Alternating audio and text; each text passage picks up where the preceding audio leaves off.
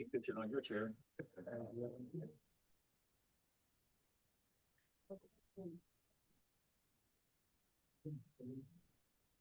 That's why we're like.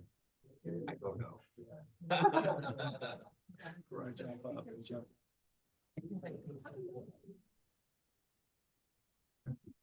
No.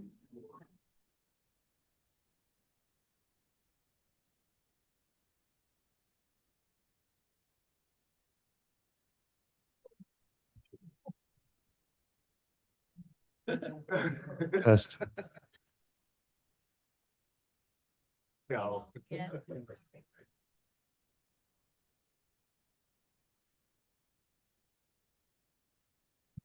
Test.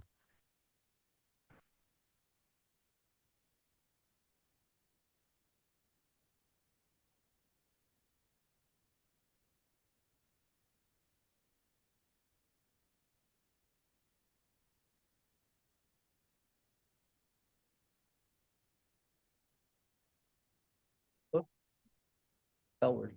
Yeah. Oh, Christine Bushycat. Hi. We traded emails on Northland Gateway. Oh, okay. Yeah, CID and stuff. I am, yeah. Okay, so I'm. Hi, good morning. My name is Willie with Propio Language Services, and I'm here to translate, but I don't know who I need to talk to about it. I got the name of the person I'm translating for, but I don't know who I need to talk to. Just stuff. Okay. Regulations. Thank you. Say, but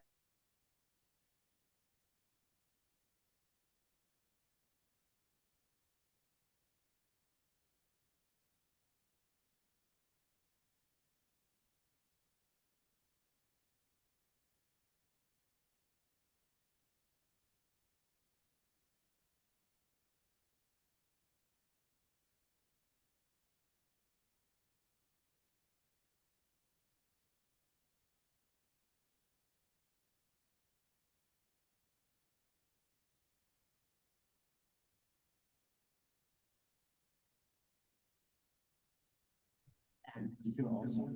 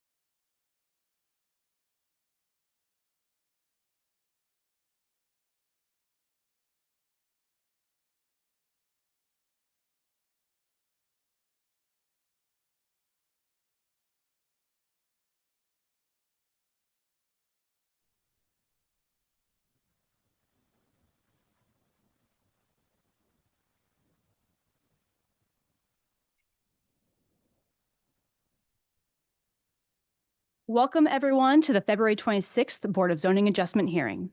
Sarah, please confirm that city staff and the court reporter are ready to begin and explain the rules and procedures for this meeting. We do have our court reporter online. I will start by describing our procedures for our hybrid meeting today. For everyone joining us online, there are two categories of people participating in the meeting, attendees and panelists. Right now, the only panelists are the board members and city staff. If you are an applicant or a member of the public who is interested in a case, please use the raised hand function when the case is announced to let staff know that you would like to speak. There is a ribbon at the bottom of your Zoom screen with a hand icon. Please click this to raise your hand to request a promotion to panelist. You will need to accept the promotion in order to speak. It may appear temporarily as if you have been disconnected, but don't panic. You will reconnect shortly. If you are joining us via the Zoom app on a smartphone or computer, please change your screen name to reflect your legal name.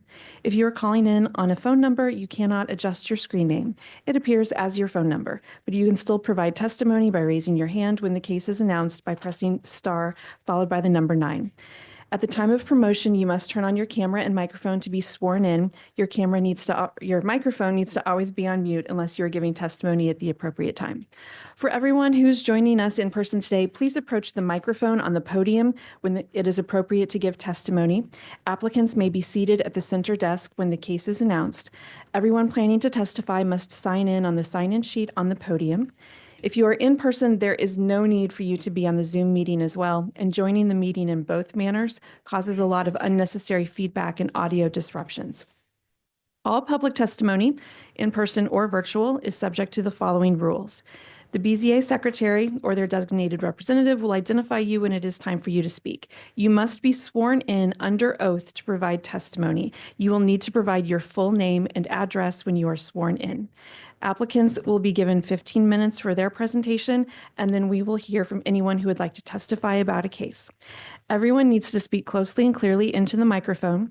You may hear an alarm when your allotted time is over. Please be respectful and wrap up your statement once you hear the alarm. We ask that there be no repetitive or irrelevant testimony. If you wish to admit exhibits, you will need to have your exhibits ready on a jump drive or ready to share on your screen and email those to the assigned planner. If you are online, the chat box is only for questions about the agenda, and the merits of each case are not to be discussed in the chat box. The Board of Zoning Adjustment may take breaks during the day. These breaks are typically taken around 10:30, 12:30, and 3 p.m. Thank you, Sarah. Before we start to review cases, I would like to swear in all city staff members who are presenting or testifying today. Are there any online, or is everybody in the room?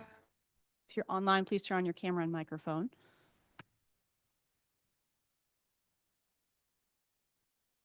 I think everybody is here in the room.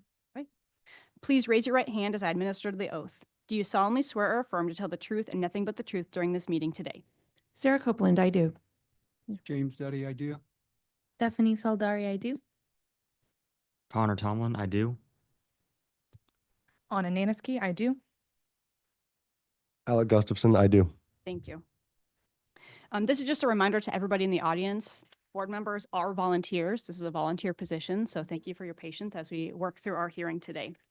I'd also encourage everyone, as Sarah noted, to just be concise in your statements. We've got a lot of people here. We've got a lot of things to get through in our docket, so we want to make sure we're not duplicating any statements and being as clear and concise as possible. With that, we are actually having a slight change in our docket. We have an interpreter, a translator present, so we are going to move to cases number 6 and 7, and then we will resume at the top of the docket after that. We have one more staff member to swear in. Sorry. Hello, I'm Luke Ranker. I'm the 4th District Planner. Solemnly swear. Oh, I solemnly swear. I didn't know. I thought you were going to read something. Solemnly swear too. Thank you, Luke. Okay. So Sarah, do you want to call case number 6 then? Case number 6 is CD BZA 2025-4, a request to approve a parking pad in the front yard of the subject site plus any other needed variances in an R 2.5 zoning district on about 0.09 acres, generally located at 2424 Cleveland Avenue. The staff planner for this case is Stephanie Saldari.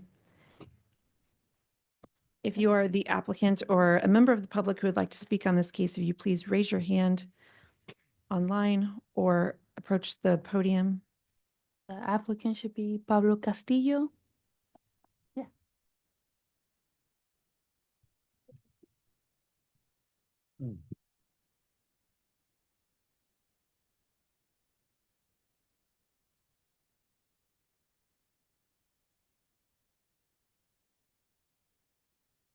And so for the applicant, I'm going to have them please state their full name and address for the court reporter. Decir su nombre y su dirección completa para la Mi corte. nombre es Pablo Castillo Benítez. La dirección es 2424 Cleveland Avenue. 2424 Cleveland Avenue. Thank you. And and please raise your right hand. Puede levantar su mano derecha. Do you solemnly swear or affirm to tell the truth and nothing but the truth during this meeting today? Aquí jura decir toda la verdad, nada más que la verdad. Sí, juro. Yes, I do. Thank you. Have you reviewed the staff report associated with your case? ¿Usted ha revisado todos los reportes asociados con su caso? Sí. Yes. Perfect. Staff, can you please identify the exhibits associated with this case? Ella va a mostrar las evidencias asociadas con este caso. I believe that should be 1 through 9. Correct. Do you have any issues with me admitting exhibits 1 through 9 to review today? ¿Usted tiene alguna objeción sobre las evidencias del 1 al 9 que se ha presentado en su caso? No, ninguno. No, I don't. Perfect. Those will be admitted. I will turn it over to the staff planner to present the case. All right. Hotel. Excuse me. Okay. We got docket item number 6, CDBCA 2025-4, located on 2024 Cleveland Avenue, zoned R-2.5. And the applicant is seeking approval of a variance to permit a 20 by 22 parking pad in the front yard, plus a higher percentage of impervious surface on the front yard. The site is located right over here, just east of the freeway.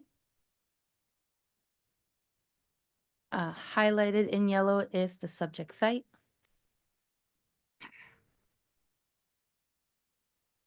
All right, so this is the whole front yard, 20 by 29. And then over here will be the parking pad, which is not to scale, but it will be 20 wide, 22 long.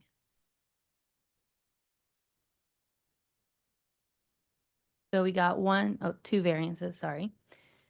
Variance request A, a variance to the residential vehicular standards to permit a parking pad in the front yard on the subject side per approved site plan.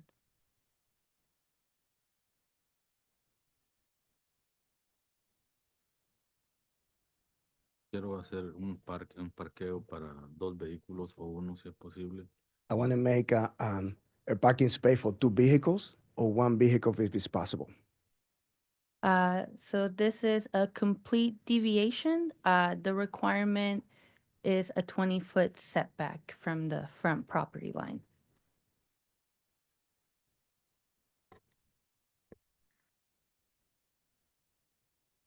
A change to the character of the neighborhood is anticipated. To staff knowledge, the other houses on the block do not have a parking pad in their front yard. Otra cosa que se ha notado en esta, la casa que está al lado.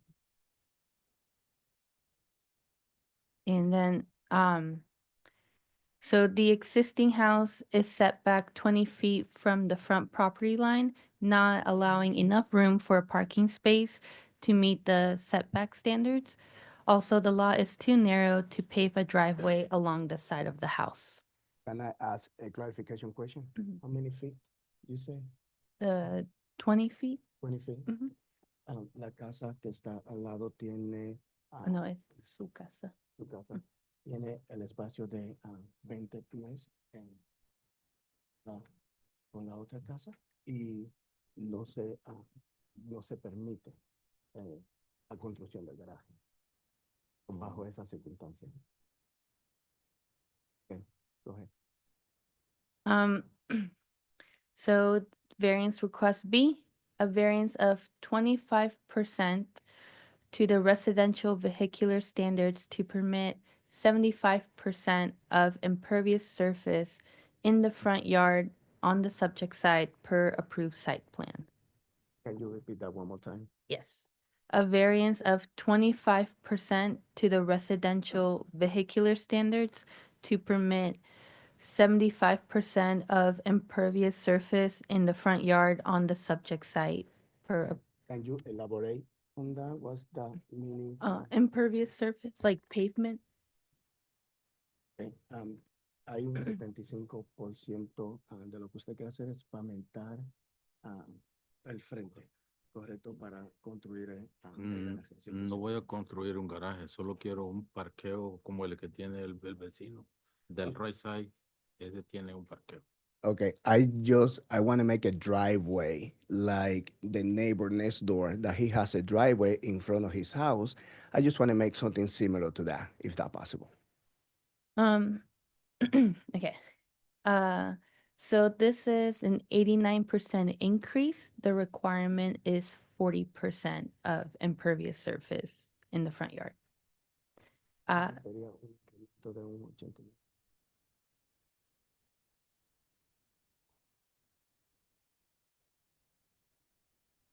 And then, so a change to the character of the neighborhood is anticipated. So this lot is narrow, adding more impervious coverage will reduce the amount of green space in the neighborhood. The 40% limit requirement is meant to keep the aesthetic of the neighborhood and reduce stormwater runoff. What was the last part you said about water?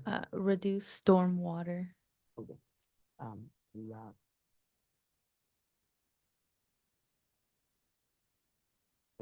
eso va a reducir,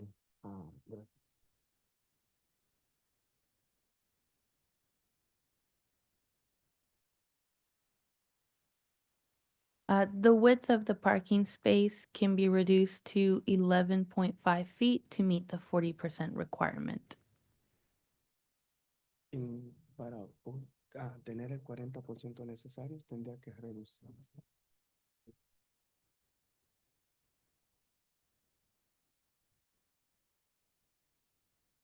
And that concludes my presentation. Yes, any questions? Yes, You have a picture of the house with showing it? this is all I have. We maybe pull up something. I mean, I'd like to see this house and the neighbor's house that he says has something similar to what he's Usted dice que proposing. la Yes. casa de su vecino también tiene un pavimento similar como construir. Yes, it does. It does. You want me to pull up in Google Street View? I think that would be good. Yes, I do. And So, we would have to admit that as Exhibit 10. Can I say something?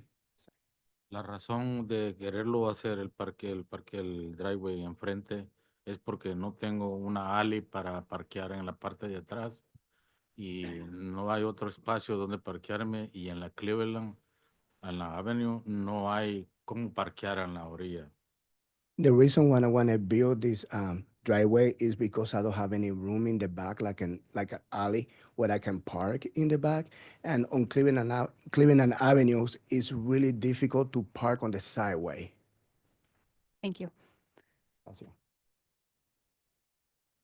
I And had then it. Stephanie, if you would share your screen. Yes, sorry, I had it and then it went away. Let me just. Está al lado derecho. Then the house is the one on the right side of my house. Yeah, sí, esa es.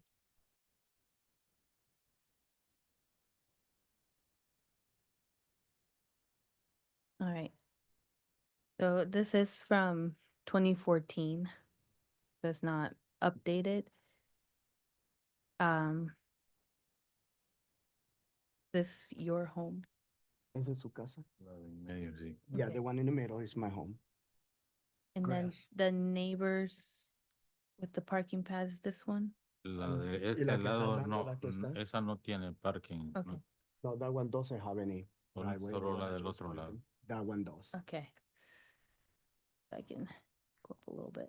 So this one has the parking spot. Was that what he wants to do, just like that one? Yeah. Y lo que usted quiere hacer es como esa casa de su vecino, usted dice. But wider.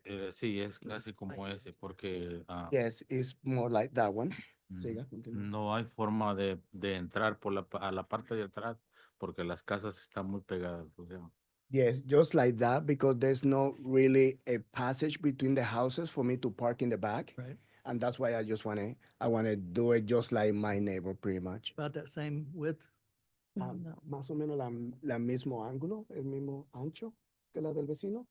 sí, la del vecino igual. Yes, pero la que usted quiere hacer es del mismo ancho más o menos, o más ancha o más estrecha. Es un poquito como unos 4 pies más ancho. I asked a clarification question, and he said that he want to build it just like his neighbor, but about 4 feet wider. Yes. So it will be 20 feet wide at the Sería property line. 20 pies, entonces, con la buena Sí. ella de ancho. Sí. Yes. So I'm looking at the site plan in the staff report, and it shows 20 by 29. And it's a Oh. little confusing as to which one's which. Yes, sorry. So the 20 by 29 are the measurements of the front yard. Eso, ya, Mm. the front yard. Ese es la- Okay, la- sí, The- ese es sí, 20 por 29. así es. Yeah. Yes, that's correct. I have a question for you, Stephanie. Yes. So you noted the requirement is 40%, and then you noted a 25% variance, but that gets to 65% impervious. So should that variance be 35% It should be 75%. is what they're asking for Yes. for total impervious? Okay, I was just Yeah. trying to make sure the math was correct Yeah. in the percentage that we're looking for.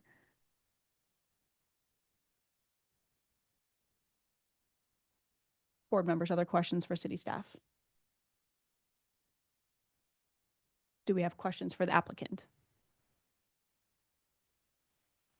Remember in the days when 5 kids and they parked in front, didn't have a, so that's how they designed them, but, Speak into your microphone. oh, speaking of, forgot the microphone. Okay, so I just, I just remember, you know, families having 5 kids and the 2 cars parked in front and everybody survived that way, but, and have a nice yard and flowers and bushes.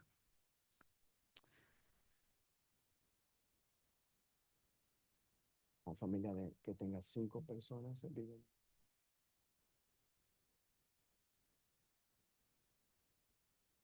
Un poco complicado. I have a question for the applicant. Para usted. Have you considered narrowing, making the driveway less wide to get closer to the requirement for the city? ¿Usted ha considerado, por ejemplo, hacer ese driveway un poco más estrecho para que esté alineado con los estándares de la ciudad? Puede ser también. Yeah, I can do that. Perhaps even like matching the neighbor. Okay. Well, and I think Stephanie noted that if we reduce to 11 and a half feet, which would still be wider than a typical kind of parking stall, that would then meet the code, which would not require a variance. Correct.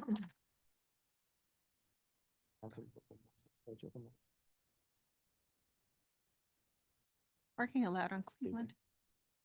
Like street parking? Yes, it seems like I don't see any no parking signs. It's one-way street, correct? No, there's Oh. the yellow. Yeah. And the applicant respond to that, maybe because I thought he said there wasn't a parking allowed on the street, or I thought I saw that somewhere. Te dice que es difícil parquearse en las aceras. No hay parqueo, no se puede parquear porque la Cleveland Avenue en ese lugar solo tiene 2 carriles, uno de aquí de regreso y uno de aquí para allá. It's really difficult to park because there's only 2 lanes, that one going and one coming. It make it really difficult to park on both sides of the street. Okay.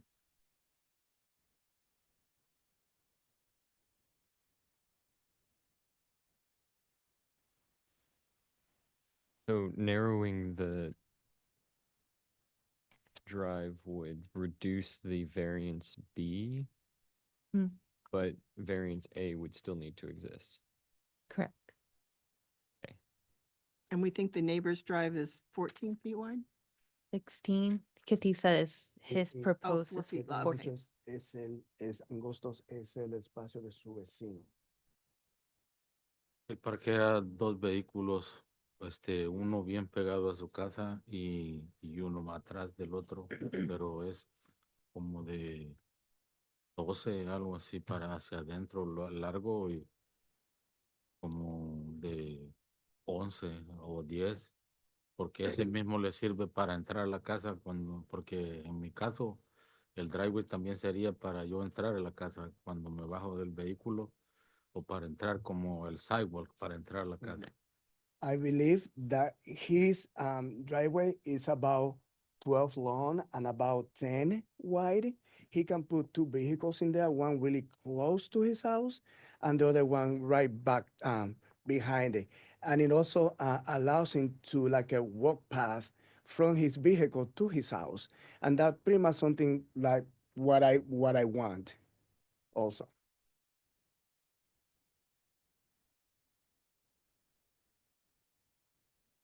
Board members? And, and that would allow what he wants to, he won't need variance B. Is that correct? Correct. Yeah, if it's reduced to Um, 11.5. I'm okay making a motion if we're not having any question. Si puede ser como el del vecino, no estoy de acuerdo, también quiero hacer. If it's just the same lawn and wide as my neighbor, I'm okay with that. Docket number 6, case number 4. I want to make a motion that we approve variance A, but deny variance B, allowing the applicant to reduce the size to meet the requirement, Ella according to the staff report. van a Second. sí a la exposición B, pero van a negar la posición A, y eso quiere decir que se puede, o al revés, va a decir que sí a la A, va a negar la B, y eso es lo que le va a permitir a usted reducir el espacio del driveway que quiere construir. It's approved with the, Yep, so I have a motion from Ms. Wright. I have a second from Mr. Gorens. Sarah, please call the roll. Sorry, I'm not quite ready. Mr. Gorens, aye. Moran, Aye. Wright, Aye. Hayes. Aye. Mixdorf. Aye. Variance A is approved, so you can build a driveway in your front yard, but you will need to make it narrower than your initial request. Oh, and that would be 11.5 feet wide, correct? ¿Está correcto? Usted So we're va clear. a dar el permiso para construir su driveway cuando reduzca y que vaya con los estándares que le indique la ciudad. Está bien. Thank you. Thank you. Sí. Gracias. Sarah, can you please And call? this is the court reporter speaking. Could I have the translator state their name for the record? Yes, my name is Willie, Willy. Last name is Pujols, P as in Peter, Ujols. Thank you very much. Sarah, do you Docket wanna item call num- number 7? Docket item number 7 is case CD BZA 2024-146, a request to appeal a zoning violation related to an unpermitted use, vehicle services, on the subject site on about 0.1 acres generally located at 2118 Olive Street. Anna Naniski is the staff planner for this case. We do have an established quorum, not including Mr. Ebbets. It's Hayes, Meyer, Mixdorf, Moran, and Wright, and Mr. Meyer has joined us online. Is the applicant online then? Or is the applicant in the Yes. room? Or they are? The Okay. applicant is online. I'm going to promote him to panelist. If there are any other members of the public who would like to speak on this case, please raise your hand or approach the podium so you can be sworn in.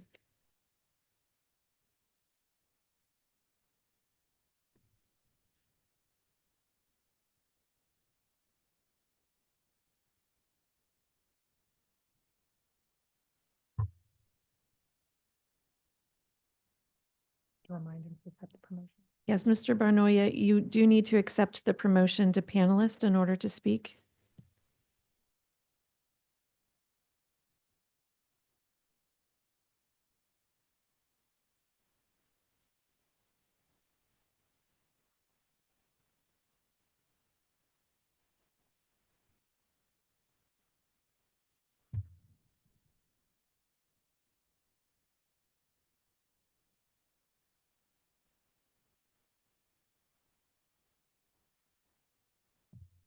Could you tell him he needs to accept the promotion to panelist on his Zoom?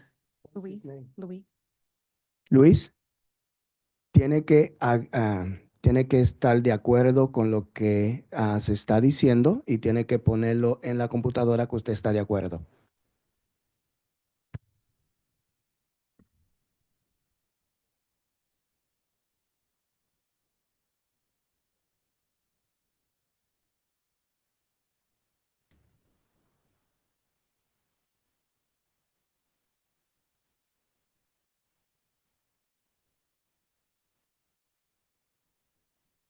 Can I talk?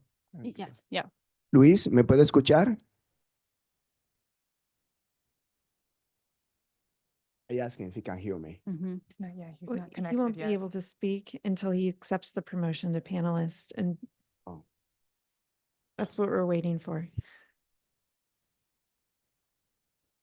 Can you read the case again with the address? Well, he's raising his hand. He's just not accepting the promotion. Mhm. And now he's rejoining. Okay.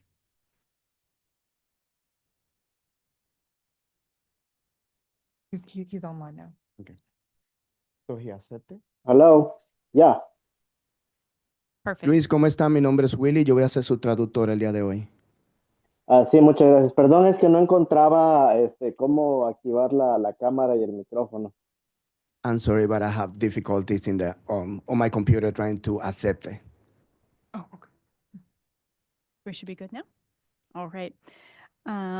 Mr. Bornoya, can I please have you provide your full name and address for the court reporter?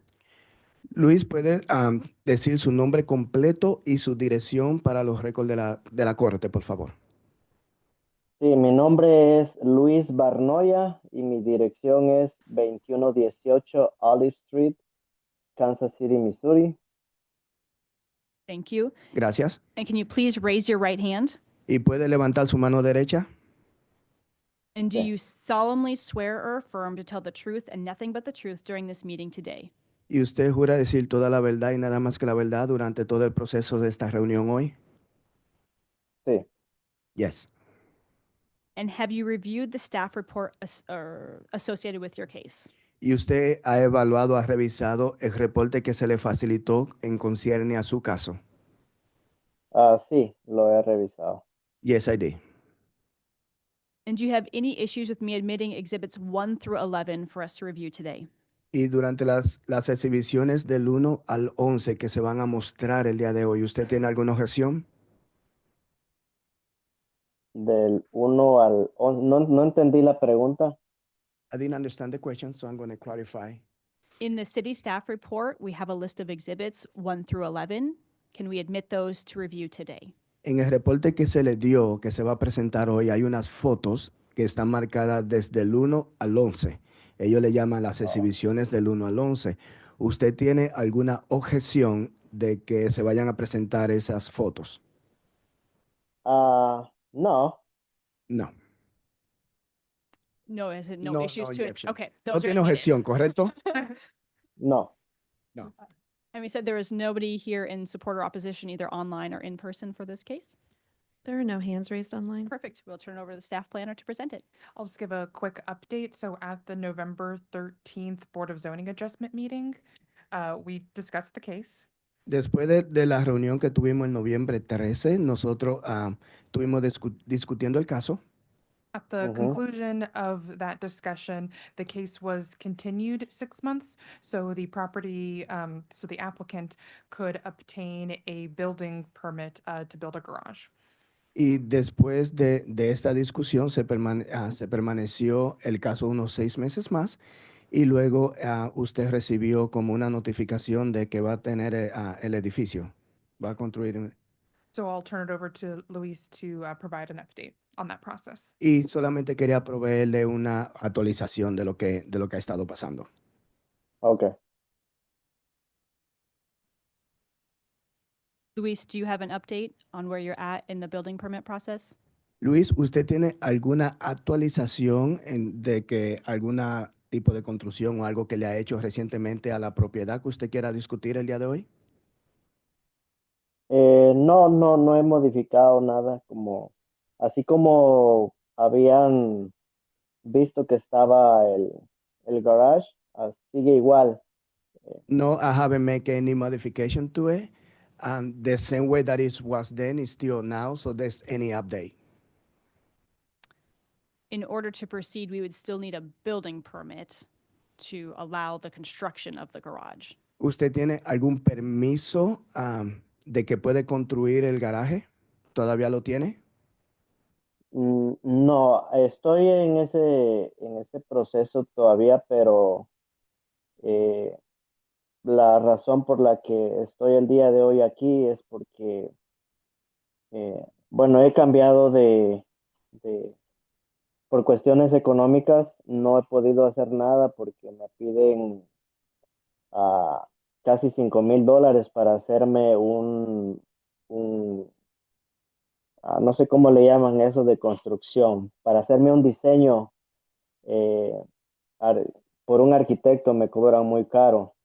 Okay. Entonces, ajá. No, the answer is to your question is no. I'm still working on that right now. And the reason why I don't have the permit is because I tried to hire a construction company to give me um, the design of the building that I wanted built. And he asking me for too much money. He was asking me around $5,000 just to give me to do that, to do the type of job that I wanted him to do. And I haven't been able to get the permit, but I'm working on that. So if he is still working to get that permit, does he need a continuance to provide more time to secure the permit? Si usted no tiene el permiso todavía, que está trabajando en eso, ¿usted necesita más tiempo entonces para lo de la construcción? Bueno, he estado pensando acerca de eso por cuestiones un poco tanto como económicas en este momento, como también problemas ahí con el vecino de al lado que ha estado, me ha estado dando muchos problemas. Entonces yo he considerado que, bueno, si me lo permiten dejar así abierto el garage y nomás usarlo solo como para parquear mis carros de uso personal. Okay. I've been having a lot of issues with my neighbor in that term with the garage, and then I've been thinking about it, and I really, if you guys allow me to, I can just leave the garage the way it is right now, and just use the garage to park my personal vehicles. City staff, I'm trying to remember the details of this particular case, and I think the current garage was not in compliance, which is why we were pursuing the appropriate garage and permitting process to allow that to continue to be in use. So the appeal case was about the unpermitted motor vehicle repair occurring on the property. Separate issue is that there's also the unpermitted detached accessory structure. Una de las cosas que se estaba discutiendo, Luis, es que no solamente son dos cosas separadas. Una cosa es que estaba usando el garaje como para arreglar mecánica, como taller que no es permitido, y otra cosa es que el garaje estaba separado de lo que es la casa en sí. Son dos cuestiones que se están discutiendo.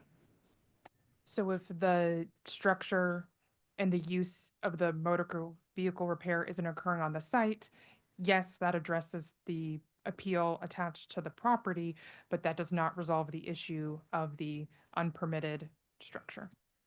Entonces, el hecho de que estaban usando ese garaje como taller de mecánica también llevó al otro asunto, es que estaba sin permiso y se necesitaba un permiso para operar así. And can he get a permit for the existing structure, or does he have to tear it down and rebuild? That would be up to what the plans say and what the building code review team decides. Okay, so our request was that he go to codes and find out what he needs to do to Lo que usted iba a hacer era, le estaban preguntando si tenía permiso para operar como garaje y también la estructura en sí. Y la última reunión que se tuvo con usted, se le pidió que si podía ir y averiguar si esa estructura estaba acorde con los límites de la ciudad. ¿Usted hizo eso? ¿Usted fue y averiguó? Bueno, yo For, mandé una solicitud para, bueno, hice yo un dibujo de lo que tengo. Este, bueno, a decir verdad, eso que me están diciendo ahorita no lo entendí esa vez. No sabía que tenía que ir yo para ver si lo que hice está dentro de los códigos, pero puedo hacer eso ahora. Lo que hice fue es de que como no cuento con los recursos en este momento para pagar un diseñador, entonces yo hice un dibujo por mí mismo, pero pues muchas personas me han dicho, bueno, y de hecho también en el documento que me mandaron me dijeron de que tenía que ser un diseñador profesional, pero es lo que me cobra mucho. Entonces yo lo que hice, que yo hice el dibujo así como está el garage y lo mandé, pero no he recibido respuesta. Okay. Back to your question, the answer was no. Okay. He said that at that the last meeting that I had, when you told me to do that, to get the codes and everything, I did not quite understand it that time, so I did not do it. Later on, they told me, I received a letter from the city saying that I need a professional architect to draw the building, and that's where the $5,000 come from. That is getting too expensive. So what I did, I draw it myself and I send it in, but they say it has to be a professional, and I haven't received any. After that, I haven't received any notification from anybody.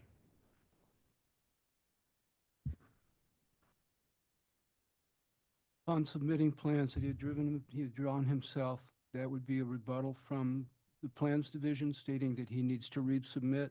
That would be up to his responsibility to resubmit plans with the direction from the plans and permit division.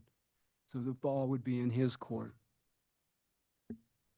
Bien, el señor Luis lo que está diciendo es que técnicamente es su responsabilidad suministrarle los planos de lo que usted quiere construir a la ciudad.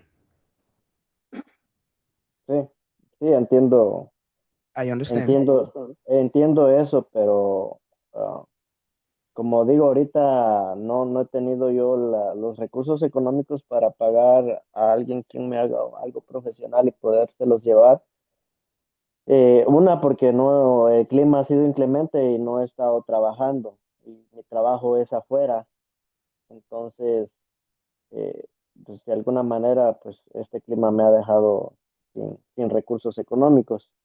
Okay, I do understand that, like I said before, it was really hard for me to pay somebody because of this weather. I wasn't working all these days. I normally work outside, and the weather did not permit for me to work. So I'm not been having any income lately in order to pay a professional designer to design the plans.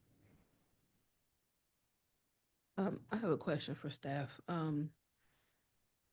The case in front of us is to request an appeal on the zoning violation to an unpermitted use on the subject site, which was the understanding he was doing auto repair work at the site. He provided title showing that they're in his name, the cars. Is that still a violation if they're his personal use?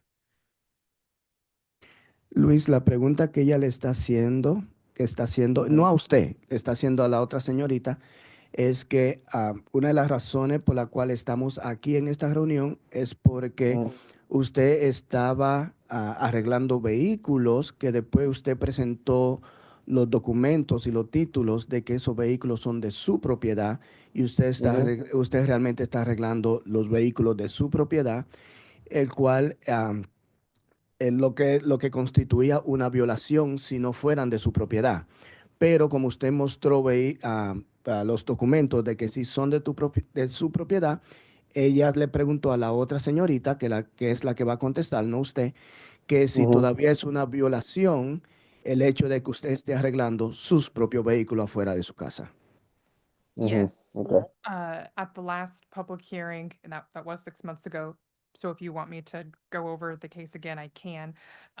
But whether or not it was personal vehicle repair or as a business, it would still be prohibited in this location. And you say that was 6 months ago? Yes.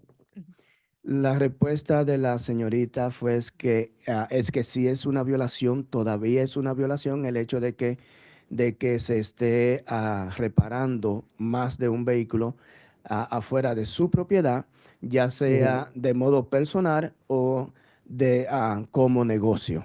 Y que se tuvo una reunión hace 6 meses atrás y en esa reunión de hace 6 meses atrás se determinó que sí era una violación a la ciudad. And I'm sorry, it's Okay. before, Okay, 4 months ago. por eso, Disculpe, Luis, ella dijo que no fueron Sí. 6 meses atrás, sino fueron 4 meses atrás.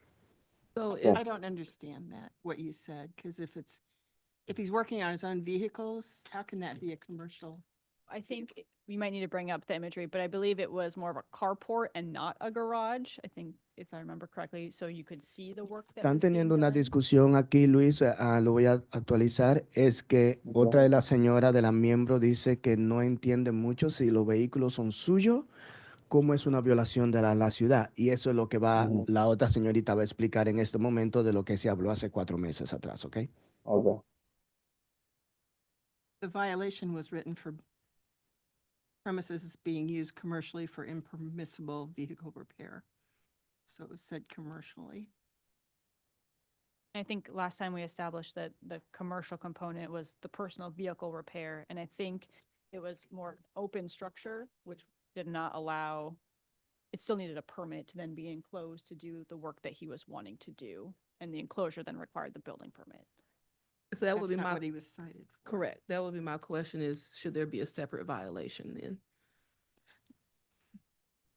Mr. Duddy? Can you speak into the microphone, Mr. Fitty? I'm not sure I understand what, the structure that he has does not meet any building permit or building code. The vehicle repair, all vehicle repair is to be done indoors, whether it's personal or commercial. But he was specifically cited for operating a commercial vehicle repair. He wasn't cited for the structure or Correct. operating on his Correct. own. He was cited for motor vehicle repair, Commercial motor vehicle. motor vehicle repair. And the board continued the case to allow for this construction to happen. Right. But Luis, let lo que me- están hablando ahora es que están teniendo una pequeña discusión en los términos, ¿verdad? Porque cuando usted se le citó la otra vez, la violación era que usted, que se estaba operando o se estaba mecaniqueando, se estaba reparando vehículos comercialmente en una residencia. El asunto es que ya sea que sean suyos los vehículos o no sean suyos los vehículos, la estructura tiene que estar cerrada. Y entonces, pero cuando usted vino la otra vez, no vino en base a la estructura o al garaje en sí, sino a que estaba reparando vehículos fuera de la casa. Esa es la discusión que ellos están teniendo en este momento. Anna, would you mind sharing your screen just so we can see at least one image? Would you like me to go over all of the merits of the case again? I don't think that's necessary. I think just a refresher of what the existing condition looked like would be valuable. Say it one more time. Just with the existing condition, I believe there were photos last time of what this looked like.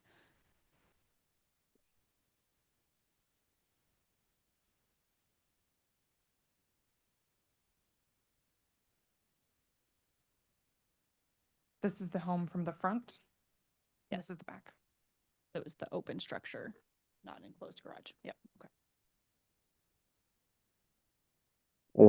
Bueno, por eso yo ahorita lo que estoy pidiendo es si puedo solamente mantener el garage así como está y nomás usarlo como un parking, no para arreglar vehículos aunque sean míos, sino solamente para parquearme, porque como dije anteriormente, eh, pues los vecinos, bueno, el vecino de al lado es el que me ha estado acusando de muchas cosas ahí, entonces, pues yo he decidido mejor mover los carros míos que tengo ahí, los que todavía no he arreglado, y parquear solamente mis carros que tengo como uso personal. Okay. This is why I asking you guys to just leave it as is and just park my cars in there. I'm not going to be doing any repair. I'm going to move all the cars that I've been repairing. They're still my cars. I just fixing them, but I'm going to move them away and I'm just going to park my vehicles, the one that we drive normally on the daily day basis.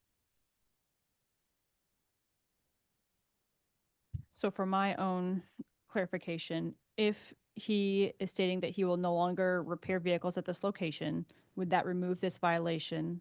However, there'd be potential for a new violation for an unpermitted structure to be filed. Correct. Okay. Y lo que la otra señorita está diciendo, para su propio entendimiento, lo que está pasando es que si se le concede, por ejemplo, mover todos los vehículos y solamente usar la estructura para parquearse, aún así, eso está bien, eso se encarga de no mecaniquear en su casa, pero abre otra violación que es tener una estructura que no se pidió permiso para construir y tenerla como ese garaje que no se pidió permiso para construir y tenerlo detrás de la casa. Esa sería ya otra violación aparte. Mm.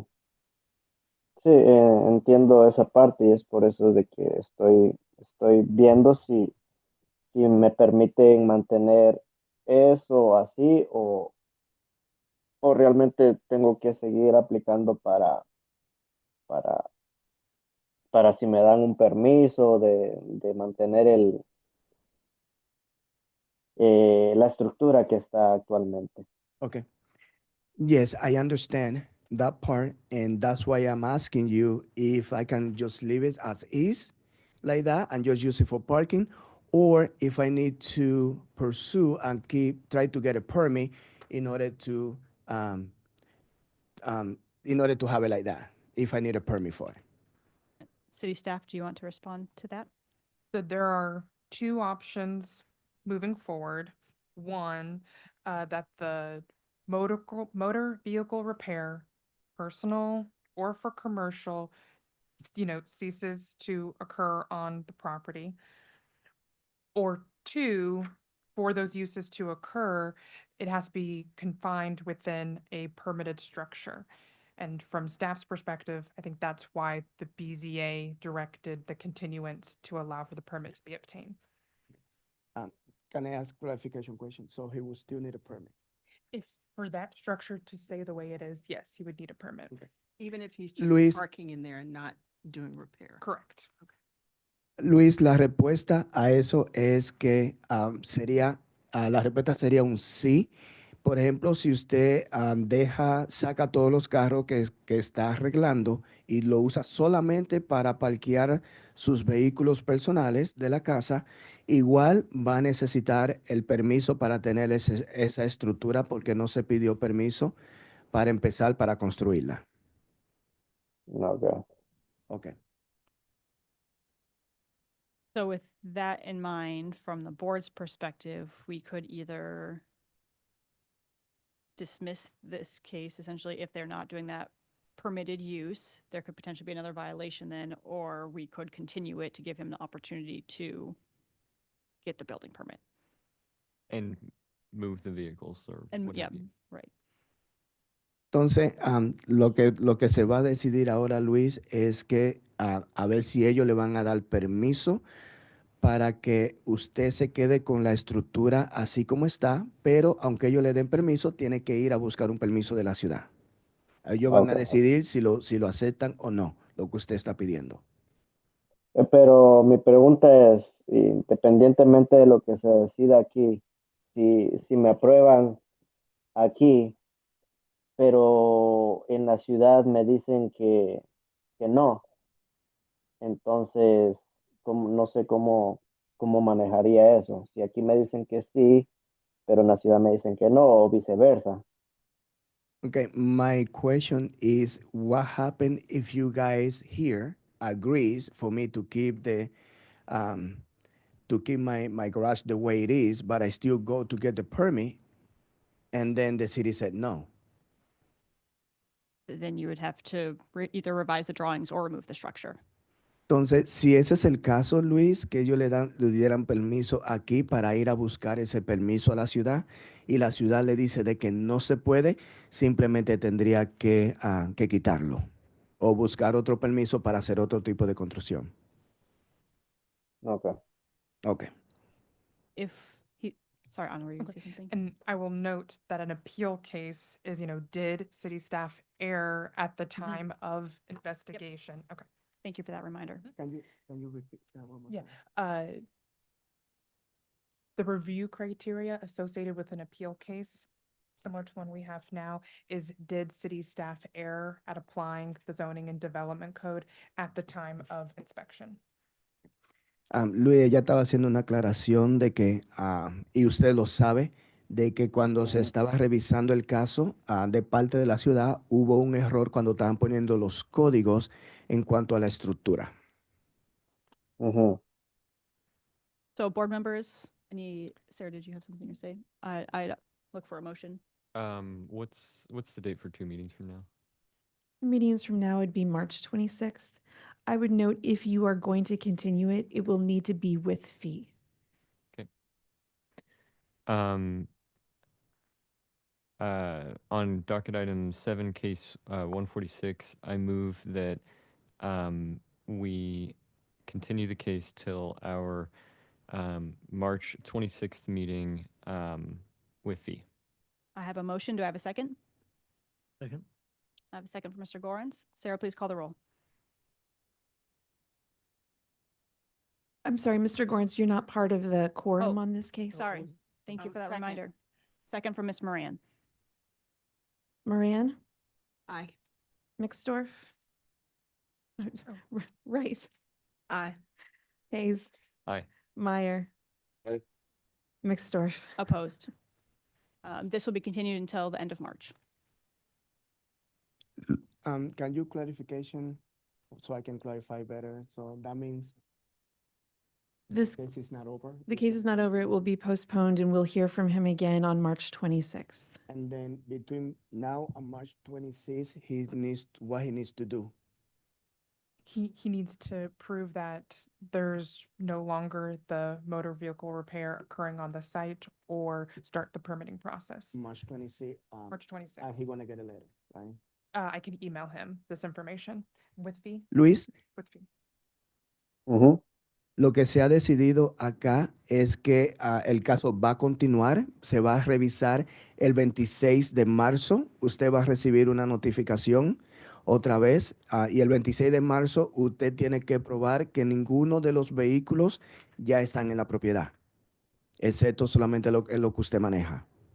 Okay. And will staff do another inspection before then? Mr. Daddy, will staff do another inspection before then? Yes, we will. Okay. Y se va antes de marzo 26, alguien va a ir a inspeccionar. Okay. Thank you. You're good. Eso es todo, Luis. Gracias. All right. Muchas gracias. Thank you. Thank you for your help. All right, Sarah, do you want to call the next case? Yes, we are You're done. back to docket item number 1, case CD SUP 2024-54. A request to approve a special use permit for a multi-unit house within an R 2.5 zoning district on about 0.14 acres generally located at 1641 Summit Street. If you're the applicant, you can come up to the desk. Anyone who would like to speak online? Do you want me to? Let's not do Yeah. any testimony until after staff's presentation. Anyone online can go ahead and raise their hand, but we won't take any further action until after the staff presentation.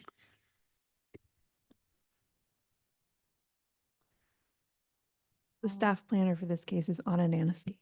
Perfect. And is the applicant team fully in person, or is there anybody online for the applicant team? We're fully in person. Perfect. And can you both please state your names and address for the court reporter?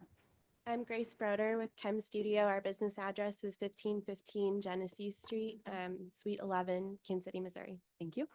Graham Zusi, my address is 1743 Madison Avenue. I'm the owner of the project. Perfect. And can I have you both raise your right hand? Do you solemnly swear or affirm to tell the truth and nothing but the truth during this meeting today? Yes. Perfect. And have you reviewed the staff report associated with your case? Do you have any issues with me admitting exhibits 1 through 10 for us to hear today?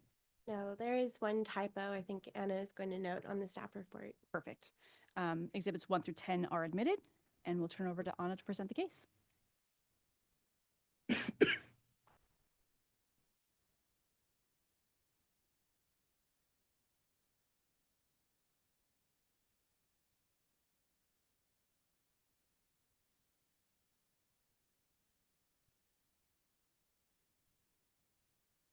Okay, thank you. Now we are addressing CD SCP 2024-54, and the applicant is seeking approval of a special use permit for a multi-unit house containing 6 units on the subject site. So the property is located in the West Side neighborhood of Kansas City, Missouri. And this is a close-up of the subject site. It is along Summit Street. The two properties that are going to be combined are highlighted in yellow. This is roughly around 200 feet north of that main West Side commercial district, if you are familiar with the area. This is a look of the vacant lots from Google Street View. And then this is a look at the site plan provided by the applicant. As I mentioned, this is going to be a multi-unit house containing 6 units. There's parking internal to the building, with a few spaces off the alley. The vehicular access is off the existing alley that is used by other vehicles and property owners along that block, with the ADA parking spot on the summit facing side of the street. This is a look at the proposed design of the building. These are renderings provided by the applicant. You've got one front-facing view and then one that considers the existing structures along Summit Street. To note some more details about the zoning and development code, the property is currently zoned R2.5. This is considered this is like the first step into that medium density residential zoning designations within the zoning and development code, where we can see that the multi-unit house does require a special use permit to be established. All other higher intensity medium or residential density, multi-density structures are not permitted on the site. May I ask a question? Mm-hmm. Interesting about this use table is I see a lot of P's and only one S. So is there any particular reason why this particular combination of residential building type and zoning district would require a special use permit but not others? Mm-hmm. I was not probably like alive when this decision was made. But since this R2.5 is sort of like the beginning of that medium density residential zoning designations, I consider this to be like the stepping ladder into the designations getting more and more intense. So we've got the detached dwelling units and townhomes and duplexes permitted by right. And then that next step is the 3 to 8 units, which is a multi-unit house. And that could be approved on a case-by-case basis with a special use permit, thus this process. Okay. Whereas if it's something that could contain 19 units is not permitted in the zoning district. More details about a multi-unit house. This is a building containing 3 to 8 dwelling units, as I mentioned, on a single lot. And the caveat with a multi-unit house is that it must appear as a large detached house with one entrance visible from the street, and that it's subject to the lot and building standards of the zoning and development code listed there. And then more particularly, the design of a multi-unit house must be designed in context with and reflect some of the prominent characteristics of other residential buildings within 500 feet of the exterior property lines. We consider that to be the buildings on the same block face. In regards to scale, roof pitch, material, ingress and egress, and fenestration. This is a graphic developed by the applicant team to show how they made their design choices as it reflects some of the existing structures along the property, along that side of the road. We've got some homes with some painted wood siding. The proposal does include wood siding. It has a flat roof. We see some other homes along Summit Street that have a flat or a very short pitch roof, as well as modern design features. Now, some of those flat or very short pitch roofs and modern design is also within the larger West Side neighborhood area, but this is just a graphic of that immediate infill area. And to note, well, like multi-unit house, it must appear as a large detached home from staff's perspective, especially considering that there's lots of modern architecture within the West Side area, that a home could look like anything really. You know, is it very modern? Is it that stereotypical gabled roof? These are just 2 examples of the modern architecture in the West Side. One of them being what I know to be called as the Design Ranch. It used to house, I believe, a graphic design firm. So it had a commercial use within it, even though it appears to be a detached dwelling unit, you know, from the outside, as well as some other examples of modern architecture in the West Side. So this particular multi-unit house having a modern architecture design, we believe, you know, complies with that section of the code. Those were local examples. This is just also a more broader example of, you know, the differences between multi-unit homes and larger apartment complexes. We see a design of a more stereotypical structure built as a 6-plex from Chicago. We see a 9-unit apartment complex that is over in South Hyde Park. And those, to city staff, are designed in more of stereotypical multi-unit building ways in a modern architecture design, versus we have 2 other examples from Canada and Korea, which are multi-unit homes designed in a modern architecture aesthetic, which reflects the proposed. Now I'm going to move on to the approval criteria for a special use permit. I'm going to go over the 3 which I believe best supports city staff and the CPC's recommendation. So first, addressing A, which is compliance with the zoning and development code. We also talk about the comprehensive plan and area plans in this section. So there are a few variances attached to the case. So if those variances are approved, then yes, the project complies with the zoning and development code. And then I also want to take some key components that are addressed by the KC Spirit Playbook and the Greater Downtown Area Plan, which talks about diverse housing options, housing density, which is, you know, aligned with this project.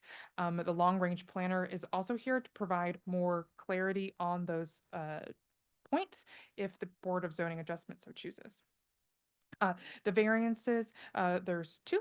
There's the minimum lot area per unit variance and the accessory structure in the front yard variance. The typo that the applicant is referring to was from the table.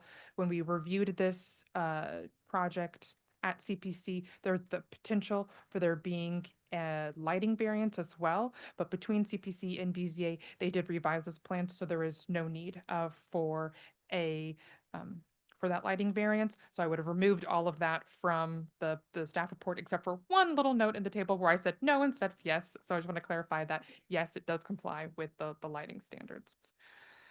So now I'm going to intertwine the variance analysis into the section since we're talking about it. There's 3 criteria associated with a variance.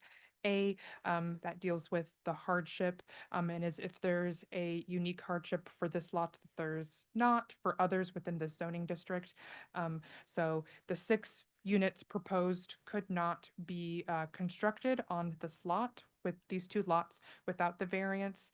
And the narrow lots do limit the potential location of the trash enclosure. So I'm talking about, both variances intertwined.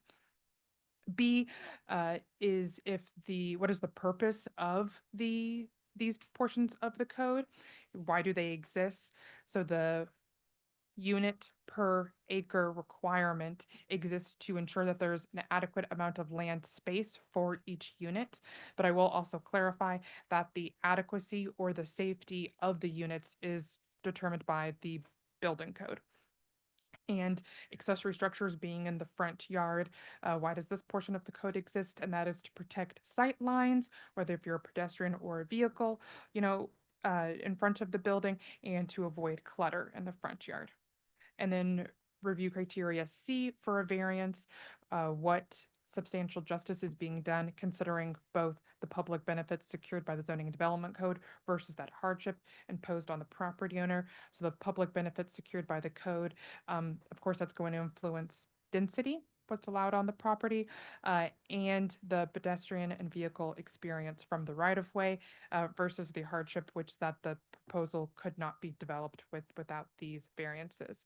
So variance A is a variance to the minimum lot area per unit requirements to permit 6 units on approximately 0.14 acres of land. So this is roughly a change of 1,455.7 square feet, I should say square feet. Will this produce a substantial change to the neighborhood? And we're saying that a substantial change will not occur, is not anticipated, because an additional 6 units in a city-centered neighborhood is considered minimal to city staff. And could this difficulty be obviated through another means? A reduction of the proposed units could obviate the need for a variance. 3 units would be permitted with the existing square footage of land. And then variance B is a variance to the accessory structure siding requirements to permit a trash enclosure in the front yard. Accessory buildings are prohibited in the front and street side yards. They're proposing a trash enclosure to be at the very front. I had a visual representation right here. I would note that the trash enclosure does need to be completely on the subject property, that it could not encroach into the right-of-way unless a permit to encroach in the right-of-way is secured. And this is a complete deviation from the code. Will a substantial change to the character of the neighborhood occur? A change to the character of the neighborhood is anticipated because city staff has not found any evidence of other accessory structures in the front yards of adjacent properties. Could this difficulty be obviated through some other way? A change in design, for example, relocating the trash enclosure or maintaining the trash and recycling bins within the structure could obviate the need for a variance. So we talked about A, talked about the variances, talked about the compliance with the comprehensive plan and the area plans. Now I'm moving on to review criteria B for a special use permit, and that talks about the proposed project and it having an entrance with public convenience, not having significant adverse impacts on the general welfare of the community or the neighborhood. And from a city staff's perspective, we believe that mixed housing types within any neighborhood, especially city-centered neighborhoods, there is a benefit to the general public for that and will not have an adverse impact on the community. And review criteria C, which talks about the specifics project's compatibility in terms of site planning, scale, design. As I mentioned, that there are very specific rules for a multi-unit house to be designed to complement the surrounding area. We believe it does that in terms of scale, roof pitch, design, ingress and egress with that surrounding area. I'll reference back to this graphic where we've got the modern architecture, the flat roof or the very short pitch roof, the wood siding, and the access off the alley, all which has the complements the surrounding area. Thus, the City Planning Commission recommended approval subject to conditions. I did receive one letter, public testimony after the staff report was published, so it is on Compass Casey, not attached to the staff report packet. That concludes my presentation. I'll be happy to answer any questions. Thank you, Anna. Board members, any questions for city staff? I do. So the trash enclosure would be right up on the side? Correct. And how tall and how wide is? And I'll let the applicant answer Okay. those details. All right, and maybe the applicant can explain why that would be a good location? Can we do that now or We're gonna wait for any other questions we're- for Anna and then we'll get to that, Grace. Any other questions for Anna? Not. Why should we approve your request today? Yeah, so we do have a presentation that we shared. While Anna's pulling that up, we can specifically address the variance around the trash Perfect. enclosure. Nope, I swear both of them and not just any of the opposition Oh. or people in support. This is not part of the initial packet, so this will need to be Exhibit 11. Exhibit 11, that is omitted.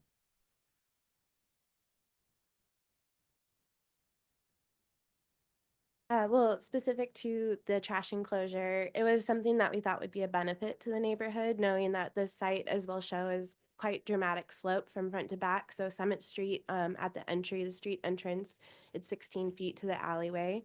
And then that slope just mitigates that 16 feet along the length of the property. And then with the side yards that are 5 feet, we thought it would be more useful to have the trash enclosure at the front near the street for pickup on a daily basis, as well as integrated and designed into a fence line that already exists strongly on that street.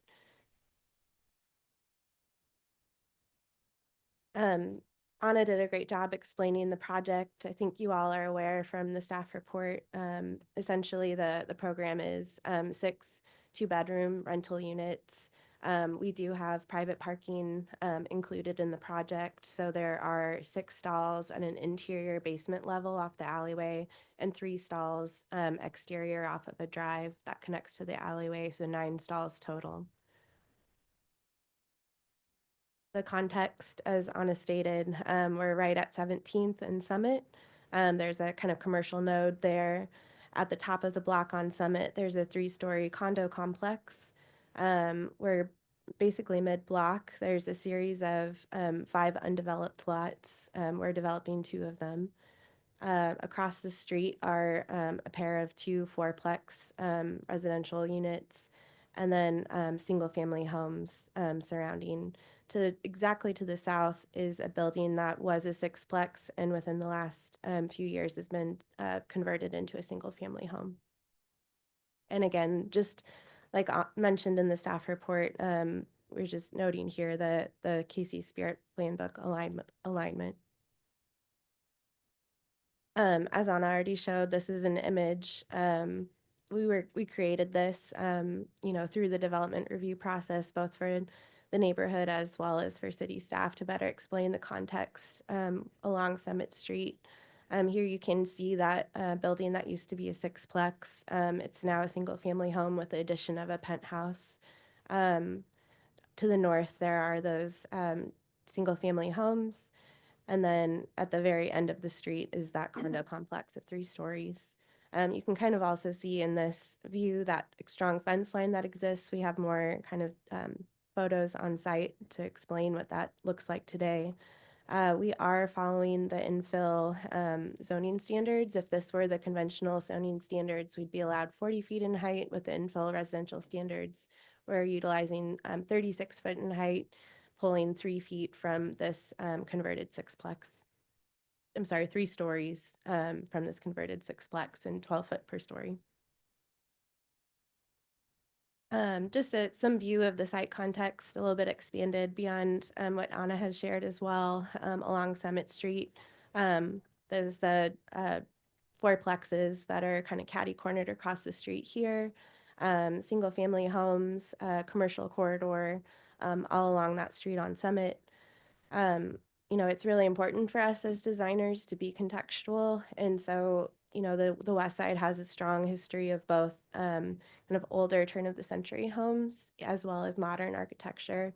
But there are some through lines even within those different building types, including kind of elevated floor to floors, proportion of windows that we paid very close attention to. This is a straight on view of the building. So as you can see, it's 3 stories. There's a central entrance. We really wanted to help break down just the visual width and context. And so it's 2 bars that push and then a recessed entry that's more prominent with some overhang above. Each level has 2 stories. They're shotgun style units. You can also see here that fence line and then the trash enclosure that I'm circling with my cursor here. So that would have a roll-away fence for 4 roller bins to live, 2 recycling, and 2 trash. And then it was also important to the owner and developer to, you know, relieve and give back something to the neighborhood. And so this pocket park is contemplated as something that would be open for public use and improving the pedestrian experience along that street. This is a view similar to what Anna showed. We've just included our building within those context images. We're also showing how with the infill standards, we're utilizing a range for the front setback and then the 30 feet for the rear yard setback. So you can kind of see in context of the adjacent buildings where that building sits. Again, just a diagram kind of showing the setbacks that we're utilizing. So within that range, we're using 11.5 front foot setback, 30 foot rear yard setback, 5 feet on both sides, extruding 3 levels up from that, and then shifting for the park in the front, and then shifting for a stair in the rear that's accessed from the garage level. We also were curious to understand a little bit of the history of the site, so we went back to some of the Sanborn maps from the early 1900s. And actually, we saw this after we had designed the project, but there was a property that was a multi-unit flat as well, that had a very similar footprint, just shifted 1 parcel up from the 2 parcels that are being developed. As well as you can see that historic use, there's actually a church on the street, other apartment buildings on that same street. This is a photo of the property. These are photos we took this fall. The existing sidewalk condition is quite tight from a pedestrian experience, and so it's important to us to contemplate improving that experience as part of this project. There's a strong fence line from the neighbors to the north and the south. The immediate yard, just to the south of the proposed project with my cursor here, is actually a fenced-in side yard belonging to that converted sixplex single-family home property. And then there is 1 fenced-in yard belonging to the single-family home on the north, and then 1 vacant lot before our project proper starts. We also created some solar studies, both for the neighbors and the neighborhood. As part of the project, we're looking at, you know, what is the impact of the height in the winter in the worst case scenario when the sun is the lowest. And then in the summer, you know, what is a more typical kind of average condition? This would be the best case scenario in the summer at the height of the summer solstice. Also just sharing height proximities. So the heights in blue were taken from Google Earth. They weren't surveyed. Our heights in pink were all surveyed from our property.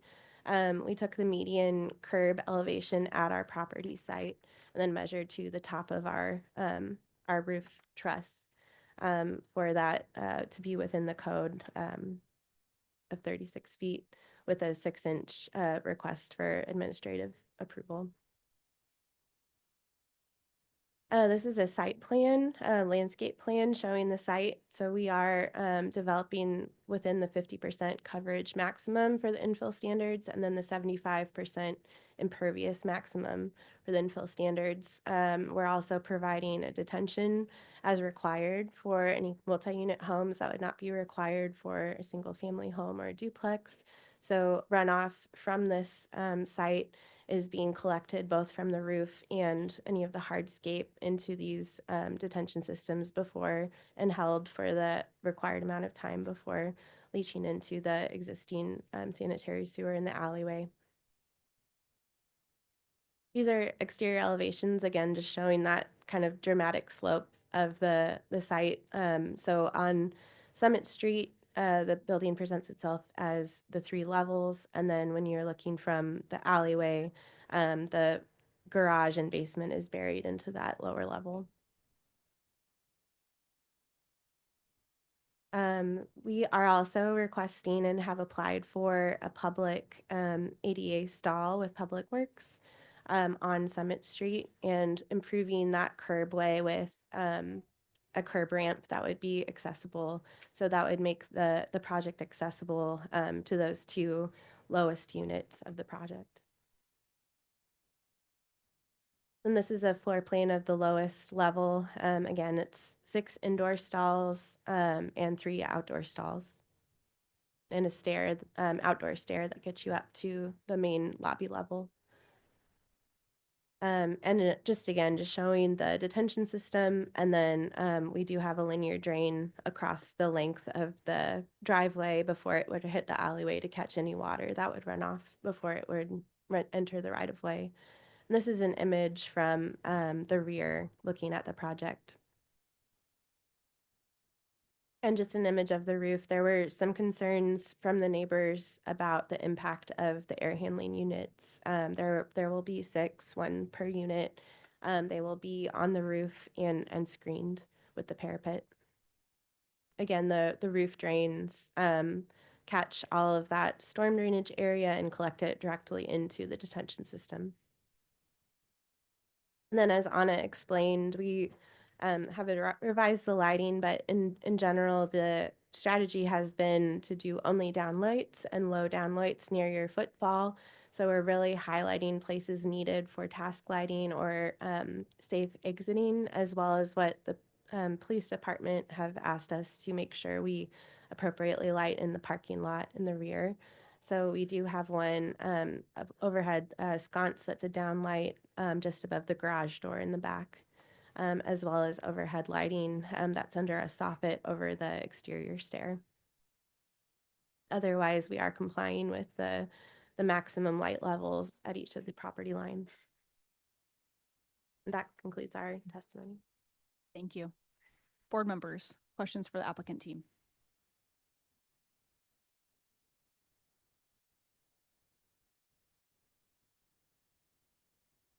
I think we talked briefly about the trash enclosure, and I mean, it's only the roller bins that have been sent by the city. We're not doing a large trash that would be, multiple yards or anything like that. It's just those single bins that would be placed in that front enclosure. Yep. Okay. I have no other questions for the applicant at this moment in time. I will open it up to public testimony. I would like to, can I just get a show of hands? Who is here in support of this project? Okay, and then those in opposition? Okay, let's start with the support. I will have you each come up to the podium. I'll need to swear you each in, stating your name and your address. And if there's anybody online, we will get the supporters online after we have talked to everybody in support in person. There. Okay, so we'll do online, supporters in the room, supporters online, opponents in the room, opponents online. Yes, if that's okay. So I see some people have lowered their hands. So I'll ask, as we get started, I'll ask the online members of the public who would like to testify. Please raise your hand only if you are speaking in support of the project, and I will promote you to panelist, and we will. Unless that complicates it and we need to do everybody in the room first. It'll be fine. Okay, We'll work it out. perfect.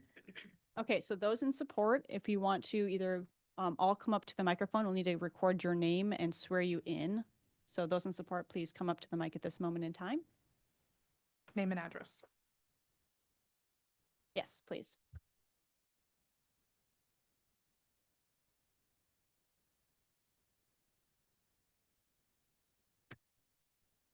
You So I'm want going to us have you each raise your right hand.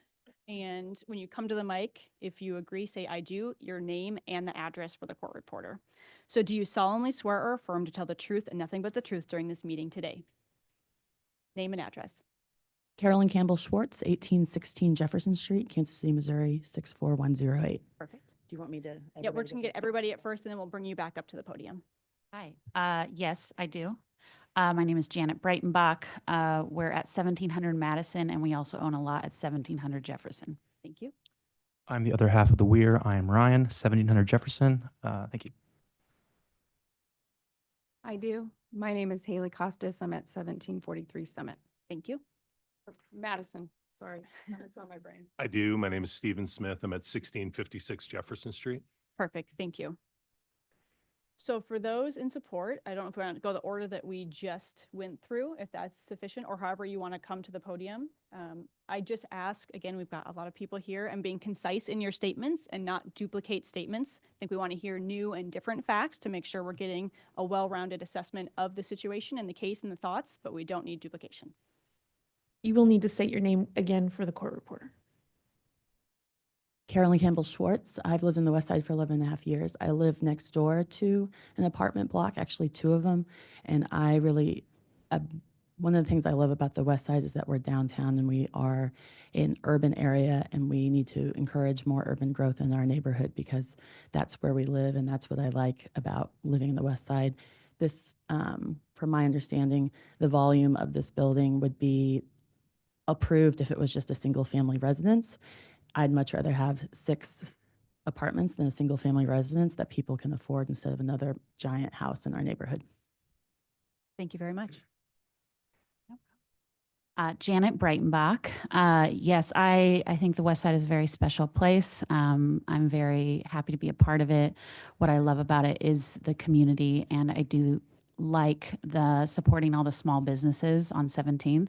And I believe creating more density would actually improve that for the small businesses locally as well. I think it gives opportunities for someone like us, the same scenario we've had where we couldn't necessarily afford, $1 million plus home in the area, but we could still rent and maybe not willing to commit to a house yet. It gives us a chance to experience the neighborhood, participate in the community. Thank you. You're Just welcome wanted- to move that up as well, so you don't all have to Lower, huddle down. lower, No, that's okay. lower. I just wanted to speak to Graham and Haley's character, being that you're the Please- experts on. please Oh, say- Ryan Breitenbach still. Just speaking to their character, being that you're the experts on what the city says goes and doesn't go.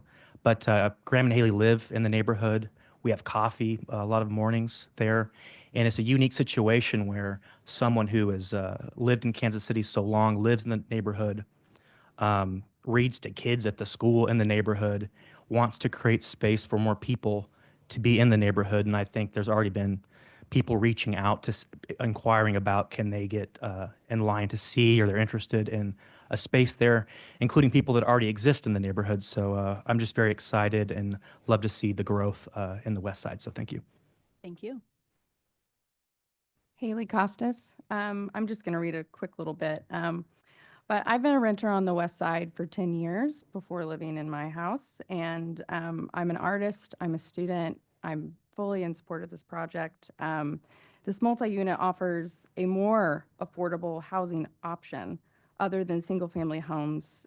It fills the gap between the existing $1 million homes and the low-income housing. That's been a paradox that's been straddled for far too long on the West Side. It allows the missing middle an opportunity to join our community, and it helps establish a balance that is needed. It also allows a small developer, in this case neighbor like Graham Zusi, to reinvest in his neighborhood, which is special. This project has consistently addressed shared concerns like parking and alley repair productively, advocating for it, versus allowing them to persist or be used as a reason to keep people out. Sadly, there's been a great deal of misinformation around zoning, but since the CPC hearing, there's been some clarity along with additional support that's come forward from people who have either were misinformed or have since changed their minds after learning that their concerns were addressed. That will be included in the Compass KC. And then I'd also like to share that a lot of people on Madison are in support of this project because we've already seen the positives of having multi-unit options offered to our neighborhood with the West Side lofts, West Side flats, and smaller rentals bookending and mixed in our street. Thank you. Thank you. Hi, I'm Stephen Smith. I want to echo kind of what everyone said. I also want to thank the committee for not having us repeat everything every time. That's been great. You know, I think this is a really unique opportunity, as was stated, to have a resident of the neighborhood who is mindful for who we are and what we do, restore some of the lost multi-unit spaces we've had over, you know, over the last 6 to 8 years. When I moved into the West Side in 2019, it was on the end of a 2-year search looking for someone to plug in, which was 9 years after my wife had started having a shop there. So the idea that we can start to offer places that, yes, I would not call this low income housing or, you know, geared to income housing, but it is more affordable. It's a step in the right direction, and it allows us to restore some of those spaces that have been lost. Thank you very much. And no one else in the room? If not, we'll turn over to those that are in support online. All right, we had 4 people raise their hands online. I'll start with Cynthia Milstein. And the same will go true for those online. We'll have you all raise your right hand and we'll swear you each in individually. Would you like everyone to be sworn in at once? Yeah, if we Okay, can get so everybody admitted, then we'll just swear them in. Cynthia Milstein, Rebecca Geraci, Sherry, and Kathy Marchant. You could all turn on your cameras and microphones to be sworn in. As a reminder, this is for people who are speaking in support of the project, and then we'll come back to people who are opposed. So I see 3 people on the screen. Did you say there should be 4? Sherry? I there we don't, go. can you hear me? Yes, we can. This Okay, is Sydney, not Cynthia, Sydney Milstein. I don't Perfect. see my name up top. We see you and you are on the screen. Okay, great. Perfect. Can I have you all please raise your right hand? Do you solemnly swear or affirm to tell the truth and nothing but the truth during the meeting today? If so, please state I do, your name and address for the court reporter. I will start with Sherry. I do. Sherry Skillman, 1727 Madison. Thank you. Rebecca? You are muted, Rebecca. There we go. I do. Rebecca Geraci, 1713 Madison Avenue, Casey Mo. Kathy? I do. Kathy Marchant, 1633 Madison. Thank you. And Sydney? I do. Your name and address for the court reporter. Sydney Milstein, 1537 Bellevue Avenue. Perfect. Thank you. Sherry, do you want to start with you since you stated first? If you can state your name again for the court reporter and then provide your testimony. Again, as a reminder, we're trying to avoid duplicate testimony if possible. Sure. Sherry Skillman, and I would just like to acknowledge that I submitted a letter with over 50 people in support of the project.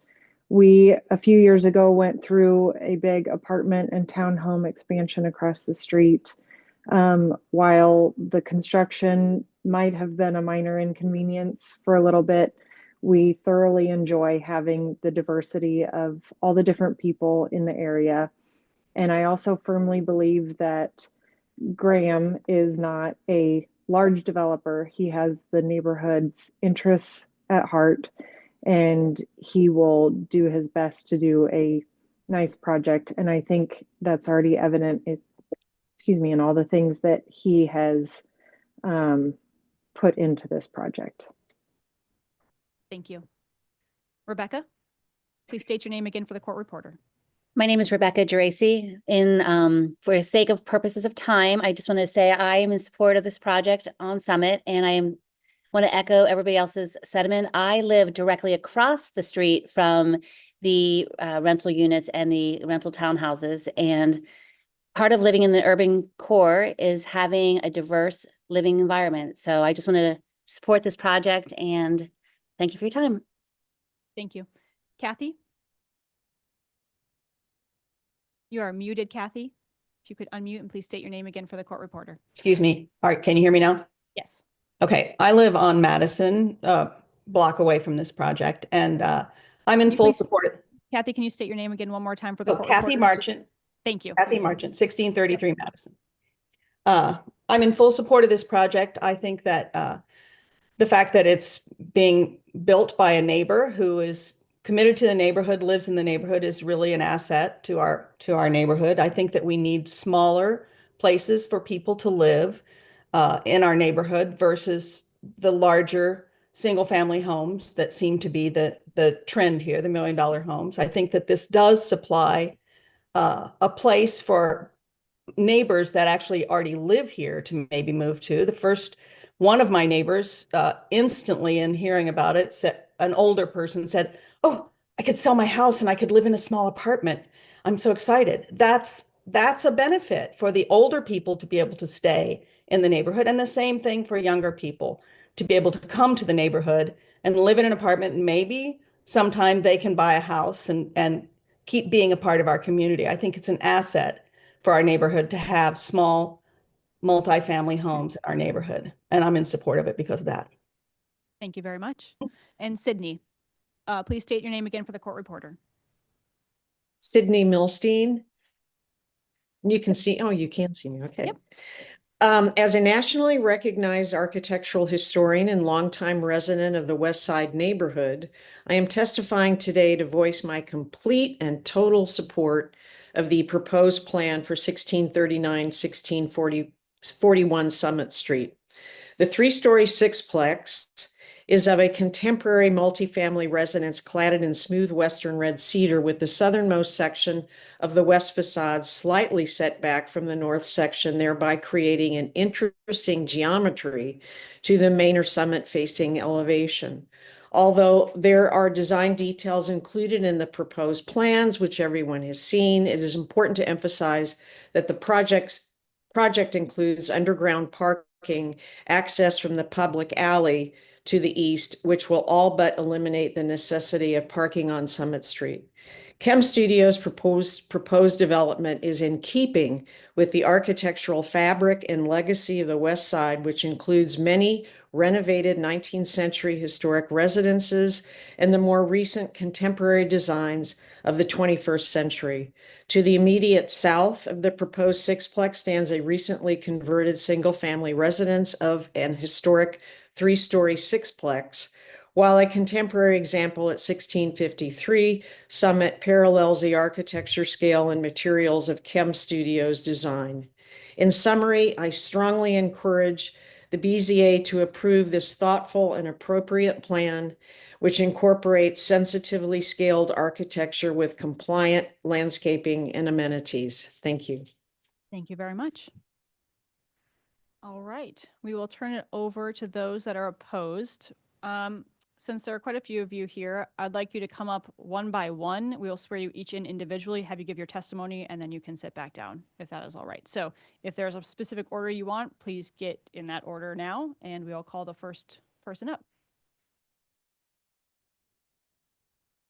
Could I ask a clarifying question about the exhibits that have been introduced? Can I swear you in first? You may. Please raise your right hand. Do you solemnly swear or affirm to tell the truth and nothing but the truth during this meeting today? I do. Thank you. Okay. My name is Christine Bushyhead, and I'm a land use lawyer. And so I'm here today to speak to land use issues on behalf of Luke Bailey. And I have a couple questions about the exhibits because I want to make sure that the exhibits that we are sure what they are. So there is not an exhibit list in the packet. So in particular, in the packet, in the staff report, there was a mention of additional documents and then referred people to go to Compass to find those additional documents. And those additional documents contain, maybe 78 or more pages of testimony and submitted petitions and things like that, even the petitions opposition, all of that. And I just want to make sure that the record before you contains that exhibit. Yeah, well, in our document, we do have exhibits 1 through 10, and then all the items that are on Compass. That's a standard way for us to review additional information. Okay, but is there a specific reference in, like, what is number 1, what is 2, what is 3, what is 4? Number 1 is the Zoning and Development Code. Number 2, Rules and Regulations of the Board. Number 3, Qualifications of Members. Number 4, Published Notice. Number 5, Mailed Notice. Number 6, Certificate of Mailing. Number 7, Staff Report. Number 8, Applicant Submittal. Number 9, PowerPoint Presentation. Number 10, the updated written public testimony. And then number 11 would be the presentation that Ms. Broder just gave. So the updated public testimony is the staff report's reference to additional documents seen on Compass. Those are all the same thing. Yes. Okay, great. Just want to make sure the record's clear. And then I have a couple of exhibits as well and hard copies for the board. Do you want those now prior Let to me see those testimony? first to see if I could admit them. Okay.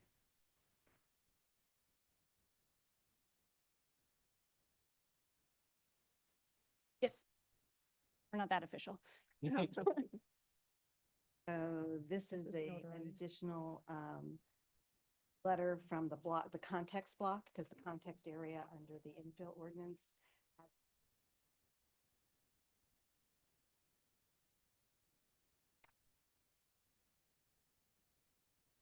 So these are all the notarizations then, is what Yes, we're and seeing just here? affidavit of That's affidavit for that, okay. I will admit this as number 12.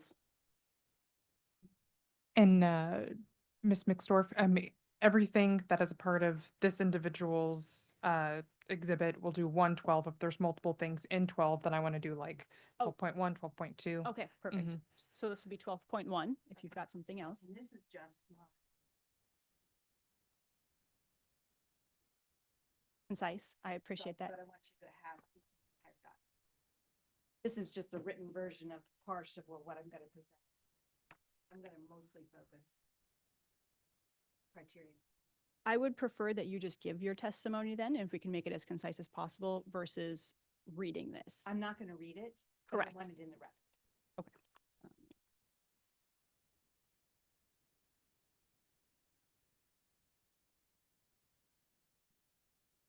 And city staff to confirm, this is not notarized, but she'd be giving testimony that she created this, and then we would admit that as exhibit 12.2. Is that accurate? Yes. Okay. Those will be admitted. I'm going to distribute these to the team here, and then we will get your testimony.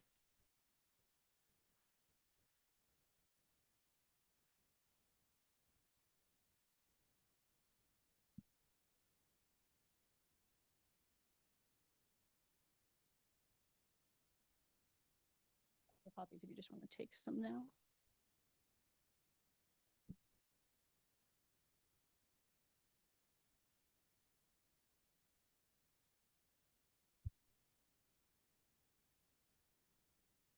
Thank you. All right, you may proceed. Thank you.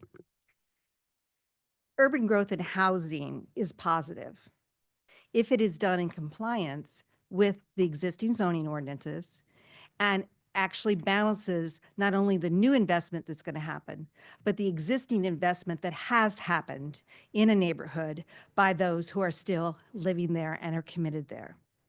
The BZA has the authority to grant variances, but the BZA does not have the authority to grant a use variance. And the state law specifically says that the KCMO BZA shall not have power to vary or modify any ordinance relating to the use of land, which kind of begs the question how we are here with the special use permit process that has, if that may in fact be in conflict with state law, even though the city is a charter city, it still can't stand if it's in conflict with state law. To answer Mr. Hayes's question, there are 10 residential zoning districts in Kansas City, Missouri. And 4 of those zoning districts would allow this multi-use house, unit house by right. And the reason it would do that is because those 4 have a land area requirement of 1,500 square feet of land area per unit or less. This particular application wants you to give them the ability to place units at 1 unit per 1,050 square feet of land area in an area that is surrounded by those that are 1 unit in 2,500 square feet. One of the points in the staff report that wasn't mentioned as this particular subject site is surrounded by, on 3 sides, the 2.5 residential zoning, R 2.5, and on the east side, an actual R6. And the R6 zoning, you can't even have this special use permit, just as you pointed out. So this is extremely rare application and extremely important decision as it relates to how this special use permit should be applied in a neighborhood that is obviously a 2.5 area, 2.5 square feet per unit. Regarding affordability, I would just want to say that yes, I think we can all agree these are not going to be affordable based upon the testimony at Planning Commission when we have rents of $2,300 to $3,600 a month, though it is attainable if you have a median income of about $100,000 a year. I want to speak more directly to the special use permit criteria, 5 of the findings. The one I want to speak to is number 1, and that is compliance with all applicable standards of the zoning and development code. The applications for a multi-unit house on the subject property on its face does not comply with the zoning and development code. Even as a special use permit, it doesn't comply the way it is designed and placed on the site. So the staff has supplemented the application with the infill residential development standards to maybe remedy some of these issues as it relates to why the application is not compliant. The infill residential standards only apply to those instances when the residential development is the same building type as the existing residential buildings in the context area. So we shouldn't even be looking at this in the context of a residential infill development code because these are not the same residential building types according to the code. Certainly the infill ordinance was not intended to allow a commercial in scale development in the center of a single family residential infill. The infill residential ordinance is applicable for form, bulk, placement, scale of the existing buildings of the same type. 88-110-07-8-1 and A and C. So we can presume that, and we can see that in testimony at the time that the ordinance was actually enacted for the infill, that the solution was to create a lot and building standards to remove barriers from homeowners whose lots had become non-compliant over the years with zoning regulations changing. The infill residential development ordinance does not apply to this application. So without that, this application fails. So let's just ignore that and say, well, we're going to apply the infill residential ordinances only. Then you have to narrow the scope of your review to the context area because the infill ordinance talks about the context area, which is much smaller than the 300-foot notice area that you have for these types of hearings. Obviously, the proposed multi-use house does not conform with the context area because the context area are the 12 lots that are immediately in line on the block. That's the context area. That's the only area you are to look at when you're applying the infill residential standards. And exhibit 12. We have 12.1 and 12.2. 12.1 is the written summit block letter signed by 9 of the 12 property owners that are in the context area saying they are opposed to this. It's not consistent with the neighborhood. It's not R-2.5 zoning compliant. But if the BZA would choose to ignore the relevance of the context area, then you're essentially making de facto zoning variance decisions, which would allow a change in use, which the BZA doesn't have the authority to do.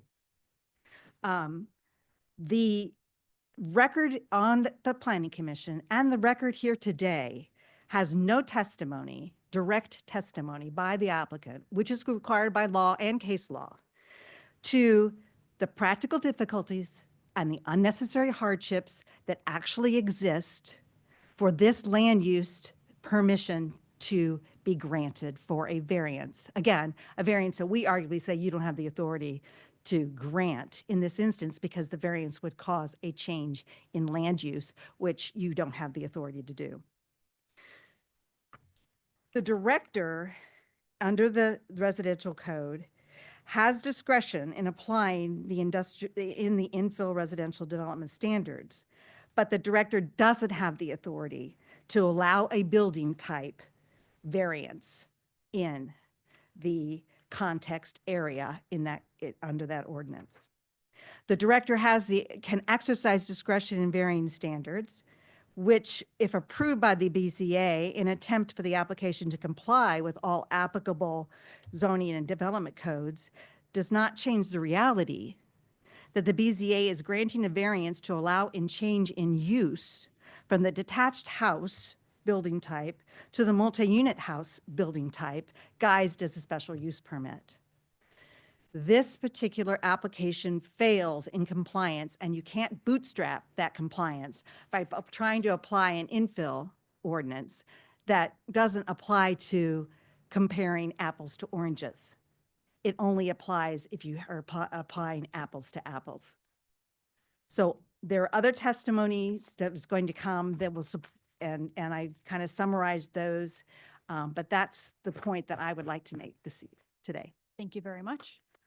Do you want to call the next person if you are leading that effort? I also have to offer as exhibit 12B, my full written statement that you marked earlier. Yeah, that was 12.2, right? 12.2, yeah. Okay, yes. Don't know. I need somebody to come to the microphone, whoever that may be. Good morning. Can you please raise your right hand? Do you solemnly swear or affirm to tell the truth and nothing but the truth during this meeting today? I do. Please state your My name and name's address for the Michael court Duffy. reporter. I'm at 4202 Roanoke Road, and I'm a legal representative for the West Side Neighborhood Association. I'll say I'm mostly retired now, but I practiced for 43 years as a legal aid attorney in this West Side neighborhood where the site is located. And during that time, I represented the Neighborhood Association in a long, involved process of updating the zoning for the entire neighborhood, working closely with city staff. We're developing a plan which was then approved by the City Plan Commission and then the City Council. It resulted in comprehensive updating of the zoning for the whole neighborhood. So the zoning that you're considering now for this site was the product of that process. And I'm here not only to oppose the variance request, but to particularly fight for preserving the integrity of that historical process. This is a precedent-setting request that's before you. Please look at this in the context not just of the four corners of the site, but the entire neighborhood and the process that led to this particular site being zoned as it is today. I also served for 28 years as chair of the city's Land Clearance for Redevelopment Authority, where I probably assisted in the promotion of more development in the city than anyone who has ever appeared before you. So I don't think I can be called anti-development by any means, but I am here opposing this particular proposed development and the variance that would create it. Now, what we have here is a non-use variance. I'm going to disagree slightly with the previous speaker. There's already, under the current zoning, rental housing that's permitted for this site. In fact, the staff report indicates that a triplex could be built as a matter of right on this site. Instead, the applicant is requesting a sixplex instead of a triplex rental project. So again, the zoning permits rental housing. It's an option that's needed in the neighborhood, that's understood, and this zoning would permit that as a triplex. Zoning, as it's now set, would limit it, however, to a triplex, not permit a sixplex, a doubling of the density. Now, the legal standard to be used by the board in reviewing this kind of variance request was set in a 2018 Missouri Supreme Court case, the Antioch Community Church case, which one of your colleagues, Ms. Moran, ably represented this board before the Missouri Supreme Court. successfully upholding the right of this board to deny a variance in a non-use variance case. And in that opinion, the court set out what the law was and what the various factors that could be considered in interpreting the standards. And the basic standard is, as is replicated in your ordinance, is whether or not there is a tractical difficulty unique to the site in complying with the existing zoning requirement. The zoning requirement limits it to a triplex rental unit. They're requesting doubling that. Now, is there something unique to the site? This gets back to the point I made earlier about whether or not this should be considered in the context of the larger community zoning plan. There is nothing unique about this site. It's a very pedestrian, ordinary, rectangular site, doesn't present any unique topological conditions. The applicant hasn't claimed anything unique about the site. There's nothing about this site which argues for some special exception to the existing zoning requirements. That, according to the Antioch Church case, is a minimum requirement. This is not a factor to be considered. This is a requirement before a variance can be allowed. The court has stated there must be some unique, special circumstance that that differs from the surrounding neighborhood. Now, in that case, the church installed a digital sign in violation of the zoning ordinance, and the court upheld the BZA's decision to deny the variance Sir, because. can we keep a little more concise to the case at hand here? I appreciate the context of the history. All right, certainly. Thank you. The court found that there wasn't a practical difficulty, and that's the standard, practical difficulty, not a hardship. That would be a use variance, but for a non-use variance, the standard is a practical difficulty. The court found in that case there was not evidence, even though there was plenty of argument by the church. Here, in this case, what is the practical difficulty that the applicant has proposed? In the staff report, you'll notice, I believe it's the applicant's statement of practical difficulty, and the staff has not supplemented this. This is the only evidence we have before you, is what the applicant has indicated is their argument for practical difficulty, and they've bulleted out 3 items. I'll go through these briefly. One is the project, if the project were modified to comply with the density requirements, it would be restricted to a maximum of 2 units, the staff says 3, meaning it would no longer qualify as a multi-unit house. Well, that's a tautological argument. They're saying the difficulty is the ordinance. Well, that's not anything unique to the site. There must be something unique to the site. Their second practical difficulty, allegedly, is reducing the number of units to comply with the lot size would limit housing options. Again, that's not something that the Antioch case permits or considers to be relevant to determining a practical difficulty. However, even if we did consider that as an important factor, and you've heard a lot of testimony that housing options in the neighborhood are an important consideration, the neighborhood has approximately 1,600 housing units. Of those 1,600, approximately in round numbers, a little over 500 are owner-occupied. The remaining roughly 1,100 are rental units. So the neighborhood has already a 2-to-1 ratio of rental unit options of all kinds of rent levels. To say that there are limited housing options, i.e. limited rental housing options in the neighborhood, is just counter to the facts.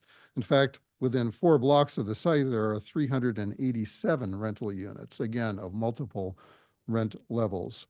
So the third argument put forward by the applicant is that the proposed density is appropriate to the site's location. Well, that's, again, tautological. The ordinance says 3 units limited, period. So there's no substance to the argument that there is a practical difficulty. In determining the definition of practical difficulty, there are several criteria which the Antioch case sets out, and I'll apply them to this case. The first is You have 4 minutes remaining, okay? Thank you. Yep. Thank you. What is the extent of the variance from the zoning requirement? In other words, how far out of the ballpark are they?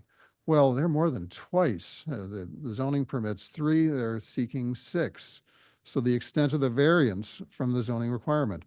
Second factor, the impact of the variance on the neighborhood. Well, you have the evidence of the neighborhood association. The board unanimously voted to oppose this variance. You're going to hear further testimony about what that opposition consists of. Third factor, is there a feasible alternative other than the variance? Well, has the applicant considered instead of 6 units, 5, 4. There are other possibilities that would be less intrusive to the neighborhood than the variance that they're requesting. They've not considered that. You haven't heard evidence of that. And is there a feasible alternative? Well, threeplex. That's the alternative that would comply with the zoning. It would provide the rental units that are allowed by the zoning and would make sense in this neighborhood and would be permitted by the zoning. And finally, the applicant must demonstrate a practical difficulty which is unusual or peculiar to the property, must be different from that suffered throughout the zone. I've mentioned this before, but I'll close with this point because it's so impactful on the rest of the neighborhood. Is there anything unique about this site? That's what needs to be considered. What is the practical difficulty presented by this site? It's a small site. Zoning permits a triplex. That's what the zoning requires. There's no justification for a variance permitting something more dense than that. Thank you. Thank you, sir. Whoever's next, please refrain from clapping. I'd ask you to stop clapping so we can kind of keep the process moving. Thank you. Please raise your right hand. Do you solemnly swear or affirm to tell the truth and nothing but the truth during this meeting today? I do. And please state your name and address. Elena Bailey, 1647 Summit. And again, I'm just going to remind everybody, if we can keep things concise and any new information would be Yes. preferable. Thank you. Good morning, BZA. My name's Elena Bailey. I testified last week at the Planning Commission meeting. I'm a licensed attorney and here with respect to my family home, 1647 Summit. I come with hope to preserve the historic West Side community and neighborhood by requesting your denial of CD Sup 2024-54 as it fails to comply with the info lot and building standards, if we get there. In 4 ways, it's not similar in scale or placement to the buildings within its context area. 2, it exceeds the maximum height allowed. 3rd, it exceeds the maximum building coverage allowed. And 4, it exceeds the impervious surface coverage allowed under the info lot and building standards. The purpose of the infill rules is to ensure that the development occurring is similar in scale and placement to its context area. It explicitly states that. When looking to the context area, the proposed building is an extreme outlier. It's 11,764 square feet, 9,090 of which is livable. To put that into perspective, the average square foot of the buildings within its context area is 2,345. That makes this proposed project 452% larger than the buildings in its context area. Its rear setback also exceeds its surrounding buildings by an additional 36 feet, 7.5 inches. It's not matching in scale, it's not matching in placement. The property also exceeds the maximum height under the infill rules by 12 feet, 7 inches, not 6. The infill rules allow 12 feet for every story of the tallest adjacent building. That would be 1647 Summit here, which is 3 stories. So we have 36 feet to work with. The infill rules turn your attention to section 88-110-7 D6 of the Missouri Zoning and Development Code to calculate how this 36 feet should be measured. And it says that it shall be measured from the average grade at ground level to the top of the main wall before the roof's eave. The applicant's original plans listed this average grade at 931 feet. Therefore, the maximum height of the property would be 967 feet.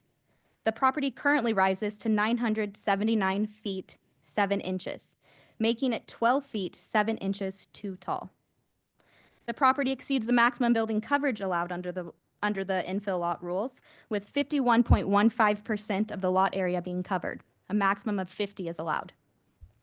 The property exceeds the impervious surface coverage. 75% is allowed. We currently have a total of 75.04% impervious ground. Again, we kindly request that the BZA uphold the existing zoning rules and policies and deny CD Sup 2024-54 until the proposal matches the scale and placement of its context area and complies fully with the info lot and building standards. Thank you. Thank you very much. Next. Hi there. Again, please refrain from clapping so we can make sure we continue in this process. I'm Steve Bellis, 1633 Summit. Yep. Can you raise your hand? Do you solemnly swear or affirm to tell the truth and nothing but the truth during this meeting I today? do. Thank you. I've got 2 exhibits I would like to enter. Can I see the, and did the court reporter get his name and address? Bellis, If you could have him repeat that one more time for me. I need you to repeat it on a microphone. Sorry, sir. Steve Bellis, 1633 Summit.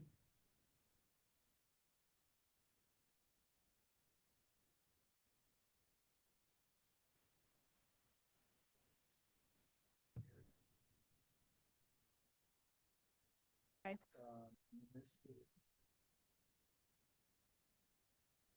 Plan that I'm going to refer to in my remarks. I'd like Okay. people to have. So this is just multiple copies of the downtown area. Just one exhibit that I'm going to refer to. So this will become, we're at exhibit number 13.1 would be the photos that were presented on the poster board, and then 13.2 would be the area plan document. Okay. Talking, or how do I do that? If you would like to put them along that front there, perfect. You might have him just hold them. Oh, that would work as well if you'd prefer to just hold them. It'd be These visible. are all the houses on Summit, and if you notice, they're all two-story, single-family, owner-occupied homes. 7 years ago, when we discovered our house, the very first thing I did was consult city records to understand how the vacant lots next door to the home I was thinking of purchasing were zoned. Finding that only single-family homes or duplexes could be built, we decided to buy. Now we learn that city planning supports an 11,700 square foot sixplex on only 2 of those parcels, 50 linear feet. Their reason for overriding the zoning we counted on before making the biggest financial decision of our lives is that the downtown area plan calls for increasing density. I have read the plan in detail 3 times. It does not call for multifamily and residential areas. In fact, it stresses the opposite. One example on page 39 says, and I quote, multifamily should be focused within downtown corridors and nodes and should be prohibited within established single-family residential areas. The map in front of you is found on page 35.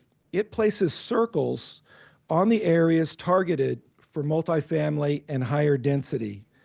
Note the X, there's no circle there. That's the spot we're talking about for this potential sixplex. On page 47, the plan labels the 1600 block of Summit as residential medium, further defining residential medium on page 49 as allowing up to 8.7 units per acre. This project puts 6 units on 0.15 acre, the equivalent of 41 units per acre, or 6 times the maximum called for in the downtown area plan. That's what the downtown area plan actually says about the site. I have reached out to Graham Zuzi many times over the last 12 months via text and intermediaries. He's ignored me. The first I knew of his plans was by stumbling onto them on Parcel Viewer 8 weeks ago. Is this how a neighbor acts? Is that the spirit of, quote, working with the adjoining property owners that the infill ordinance requires? To rub salt in our wound, they have placed a dog run in the 5-foot setback along our property line.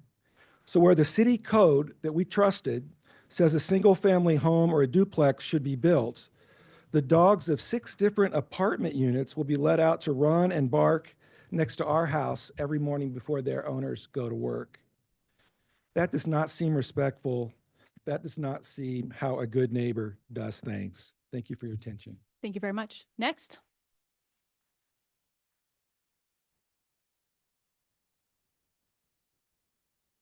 Raise your right hand.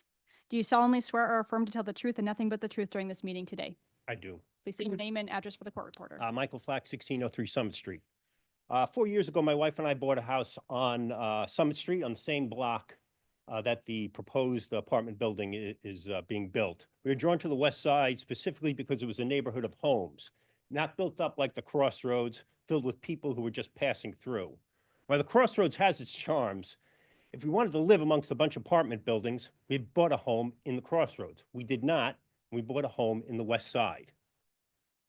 I understand why I'm here today, basically voicing my concern against building an apartment building in a residential neighborhood. I don't want the neighborhood that I live in to change dramatically and radically since when I purchased my home. Also, I wanted the existing laws and rules to be followed. And I admit there is some selfishness to that. But I don't understand why people are here, so many people here are for the proposal. Why are rich people here spending their time allowing other rich people to rent a $3,500 a month apartment unit? I mean, is this some sort of reverse welfare scheme? I mean, unless. Sir, maybe they please ha- keep your testimony relevant. Unless they have another motive. I understand the developer wants to make a quick buck here and wring every nickel he can out of this investment. It's the story of America. But isn't that what a duplex is for? All right, thank you. Next.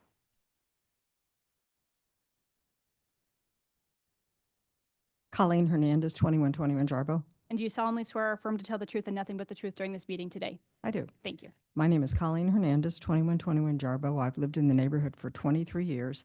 Like many of my colleagues here today, I oppose this variance. I am joined by people from all over the neighborhood. The south end of the neighborhood, Sacred Heart, the middle end, middle of the neighborhood, the Hill and Central, and the north end of the neighborhood.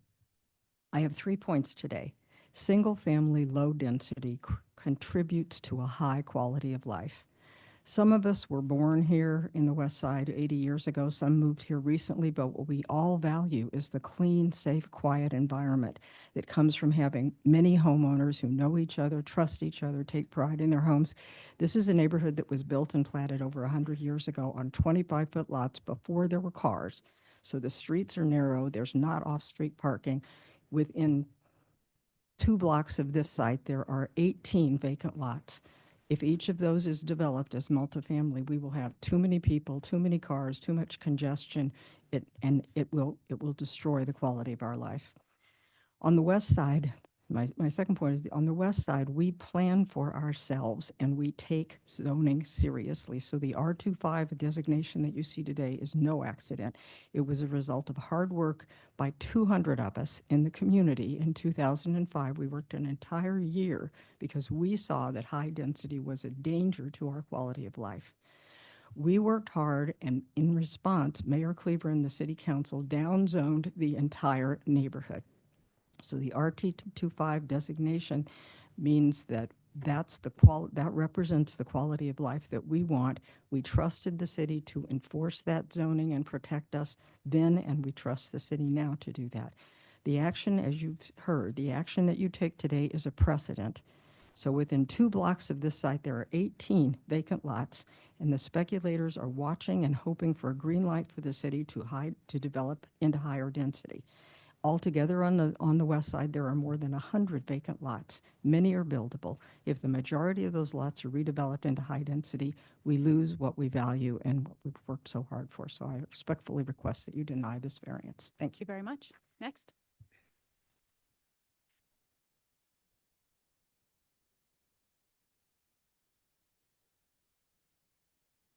Do you solemnly swear or affirm to tell the truth and nothing but the truth during this meeting today? I do. Name and address. Caleb Appleman, 1631 Summit Street. I moved into the neighborhood 2016. I mainly moved in there because I did enjoy the fact that it was a neighborhood, not high density. I realize I'm very close to that. There have been numerous projects recently that increase the high density in the immediate area. I couldn't give you a number on that, but there's a lot. Some of them I'm responsible for building. I'm sorry, guys. But so we're talking about putting a 6-plex there. I think 9 stalls for vehicles. That's a one-way alley. You're not getting 9 vehicles in and out of there daily. Not with all the other traffic that is on there. Realistically, that's just not gonna happen. And then you want to put lighting back there. How much is that lighting going to be for all those stalls? That light's going to permeate into the neighbor's opposite side of the alleyway from there. Stormwater runoff. Just to echo some of the other stuff that people have said, because it is a large building on such a small lot. There's practically no permeable surface at all that I can tell. And it's just going to kind of get I believe somebody had said somewhere in the range of like 2,000 to 3,500 per unit. So what that tells me is this is not about residences, it's about money. Because my house is significantly less than that in that neighborhood. Thank you. Thank you. Next. Please raise your right hand. Do you solemnly swear or affirm to tell the truth and nothing but the truth during this hearing today? I do. Name and address, please. My name is Alice Gomez. I live at 913 Avenida Cesar E. Chavez, formerly West 23rd Street. I'm here, I've been living in that house in 1946. And I was raised in the West Side. I married and was away for a little bit, but came back. I raised my family. And I worked very hard for 45 years with the West Side Association and other organizations we have to keep our community as is. Family orientated, everything. We just want it to stay like it is. And if this development goes through, please have compassion for the West Side. Don't allow any more. We want to keep our neighborhood as is, and we've worked very hard to do that. Thank you. Thank you very much. Next.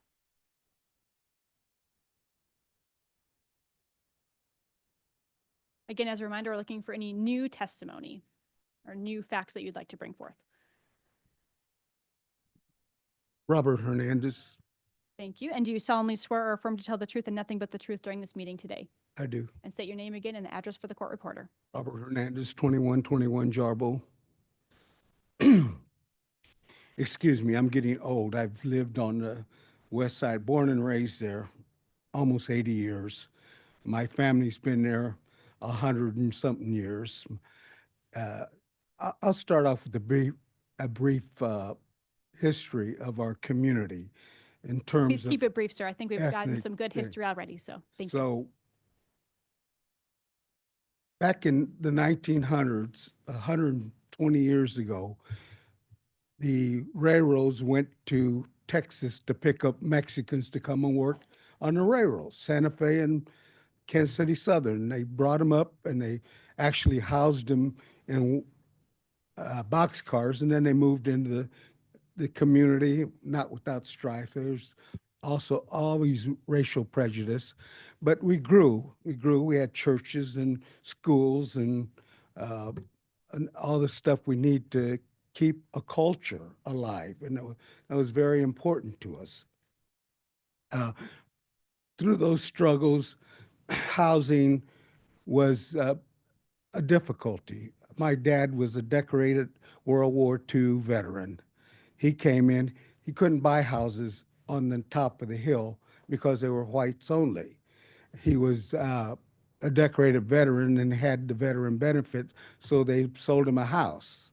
And we lived there ever since. We have struggled. I was elected official for a number of years on city council, and 50 years ago. We struggled in every way. We fought. Highways have devastated us. Schools have closed. HUD built two conventional public housing, and some of them really turned out to be bad after a while because of management. This neighborhood worked with McCormick Barron, took over Penway, reversed Penway. It's private management. We have people living there who pay market rate next to people who pay nothing, literally nothing to live there. It's a mixed income, mixed race community. It made us take off. We take off, and all of a sudden we have speculation. Sir, do you have specific points for this project? I'm sorry, I can't hear. Do you have specific points you would like to make for this project? Yes. Thank you for the First, history, yeah, but we need to I'm keep making moving. it. Okay. Give me some time. I'm old. Well, we still want to make sure we can hear everybody else's testimony, so I would like you to keep it succinct, sir. Anyway, I was on the city council. We worked on the West Side rezoning plan. Hundreds of people, hundreds of hours, including the city staff that went through and knocked on every door and contacted every property owner and asked them what they'd like to see. We developed the West Side plan on that. We did the rezoning for that. We said it was single family. That's what most of the community wanted. And we tried to pursue that. We had a lot of different issues come up with multifamily. We've worked those out with developers and that, but our community has grown so well that we have people buying 25-foot lots and building $1 million homes. That's at the expense of some very poor people who've lived there. Families lived there 100 years. They come in and they try to buy the house. We don't like that, but we don't mind it because they are part of the neighborhood. They're not renters. They're not there renting. They're buying. They joined the neighborhood association. We get along. We work together real well. And what we don't want to see is multifamily that creates gentrification and will jeopardize more of those single family houses by coming and buying them and destroying the culture of our community. What I'd like you to do is take in consideration how hard this community struggle, that its ethnic makeup, it's always been a triracial community. It's having a hard time maintaining that, but please consider the community when you're looking at this. This is thing. Thank you, sir. One of the issues. Sir, you Hold have 30 seconds. Okay, one of the issues we have is that we have gentrification, and we can't stop that. That's a policy. That's a project that just happens.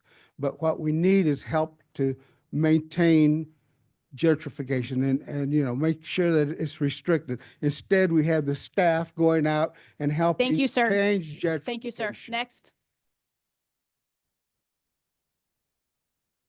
Just so you all are aware, I am giving you extra time than what we normally allow. I know you don't like that I'm cutting you off, but we want to make sure you're heard. So please be respectful of the additional time that I am allowing you today versus our normal court proceedings, hearing proceedings. Thank you. Raising your hand. Do you solemnly swear or affirm to tell the truth and nothing but the truth during this meeting today? I do. Name and address?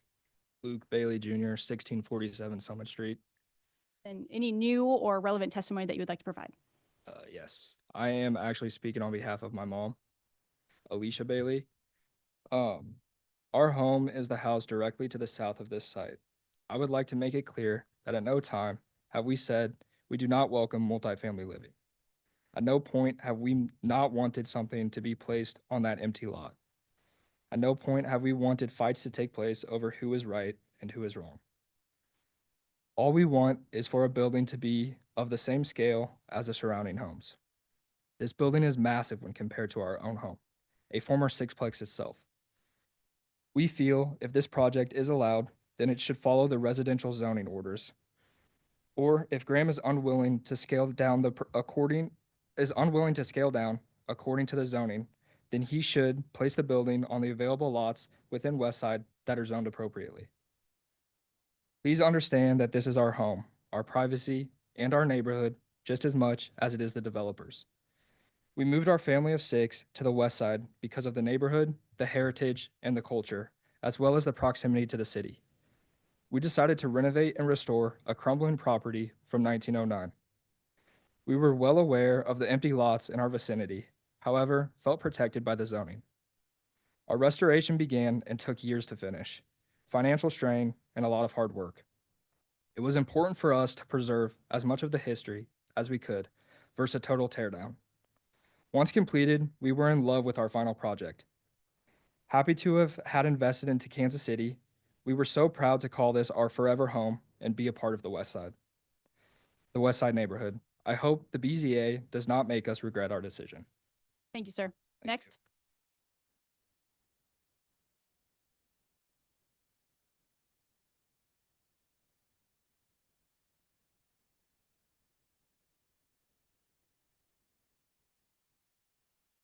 Raise your hand. Do you solemnly swear or affirm to tell the truth and nothing but the truth during this meeting today? I do. Name and address? My name is Tiffany Moore. I live at 6581 Rock Hill Road. I am here today speaking on behalf of the Kansas City Neighborhood Advisory Council, which I chair.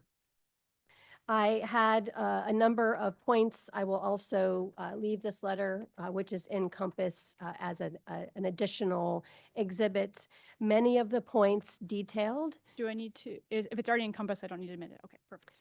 Many of the points we made during our CPC testimony, as well as in the exhibit, and that I was planning to share here today, have been adequately and eloquently stated by Ms. Bushyhead and Mr. Duffy. The concerns here are really about whether this is an application that meets the standards to receive the variances in the special use permit it's seeking. Those points, I think, have been very clearly specified.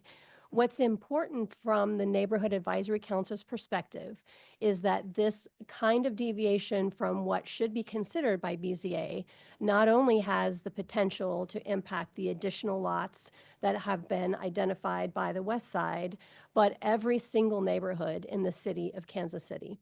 The key point that we want to make clear is that anyone that lives, chooses to live, invests, or otherwise resides in Kansas City needs to be reasonably able to rely on the zoning codes that are on the books when they make those decisions. I personally, as a member and chair of KCNAC, have come before this board repeatedly by having been requested by neighbors and property owners who made a decision based on researching the code only to have significant variances or misinterpretations of zoning impact their existing investment. We can, as a city, as a community, decide that we want to reevaluate the housing types that we have available on every single inch of the city. What we cannot do is allow that to be done through a de facto process of seeking variances and special use permits. We very clearly stated in the KCNAC letter that we are taking no position on the value of multifamily housing. We are taking no position on modern versus traditional design, but whether or not this process undermines and erodes the confidence that everyone needs to have on the letter of the law that is held within Chapter 88, the Zoning and Development Code. And I thank you for your time. Next. Can I get a show of hands of who we have remaining in the room? That would like to speak, that is? Yes, I would like to speak. There's just one more? Okay. Please raise your hand. Do you solemnly swear or affirm to tell the truth and nothing but the truth during this meeting today? I do. Name and address. My name is Todd Hauser. I'm speaking on behalf of Gabriella Bailey, located at 1647 Summit. And I know you guys heard a lot, and it's drowning on, but just to kind of sum up and kind of like tell the box score here. As you can see in your additional documents from Compass, they've contained petitions from both sides in support and in those opposed. I mean, I just think it's important to know the location of those signatories in categories of context area and notice area. In the following reporting, it's all cumulative. It's non-repeating signatories. And as a reminder, the context area are those lots within 200 feet of the subject property on the same block face. And the notice area are those lots on the 300 foot from the subject property. So in support, within the context area, there's been one signatory. In contrast, and for opposing in the context area, there's been 12 signatories. For the notice area in support, there's 13. Notice area of opposed, there's 32. That's a vast difference to tell the box score here. Thank you. Thank you very much. Next. And final call. If this is the last in-person testimony, we'll then go to online testimony. Raise your hand. Do you solemnly swear or affirm to tell the truth and nothing but the truth during this meeting today? I do. And please state your name and My address. name is John Garcia. I live at 1838 Jefferson Street, just right off the highway right there. And my thing is, of course, I'm opposing it. And I just look at the fact that up there on Summit, I use that quite a bit. I'm going to be using that park this summer. I know there's a school possibly going in right down the street there too. There's going to be a lot of traffic going up and down that street anyway. And I'm 73 years old. I've been here all my life. And I've been a volunteer coach for over 50 years. So I've been in that area with kids and everybody all the time. Now I know that's changed. But my biggest issue is that corridor there, using it all the time. And then right where I live, I've had numerous, which a lot of people have, of calls and letters to sell my house, and my issue is, first of all, I wouldn't want to move off the west side. I love the west side. I know everybody there. I can go every block and I know somebody. But my issue is, the biggest issue is that if I would sell my house, I would hate to leave what they would do to my neighbors. And that's what I see this an issue with the people in that area. And I'm only a couple blocks away from there. It's already where the the neighborhood downtown, on First Fridays, it gets crazy. They're blocking on my street. They're parking on my street. If we leave, we have no parking, and I don't have a driveway. I have a back, but why should I have to park in the back but that happens a lot. So, and we live with that. And that's all my issue. Like I said, to leaving it for anybody else. Thank you. Thank you, sir. Sarah, well, I guess board members, we missed our morning break. What is sorry, one more in person? Okay. Didn't see you raise your hand before, so please raise your right hand. Do you solemnly swear or affirm to tell the truth and nothing but the truth during this meeting today? Yeah. And state your name and address. Debbie Ramirez Briones, 2320 Bellevue. I'm a resident from the West Side. I was born and raised since 1976. And I feel like I represent the average Mexican family in the neighborhood, not the one that can afford the apartment complex that's, being discussed today. I just ask that the board refuse this and take into consideration, again, the average family that lives and comes from the neighborhood. Instead of, the only thing that I can say is, instead of this famous soccer player investing in this $1 million complex, why doesn't he invest in the underprivileged kids in the neighborhood? Maybe Please keep it applicable, ma'am. Yeah, maybe start something up for the kids instead of making money off of the already rich people. Thank you. Sarah, how many hands do we have raised in opposition online? You have 3 hands raised online. 3 hands. Okay, let's admit those 3. We have a whole lot more. Okay, those online, we have heard a lot of testimony thus far. I feel like the neighbors have done a good job of providing that information. If you have new information to share, we would love to hear it, but we do not need duplicate testimony. We do not need additional history of the neighborhood. Any new information would be preferable. Board, again, we missed our first meeting. I don't know if people need a bathroom break or things of that nature before we continue with this next part of testimony, or shall we proceed? You have 7 hands raised online. Board members, are you? We take a 5-minute recess to let people use the restroom We'll and take a grab some water. 5-minute break. I will promote people who have their hands raised Perfect. online, so we're ready to go. And when we come back, then I will get everybody sworn in for the online testimony. 11:42. 11:42, we will be back. Would have a bladder problem.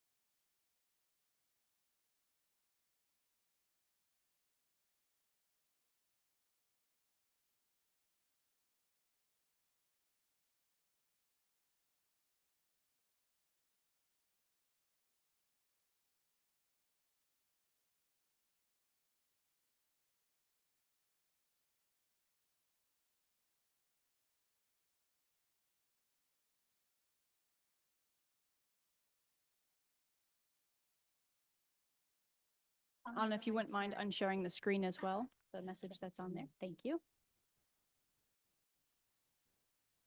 Okay. Sarah, I think you have promoted those that wish to provide additional testimony. Yes. Let's just call them one at a time. Sure. The first name that I have is Daniela Briones. Miss You could please turn on your camera and microphone. Virginia.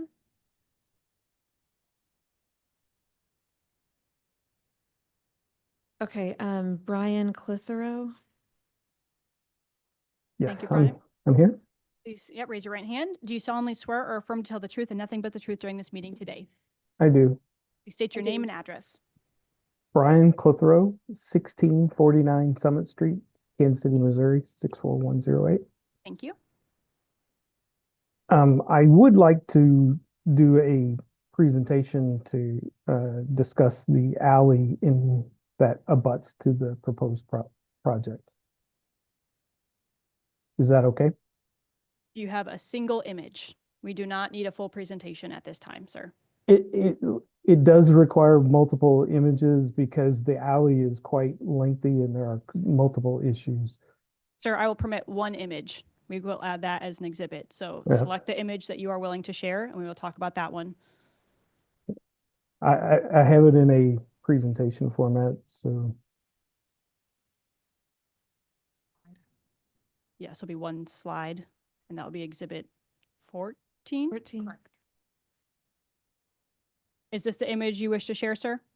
if you're only going to limit me to one image, this would be Perfect. the one that I'll have. Okay, please provide your testimony. The issue at hand, and unfortunately, because we're restricted to one image, is that this alleyway, I have multiple images to support the fact that this alleyway will not support the traffic load that is proposed by this new project, both in terms of commercial construction load as well as then the proposed residential use afterwards. For 9 units on this small of a property, there's very few units that have access to this alleyway and very few usage of this alleyway because of the current condition is in such poor condition. And I wanted to take everybody through the proposed property is right here, kind of mid-block as they discussed. And their parking garage would exit out to this alley that runs north and south. That alley has multiple issues with drainage. Currently, there are obvious potholes that it is very limited traffic right now. I have a parking space on the back of my property, and we only are able to use it whenever the weather is not inclement, because there is a drastic mud issue in the back alley that would only be exacerbated by this project. The other piece to this is this alley at maximum width is 9 feet. There is no ability for this alleyway to get any type of commercial or construction vehicle down there. And so I would question how they propose to remove the amount of soil and mass that they're going to need to get out of this property and get it out of that site in order to build this basement structure that they're talking about, this parking structure. And, one thing I will point out too, this isn't a traditional alleyway that has open endings to a street at either end. At the north end, there is a T, and that alley, again, both the east-west portion that I'm highlighting here and the north-south, the maximum width there is 9 feet, which is far less than what would really need to be done. I've been wanting this alley to be improved for some time, and it still hasn't happened. And at this T intersection, it would be nearly impossible for somebody to make a turn into this alleyway. So in talking to the the owner's contractor or the owner's architect, they indicated that they would only be using the south portion of the alleyway. So they would be going in and out this same entrance, which in my mind is also a problem because now you're putting additional traffic only on the south end of this thing. And now the traffic is bi-directional, which my suggestion for a long time has been to make this alleyway only one way. For that reason, you know, for both the construction issues for this alleyway and the other issue I would point out is the the owner has not shown any, they said, oh, we'd like to get it improved, but they don't have any plan for that. And my position is that alleyway needs to be of a condition that would be able to be used both during construction and post-construction before this project would be approved. For Thank you, those sir. reasons, I oppose it. Thank you. And you will need to send this image to Ms. Nanaski to include it with the rest of the exhibits. If you guys can present me with the email address, that would. I just sent that to you in a message in the chat. And Okay, if you could stop sharing your screen, that'd be great. sure. Thank you. Next, we have Haley Reese.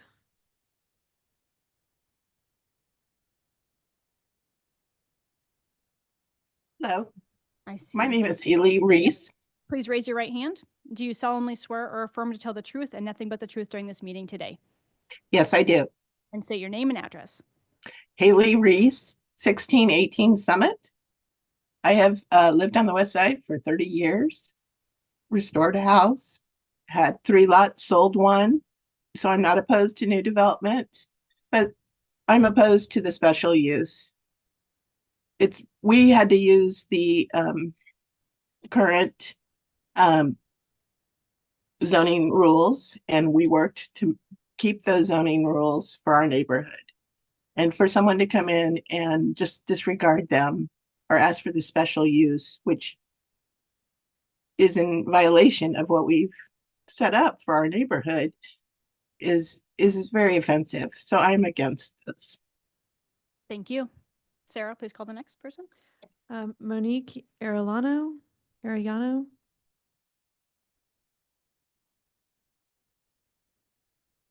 Monique? Monique, please turn your camera and microphone on. Hello, I oppose, but I'm not going to give a testimony to save time. Thank you. I'm sorry. Virginia Salazar Bellis.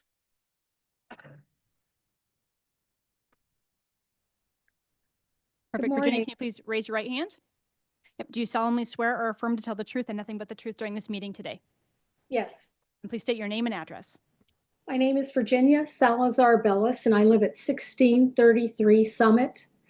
I represent 3 West Side groups united in opposition to this project, not out of resistance to change, but out of a desire to protect the integrity, stability, and the future of our neighborhood. The West Side is not downtown. It is not the crossroads. We're the West Side, a unique neighborhood, one where families thrive in a lower density, green, and walkable environment.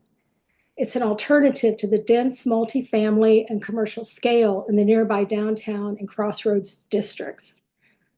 This is not by accident. It's the result of the West Side Area Plan and the 2005 downzoning effort, both of which took years of dialogue, compromise, and collaboration between residents and city officials. These are our blueprints for balanced growth, ensuring progress without destroying what makes the West Side unique. Now with this proposed sixplex, we truly are at a crossroads. First, I represent the adjacent homeowners who have invested in this community. 45 homeowners on the 1,600 blocks of Summit and Jefferson have signed a letter urging you to respect the zoning laws that protect our homes, honor the people that live here, and defend the neighborhood we love. You have a copy of that letter. Second, I speak for approximately 100 West Side residents that have signed a petition to protect the West Side. I trust you took the time to read their comments. Westsiders know what happens when zoning laws are ignored in favor of high-density development. Approving this proposal would accelerate the displacement and gentrification threatening our community. We've already seen land prices skyrocket due to speculation. Some investors have been sitting on vacant lots for decades, paying next to nothing in property taxes because these lots were downzoned 20 years ago. The ability to now spot zone these parcels for higher density development would be a financial windfall for them at the expense of the West Side. Finally, I'm speaking on behalf of 7 members of the West Side Neighborhood Association Board of Directors. We're not opposed to development. In fact, we welcome it when it's responsible, community-driven, and respects the rules that protect neighborhoods. This project does none of those things. It disregards zoning laws, threatens our neighborhood stability, and prioritizes profits over people. I ask you, commissioners, listen to the residents who will be directly impacted by this proposal. I urge you to deny this request. Thank you. Thank you. Sarah, next. Antonio Gomez. Mr. Gomez, can you turn your camera on and unmute? Okay. Thank you.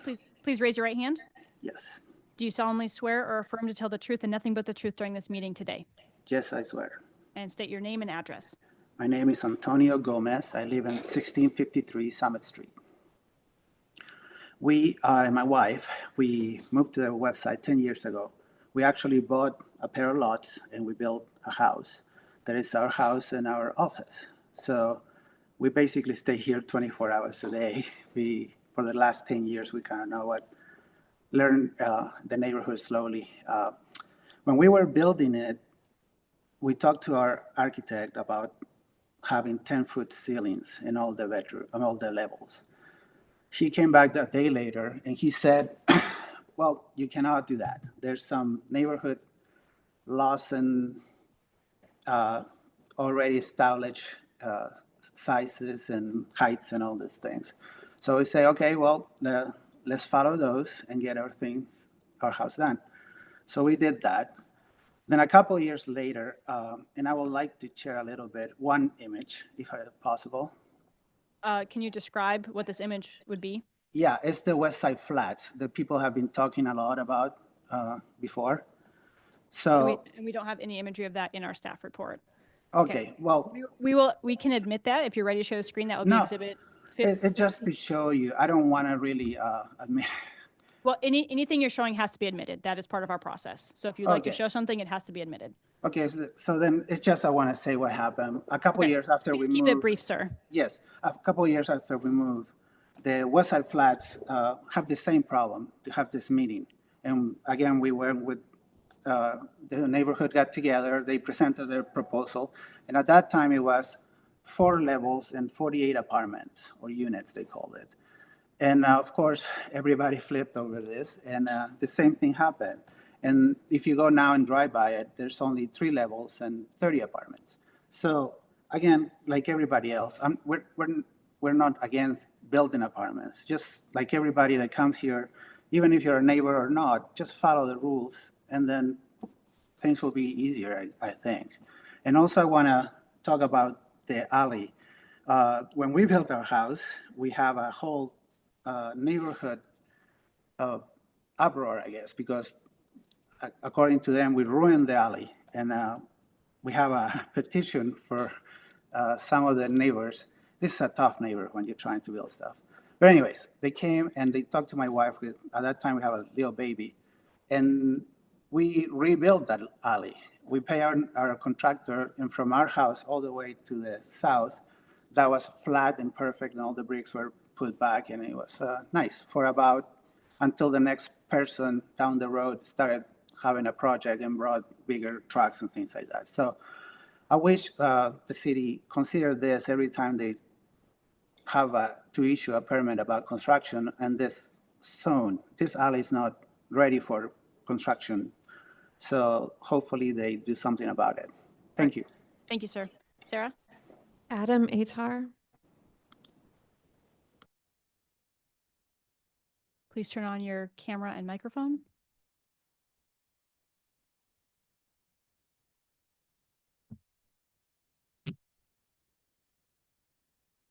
do not see them on the screen. He unmuted. Adam, Atar, you need to turn on your camera.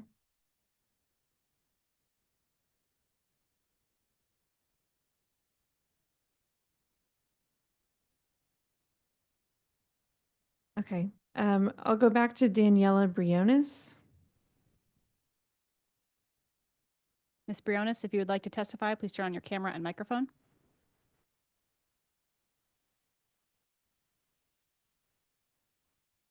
Okay. Daniela Briones and Adam Atar are the last two. Either of you, if you would like to testify, please turn on your cameras or microphones at this moment in time. Otherwise, we are closing testimony.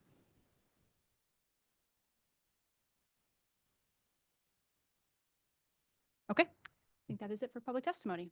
All right, thank you all for providing content. We are here to listen to what you have to say. So with that, though, I would turn it over to the board to see if we have any questions or things that the applicant would like to respond to or any of the comments briefly as we keep this process moving. Yeah, I think we would respond to some of the infill zoning standards. We would respond to some of the claims that we're not following the infill zoning standards, particularly the lot coverage and the impervious area. We are within those. We've confirmed those with staff and gone through multiple DRC meetings and staff reviews to ensure that we are within those standards. The same with the building height within the context area. We were allowed to utilize the historic sixplex as a historic use type that is consistent with the use type that we are proposing. If there were no use type within that context area, we would have to utilize the convention standards with a allowance of, I think it's a percentage, and I would have to look back up at the code. But we utilized the sixplex as a historic building type similar to the building type, and that's where the 3 foot, the 3 stories and the 36 feet derived from. Also, the size of the building, we have listed on our plans the gross square footage, which includes the basement, which is unconditioned. It's a heated garage. Without that basement, the size of the building is 8,800 square feet. I think it was stated in a testimony as 9,900. And we just wanted, I had missed saying before, these units are 2 bed, 2 bath. They're 1,164 square feet per unit. It's 6 units. It's medium density. It's not high density. I guess I have a couple of questions on the, probably more for staff. So for the infill stuff, I think the claim was about the height and how that applies to the infill standards. So what I'm hearing she described was that since the context area does not have any currently used multifamily homes, there was a historic use of the adjacent property that used to be a sixplex that you're using for the calculation against for the infill standards. Is that what I'm hearing? Correct, and let me clarify. So the height measurement is analyzed by the same building type, not building use. So the historic multi-unit house sixplex that is directly to the south, that would then affect that context area because it's the same building type. That answers that question. And another question is, I heard someone mention the idea that this might be a use variance. My understanding is that this is a special use permit, and therefore that is a permitted use for the property under the condition that we were granted, which is why we're here today. So this would not be a use variance. Correct. City staff does not believe this is a use variance because the use can be permitted through a special use permit. It is neither, it's not spot zoning either. And as a reminder, the minimum lot per unit of the square footage is a variance that has been reviewed and approved by the board many times before. I have a question. I think this is for the applicant. Do you have any comments about the alley, the usage of the alley? So we also surveyed the alley and believe it's an issue and it needs to be addressed. We have talked with council members from the 4th district to ask how that can be improved. There's no mechanism currently for that to be improved. It is a public right of way. So that pavement, we're hopeful that we can continue to lobby that there is a mechanism for that to be used. They recommended that we apply for a PIAC grant, but said that that would be the most, the most desirable PIAC grant would come from the neighborhood, not just a single property owner on the alleyway.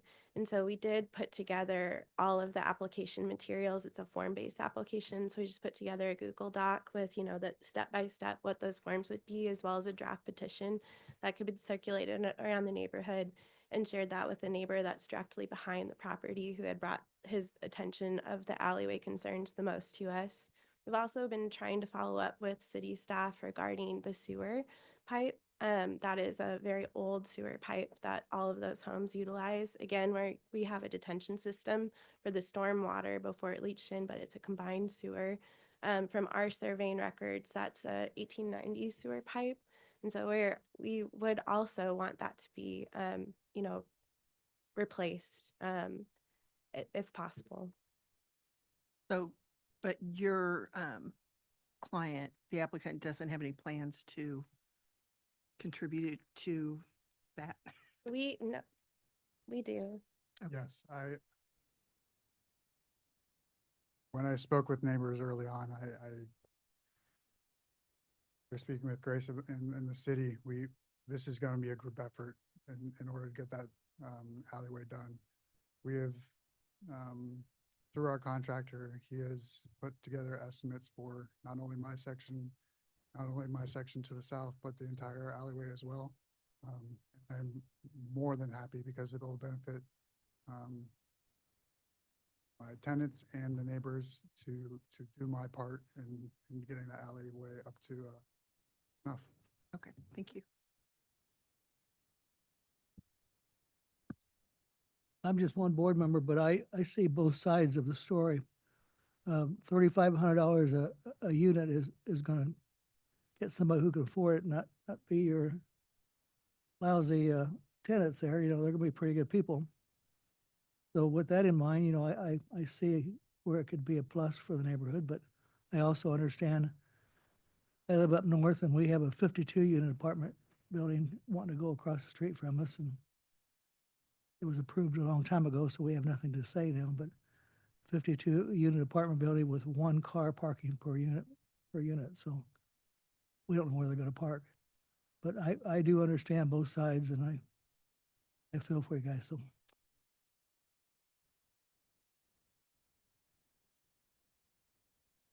Right, any questions? No, I don't have any questions.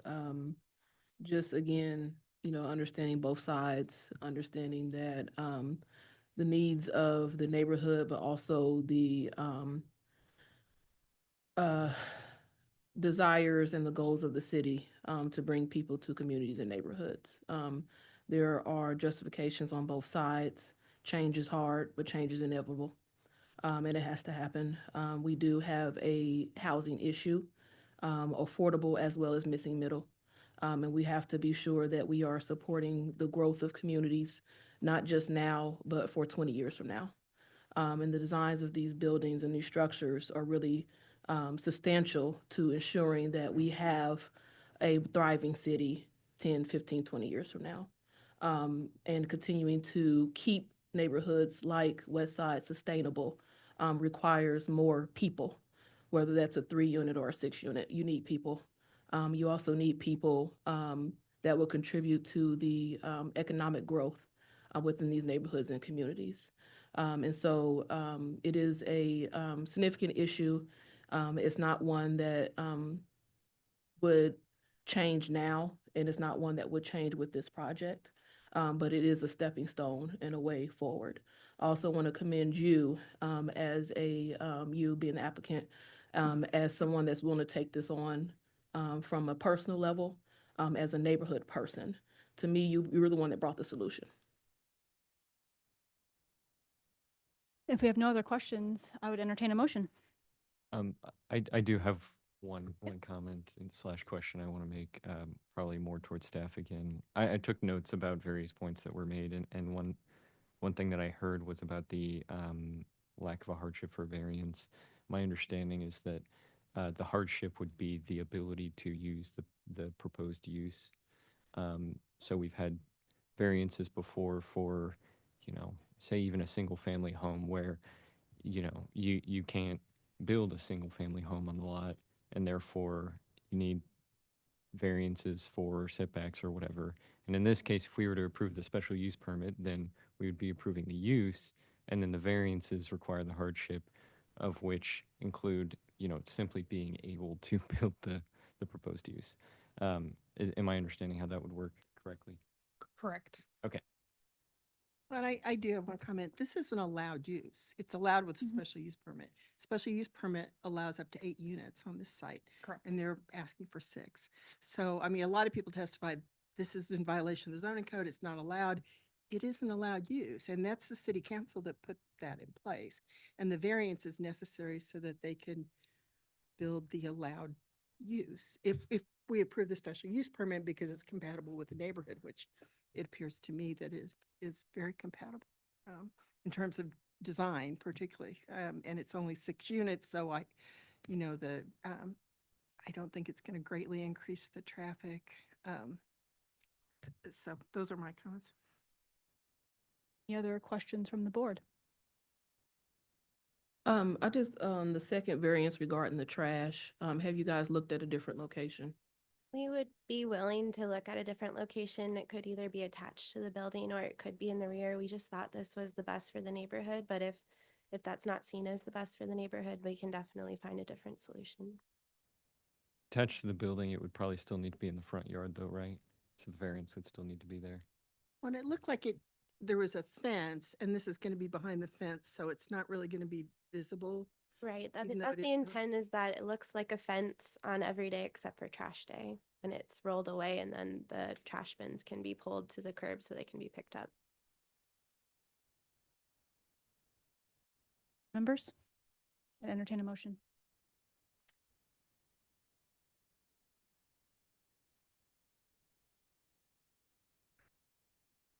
Okay, docket item 1, case CD SUP 2024-0005654.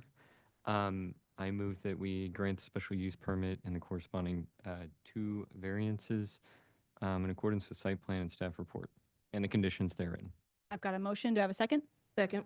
I have a second from Ms. Wright. Sarah, please call the roll. Gorence, Aye. Moran, Aye. Wright, Aye. Hayes, Aye. Mixdorf. Aye. The project is approved. Thank you.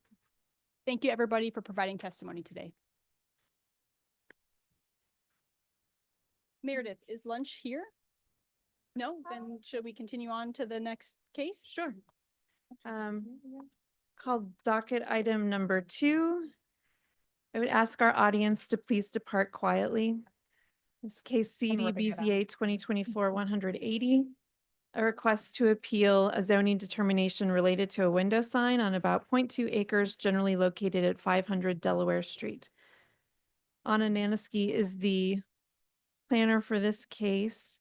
The owner, Old Board of Trades Loft LLC, you'd please come up to the front desk or raise your hand online.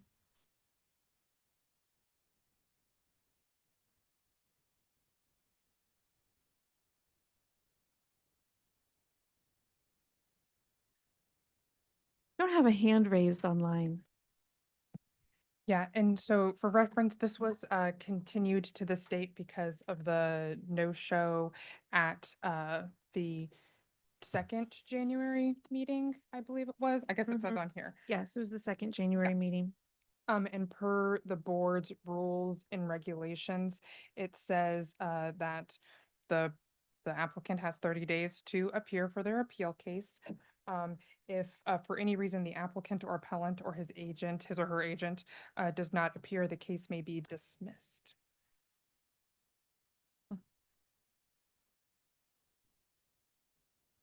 They are not appearing online. There are no hands raised. Board members, I would entertain a motion for this case. On docket item 2, case CD BZA 2024-00180, I move that we dismiss. dismiss the case. Second. I have a motion and I have a second from Mr. Gorens. Gorens, Aye. Moran, Aye. Wright, Aye. Hayes, Aye. Mixdorf. Aye. That case has been dismissed. Moving on to docket number 3. Yeah. 4. I think we should be on 10. 3 and 4 are companion cases, so I'll call both of them together. Docket item number 3 is case CD BZA 2024-196, a request to appeal a zoning determination related to required parking on about 0.6 acres generally located at 2730 Holmes Street. And docket item number 4 is CD BZA 2024-204, a request to appeal zoning violations related to off-street maneuvering, loading, and unloading within a B4-5 district on about 0.6 acres generally located at 2730 Holmes Street. Invite the applicant up to the desk. Do you want to swear in everyone or just the applicant? Okay. Let's do just the applicant for now. Okay. Yeah, that's fine. Just everyone needs to make sure that they speak directly into the microphone.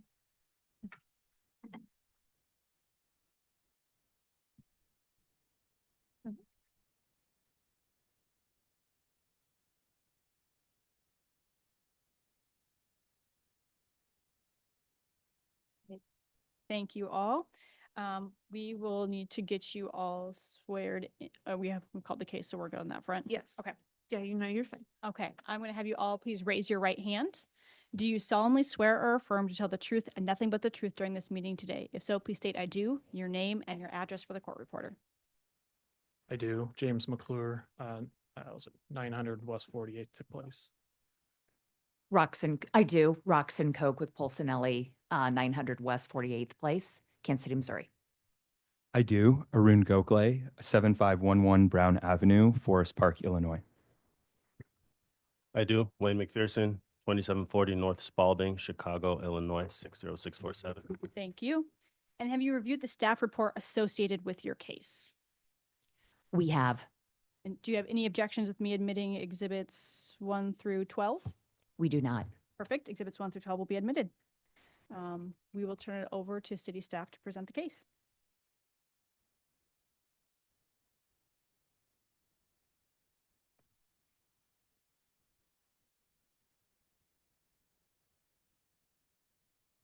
Okay. These are companion cases. So we're covering CD BZA 2024-196 and 204. The applicant is appealing 2 notices of violation issued for the business Dash Mart, one of the tenants on the subject site. The property is located in the Midtown portion of Kansas City, Missouri. And this is more specifically, I guess one would call like the Hospital Hill area as well. This site is located at the intersection of East 27th Terrace and Holmes Street. It is highlighted in yellow on my screen. And this is a look of the tenant space from Google Street View.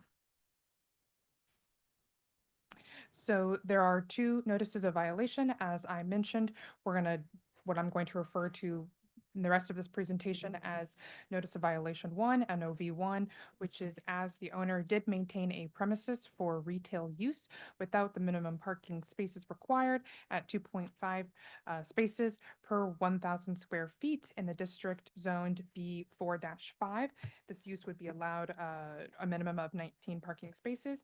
And NOV2, Notice of Violation 2, as owner did maintain a premises which is using city right-of-way for maneuvering, loading, and unloading in the district B4-5.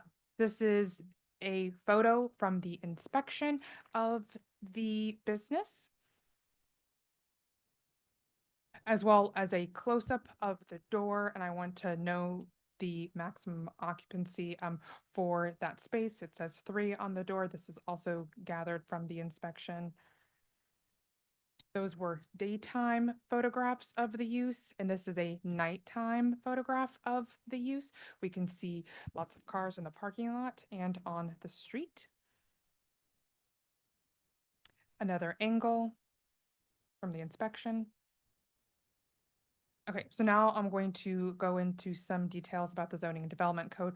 First, to start off with the purpose of the parking and loading regulations of the zoning and development code.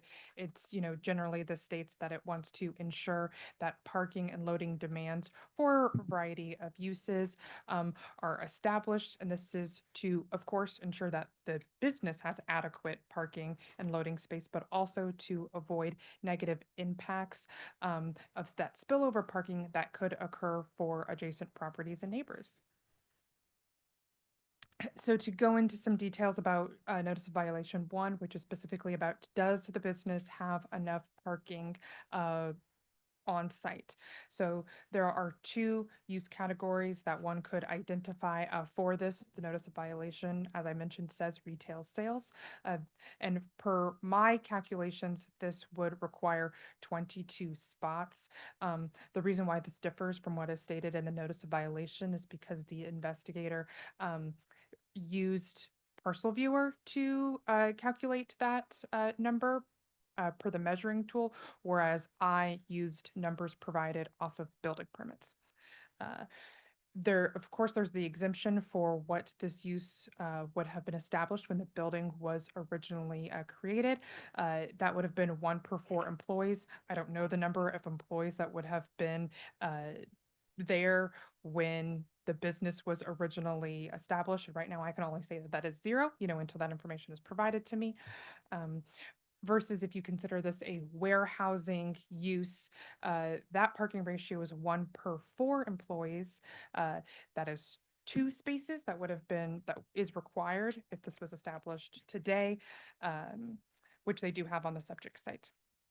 So getting in more into that use determination, I looked at 3 things: building permits, the tenant finishes to be exact, the business license, and the definition of retail sales versus warehousing. So the building was originally constructed in 1957. The tenant was a wholesale auto parts company. Per the recent building permits, which again I said are tenant finish building permits, there is one in 2021 and one in 2023, both which identify a warehousing use. And then the definition of a warehousing use per the zoning and development code is the storage, wholesales, and distribution of materials, equipment. This includes warehouses, moving firms, trucking operations, trucking storage, outdoor storage, et cetera, et cetera. So all of that information points planning staff that information supports the warehousing use. On the flip side, the business license is what would make someone interpret this to be a retail sales use. The business license attached to the site says convenient retailers. One could interpret that as convenience store, and the definition of retail sales as a business involved in the sale, lease, rent, or new or used products for merchandise for customers. And I'm sure the applicant team will go on to explain, but this facility it doesn't operate like a regular store like Target, or CVS, where it's not open for walk-in customers. The only people engaging in that transaction are the contractors, what I would call them, the dashers, which are picking up products at the site and then delivering them to wherever that sale originated from. Now moving on to notice of violation 2, which is about the loading and maneuvering. So for sites that are less than 20,000 square feet, and this can be commercial, public civic, or industrial, no loading parking spaces is required. The tenant space itself is 8,000, but the building as a whole is over that amount. And as I mentioned, this was originally constructed as an industrial use, so the whole site as a whole should be providing loading spaces for that loading and maneuvering. And then this also says, this is a note from the zoning and development code that says, unless otherwise approved by the city planning and development director, all loading and unloading spaces related to those maneuvering areas must be located on the subject site and may not be located in the public right of way. Just to clarify, I believe you might have made a typo. The slide says greater than 20,000 Yep, feet? I did. Okay. Yep, yep. Okay, just to clarify. Yep, that's my. And this is a image of parcel viewer from 2024 where it shows a semi truck parked in the right of way, assuming that this semi truck is going to be engaging in loading and unloading for the subject property. But the site does account for loading and maneuvering to occur on site. So the building was constructed to have 2 loading bays for semi trucks to park on the site and participate in that loading and unloading directly on the site. And you can see that highlighted in yellow by the 2 bays, and then a image of from the building permit, which also shows how the curb cuts for those loading spaces currently exist and have existed for a long time. And I will also note that the zoning and development code does not account for loading and maneuvering to occur with one type of vehicle. So the zoning and development code says off-street loading spaces, excluding maneuvering areas, must be a certain dimension unless off-street loading involves the use of a semi-tractor trailer or other vehicles in excess of 25 feet in length, which tells me as a planner that loading and loading can occur with multiple types of vehicles. They have to be larger for sites that are accommodating those semi-tractor trailers or larger vehicles, but that if you do have that type of use occurring on the site, you have to provide off-street loading space. And this has been in the zoning and development code for quite a while. This is a snapshot from the 1993 zoning and development code where it says that uses of this industrial nature must provide sufficient space for truck loading, unloading, and parking to be entirely on private property. And as I noted, this building has been constructed and for industrial uses since its establishment. So I will also add to this argument if the passenger vehicles are also participating in loading. So I'm going to go through 3 different designations. So we have, well, what is parking? That is the activity where private vehicles or trucks are short-term parked at a private residence, business, or institution. I park at my house. You park at the coffee shop. You park at work. It's there for a short period of time, and then you are moving it and coming back to that space.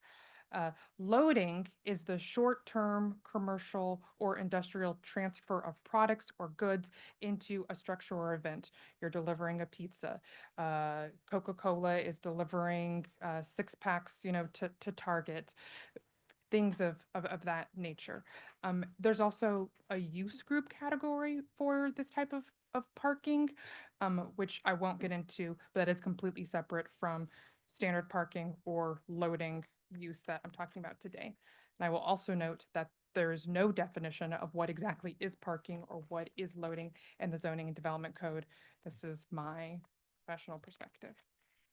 So to conclude, some key points that whatever use determination the BZA makes about the use in relation to notice of violation number 1, that affects the amount of parking required.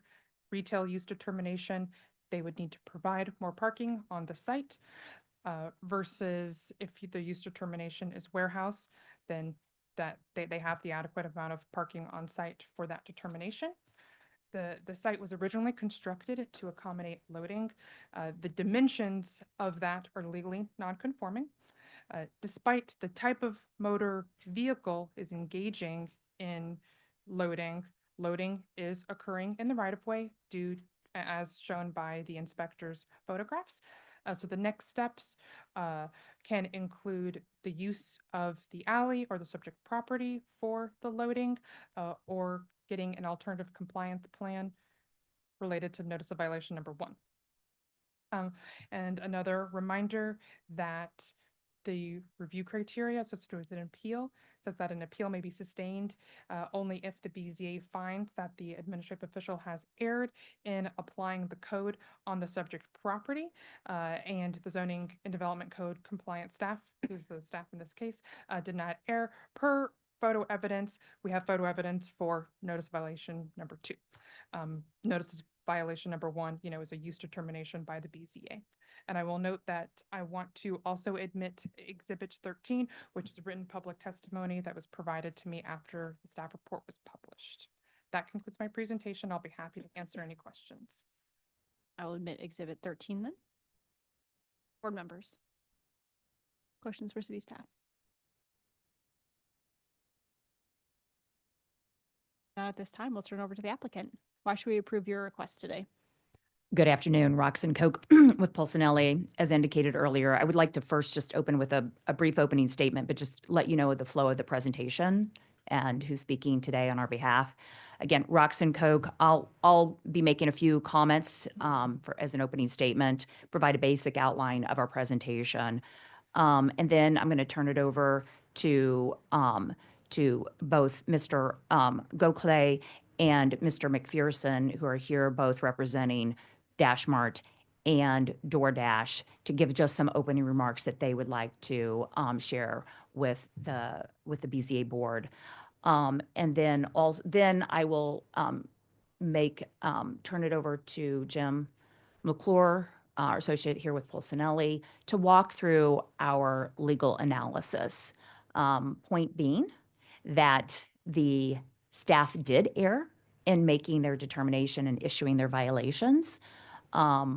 They previously made a determination in both 2021 and in 2023 that the use was proper for this site. Not only that was this use proper for this site, but that the use as established then, which is still the use today, only required the number of parking spaces that we do have for the site. We have 5 parking spaces for this location. I want to make it clear that Jim and I's comments and testimony here today, we're going to be focusing on those legal and the facts and the legality of our particular use and walk you through that. It's going to be rather, I would say, potentially long. We'll try to work to keep within our time frame. But it is fairly technical, fairly boring.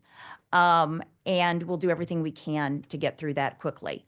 The neighborhood impact is something that's extremely important to the appellant in this particular case, to DoorDash and DoorDash and DashMart. It's probably as important to them as is the legal conclusions to be reached today. So they will be speaking to that. We understand that there may be neighbors that want to speak as well. Some of that testimony may or may not be relevant. I may make an objection if it's not noticed by the BZA that those comments are not relevant to the case before us. But I will say that it is important to DoorDash and DoorMart that people be heard, and they do want to hear what everybody has to say. So we certainly would leave it to the board ultimately to understand what's relevant and what's not relevant. I want to just speak quickly to both violation 1 and then violation 2, just as an opening statement. And then I'll turn it over to Arun and to Wayne to discuss, make their initial opening remarks. As for violation number 1, keep in mind, and as noted by staff, there was a tenant finish permit that was issued in both 2021 and 2023. Those uses were clearly established, and when Jim walks through our presentation, you will see precisely those uses. Those have not changed. Under the code, the time to determine whether or not there's sufficient parking or whether there's sufficient loading is at the time that that decision was made to issue that permit. And again, we will walk you through that. There is only 3 opportunities in which to determine whether or not a particular use building has sufficient parking. And Jim will walk you through that as well. So I won't get into that now. He'll walk you through those. None of those conditions have occurred. None of those 3 instances have occurred since the time that the building permit was issued for the tenant finish work that allowed this tenant to move into that facility. The tenant relied on that determination at that time, made significant investment in the site. And again, we'll walk you through, we'll also show you how it is that perhaps the staff reached the determination in 2021 and 2023 that there's sufficient parking and that we meet the loading requirements for this site.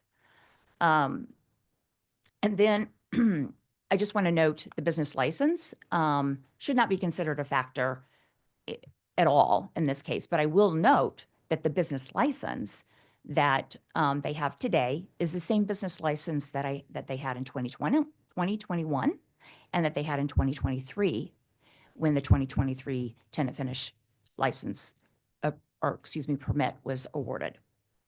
As for violation number 2, and I've referred to that slightly here when I mentioned the loading issue violation that was brought up that has been cited by the staff. The staff is mistaken in their interpretation of the provision of the code that they cite. And again, we will get into the details of that.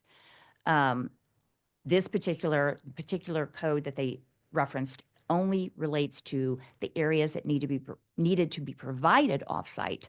There are other sections of the code that allow for loading and unloading to occur in the right-of-way. Those are located under the under Chapter 70, not the Zoning and Development Code. So again, I think the staff is just mistaken in their interpretation and the placement of that particular code section. And again, the appellant relied on the determination at the time that the permit was issued in 2021 and 2023 to make further investment in this particular site. I'm going to go ahead and turn that over to Arun. Hi, my name is Arun Gokhale. I'm the head of DashMart Real Estate Strategy for DoorDash. While I'm not currently a local in Kansas City, I did live in Kansas City for 3 years, and I spent 2 of those years in this neighborhood down the road from our Holmes Street location. So I do know the area well, and I was a prior member of this neighborhood. My name is Wayne McPherson. I'm a general manager at DashMart, and I'm a part of the operations team that oversees our Home Street DashMart. And I'd just like to say a few things before Jim and Roxanne begin their presentation. We'd like to make a statement to our community. As DoorDash, we strive to be good neighbors to everyone in the community, and we are deeply sorry about certain aspects of our operations have negatively impacted those around us. I would like to point out that it's disappointing, not only because of the issues they faced, but because it takes away from the positive impact that we've been able to have on the Kansas City market as a whole. While our customers do not make purchases in person, the majority of our orders do come from the area around us. In the last 30 days, nearly a third of the orders that came out of our DashMart were delivered within 2 miles, and over half were delivered within 4 miles. And on top of that, around 18% of the orders that we send out of our DashMart were purchased using SNAP and EBT benefits. On top of that, we support local businesses. We carry a number of local products and support those businesses. For example, things like Polypop Soda, Jack Stack barbecue sauce, LC's barbecue sauce, a number of other local products that we stock and carry for our customers. And the last thing I'll mention is we typically employ around 20 employees, individuals at the DoorDash site. And so they are members of this community and they work there on a day-to-day basis. I'm going to hand it back to Jim and Roxanne now. After this presentation, we'll provide more updates on what operational changes we've made and how those have been impacting the community. And yeah, I failed to make that last statement. So after we present the legal analysis that we'll present to you, we do want to turn it back to Arun and to Wayne to give further statements. And I know you made this comment in the beginning that you might be a little bit long, but you are 8 minutes into your testimony already. The goal is to have 15 minutes for the applicant, so the more concise we can be, the better. We'll give you extra time, but please keep it concise. So I will say that we were planning on 30 minutes because we have two violations, two matters, two cases. Let's see how concise we can keep it, but make sure we're presenting the facts. I will do my best. At This one? Yep, that one, please.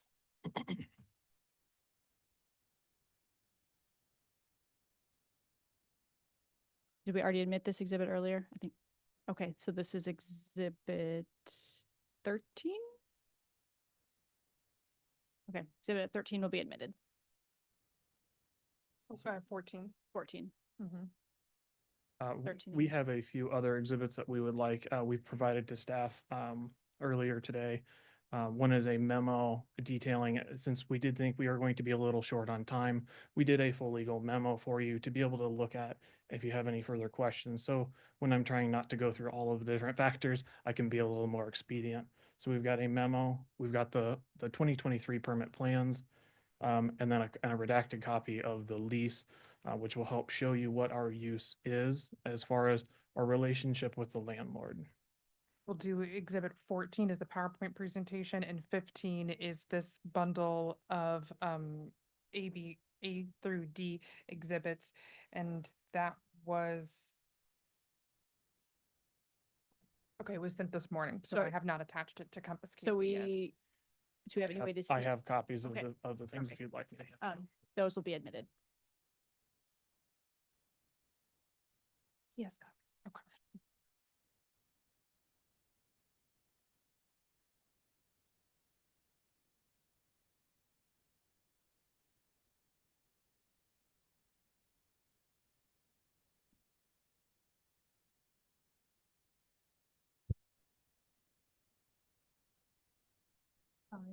Technology.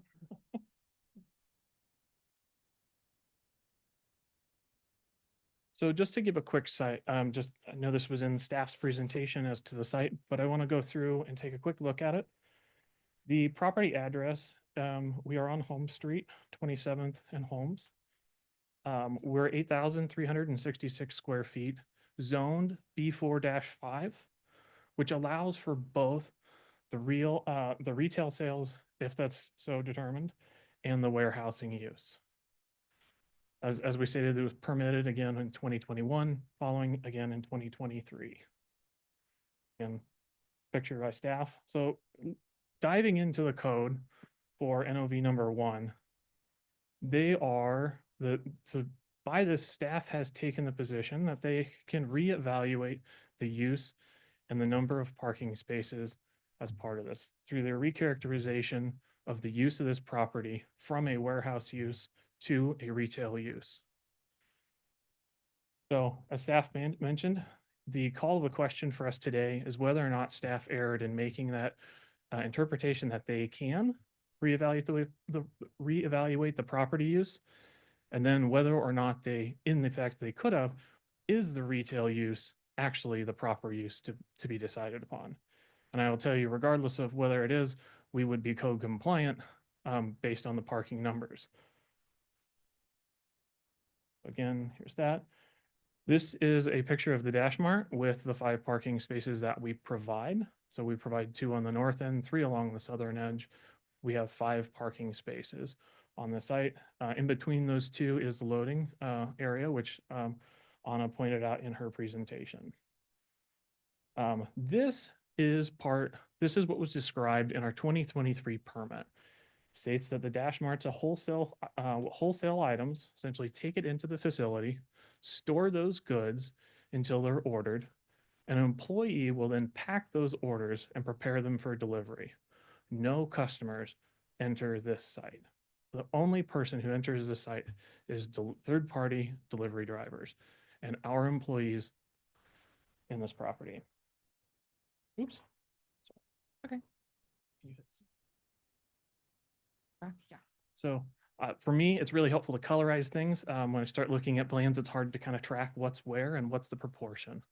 So I've gone through and colorized it. The red portion is our vestibule. That small area is 1.8% of our property. That is the only area that the third-party delivery drivers enter in the facility. All of the other areas are only accessed by the actual employees at this warehouse.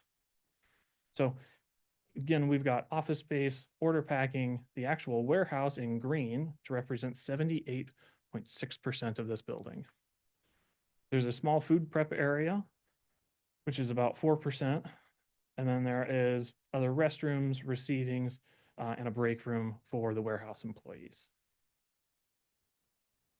So like Roxanne mentioned, the director does not have the authority at all times to come in and reassess and reevaluate a site, its uses, and the number of parking spaces provided.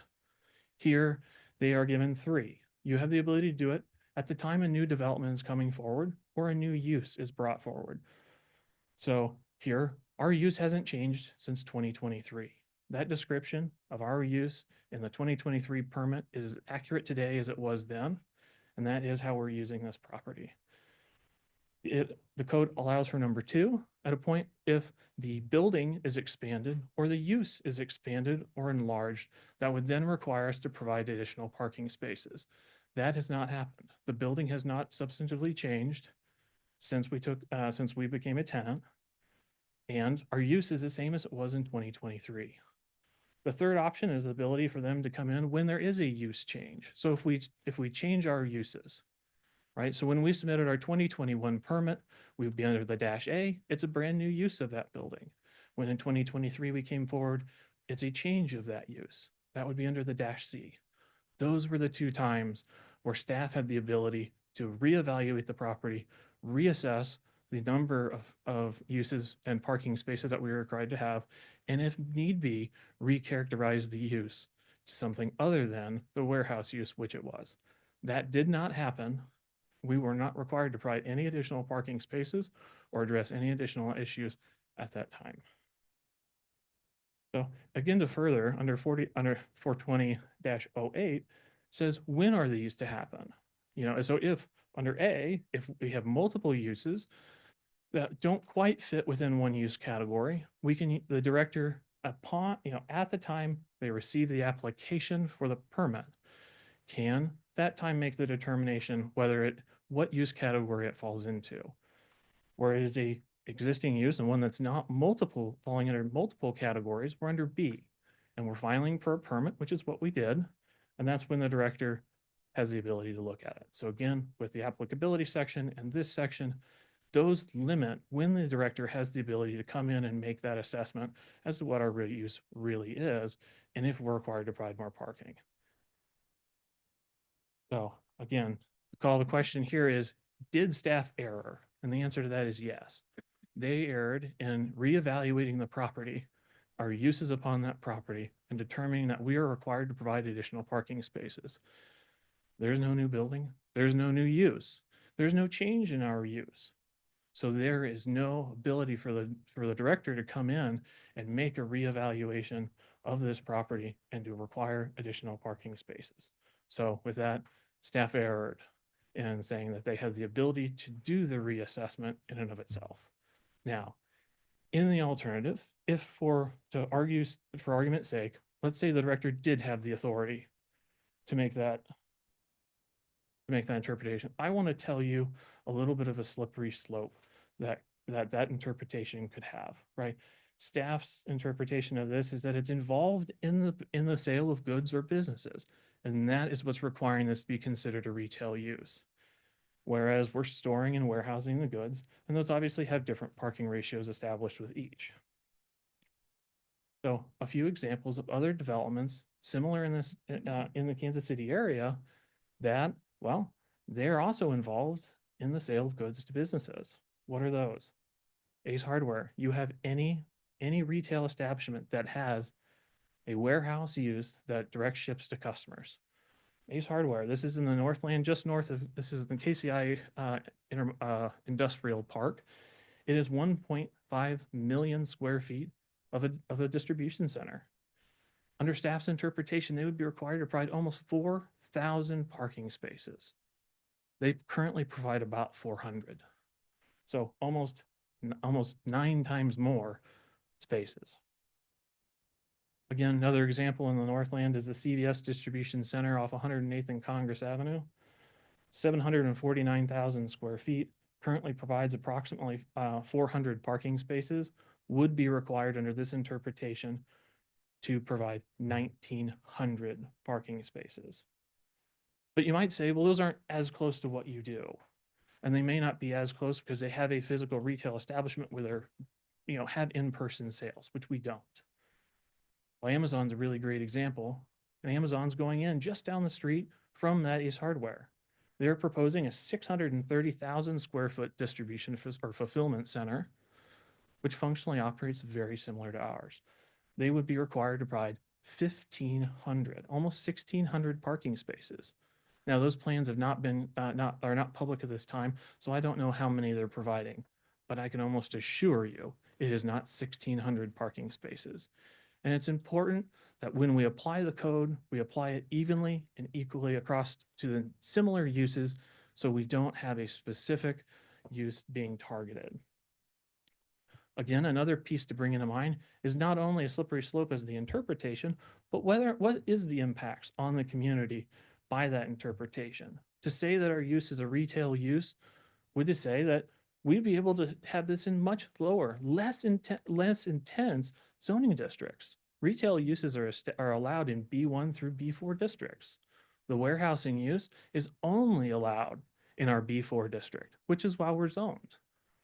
So if we make that determination and we make this process, it could impact the other community members and, and cause other issues, which I think are rightfully so, restricted to the more intense B4 district as we're zoned. But again, let's go out of that argument back into what our uses are. If the director had the ability to make that reevaluation, we would then have to ask, what is our use? Uses fall into one of two categories. I'm either a principal use or I'm an accessory use. The director, by his permitting, approval of our permitting, established our principal use as a warehouse.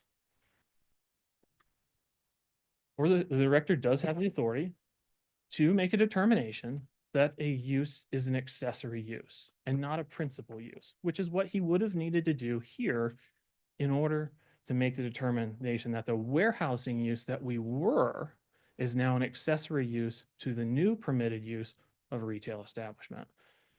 So in order to do that, the director must find the following three things. One, the accessory use must be subordinate in area, extent, and purpose. Two, is contributes to the comfort, convenience, and necessity of the occupation of the occupants of the existing use or building.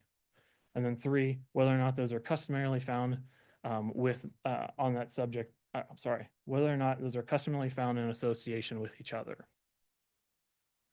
So again, this is our example, or this is our description of our use from our 2023 permit. That is still true today. And when we were permitted, they were required to make this determination and didn't. But let's take a look again at what some of the retail uses are. Yes, it is involved in the sale of businesses, but the code provides us a few examples to talk through. And so those are a drugstore, a grocery store, apparel store. We've all been in one of these. We all know what they look like, but just to kind of step through it, got an easy depiction of a grocery store and a CVS. Again, I like colors, so I color coded it for us all, right? The red area, we've got an entrance to the facility. We welcome the customers into the retail establishment.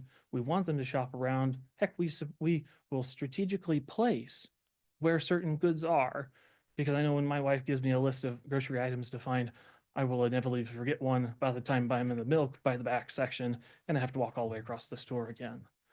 And then I'll inevitably buy other things that I don't need. That's not what happens here. What happens here is you're placing an order on an online app. Nobody is ever in this facility. We don't have any shopping, and the sizes of the areas that we're using aren't like this. Most grocery stores have a storage area. We're going to have an area where we're going to store the things that we want to put back on our shelves, but that's not the primary purpose. The primary purpose of that facility is to allow customers to come in, shop, find what they need, and to leave, and to pay and then leave, hopefully. And then, so just a couple quick slides. If you want in the slide deck, you can see where we're pointed, but this is the vestibule. This is the area where where the delivery drivers are coming in and picking up the stuff. You can see the little window there. On the opposite side of the wall, this is the order packing area. This is where the employees pack the orders and ship them out. And this is just a couple of photos of the warehouse style of our use. These are not what you look like when you walk into a Price Chopper or a Sunfresh or a hen house. These don't look like a grocery store. So again, where are the areas that non-employees are allowed to come into? That's 150 square feet of an 8,300 square foot building, 1.8%. So when you start looking at the other uses, the office uses, the restrooms, the break rooms, what do? They service and they're accessory to the warehouse use.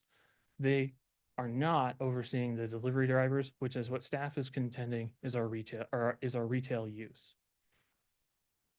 So again, in order to say that we went from a warehouse use to a retail use, the director would have had to have established the fact that our warehousing use was an accessory use. They cannot do that because just purely the warehouse area represents 78.6% of the property. It is not subordinate in area. They cannot, and as such, the director would have erred in saying that that this is an accessory use. As such, it would be a principal use. That is our principal use, is a warehouse. And as such, we would be required to provide the parking required by that, which, go ahead. Just do a quick pause here for a second, just to make sure, in interest of time, want to be cognizant of that. We do still have our violation too. What we have left in this presentation, just so that you understand, is to walk through exactly the analysis of the parking that's required for the various different uses that you see here, and under every single scenario that we can come up with as to how you might calculate what's associated with retail versus the minor portion that you might determine is associated with retail. We do meet the parking through all the various different. We can take the time to do that, or we can move on to violation number 2 I think and then proceed. So wanted to leave that. you have about 5 minutes left in your 30 minutes of presentation, so I would like to keep. Okay. We will move on. So violation number 2, as written, and as Roxanne mentioned, this is a related specific. The violation is for the activity of using the right of way for the purposes of loading and unloading. And that is not what the code actually requires under 420-17. Again, the call of the question here for us today is whether or not staff erred in their interpretation of the code and whether or not 420-17 restricts the activity of loading and unloading. Again, site picture, the area. Just so you know, this is a local link, which is on the Casey Major Street Plan. It's an arterial street. It is the highest level of anticipated traffic. Over 8,000 vehicles per day drive this road. Again, so the question that we're addressing here is whether or not the actual code language here restricts the activity, or whether or not it just restricts and provides guidance on the spaces and maneuvering areas. Let's take a look at that code. And I do want to so one thing to just note, I do want to correct the record. Staff indicated that this building is in excess of 20,000 square feet. It's not. It's under 20,000 square feet, and therefore, even though we do have on-site loading designated, it's not required. And while, again, this provides that the areas, it does not restrict actual movement in the right of way. Code 70, your chapter 70 does provide that. So I'll let Jim get to that point as to where that's located in the code, where the activities that have occurred in the right of way are legal. And then I would like to move on to let Arun and Wayne speak further to the community impact. Do you have a number that you believe the building is if it's not the 20,500? It's 19,991 square feet. And by all technicalities, we provide this lot in entirety provides 2 parking spaces, which would be or loading spaces, which would be what was required if we had 50,000 plus square feet. So Again, the language talks about the areas in the sense of loading and unloading spaces, the size of those spaces, the use, and whether or not these spaces are paved. So that is where we believe that the interpretation. And I can go through and show you more, but as a very high level, these are the sections under Code Section 70. I'm sorry for the very small type font, but aside of having multiple slides for you, this section, which is, if my glasses work, 70-523, talks about what are some of the uses allowed and when somebody's in violation of doing certain activities, such as working on your car in the right of way or different parking elements, and what's allowed and prohibited within the public right of ways. Again, we've got manner of parking. This is 70-524. This talks about the extent to which you can park, how you have to park in different certain areas, whether it's a one-way street, a two-way street. That's what the Public Works requires, and they're the ones who enforce this. Again, we've got certain prohibited activities in a parking or for parked vehicles. 70-533. This is specifically on point. In a residential district, I am allowed to have a semi-truck parked in a residential area for up to 2 hours. So the fact, and I don't need a permit. I don't need to work with Public Works to do that. I have it by right under the code. If I'm in a business district, I'm also allowed to have that vehicle parked there for more than 2 hours, so long as it's during the business hour or during the hours of operation for that business. These are specifically allowed. And as Public Works that oversees and governs the use of the activity within the public right of way. So with that, we do believe that staff has erred or the director has erred in saying that we are utilizing the activity is prohibited. It's not the activity that's prohibited by this section. It is the actual spaces themselves, which we provide on site, but aren't required to provide on site.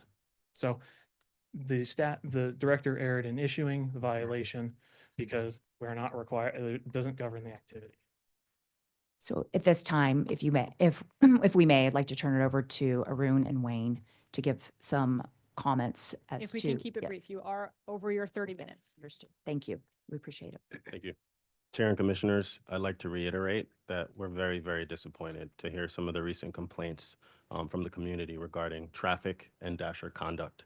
The fact is that our business has grown at a rate that may have outpaced this location. In regards to community concerns and to better serve small businesses and consumers in the Kansas City area, we're in the process of exploring alternative locations for our Kansas City Dash Mart.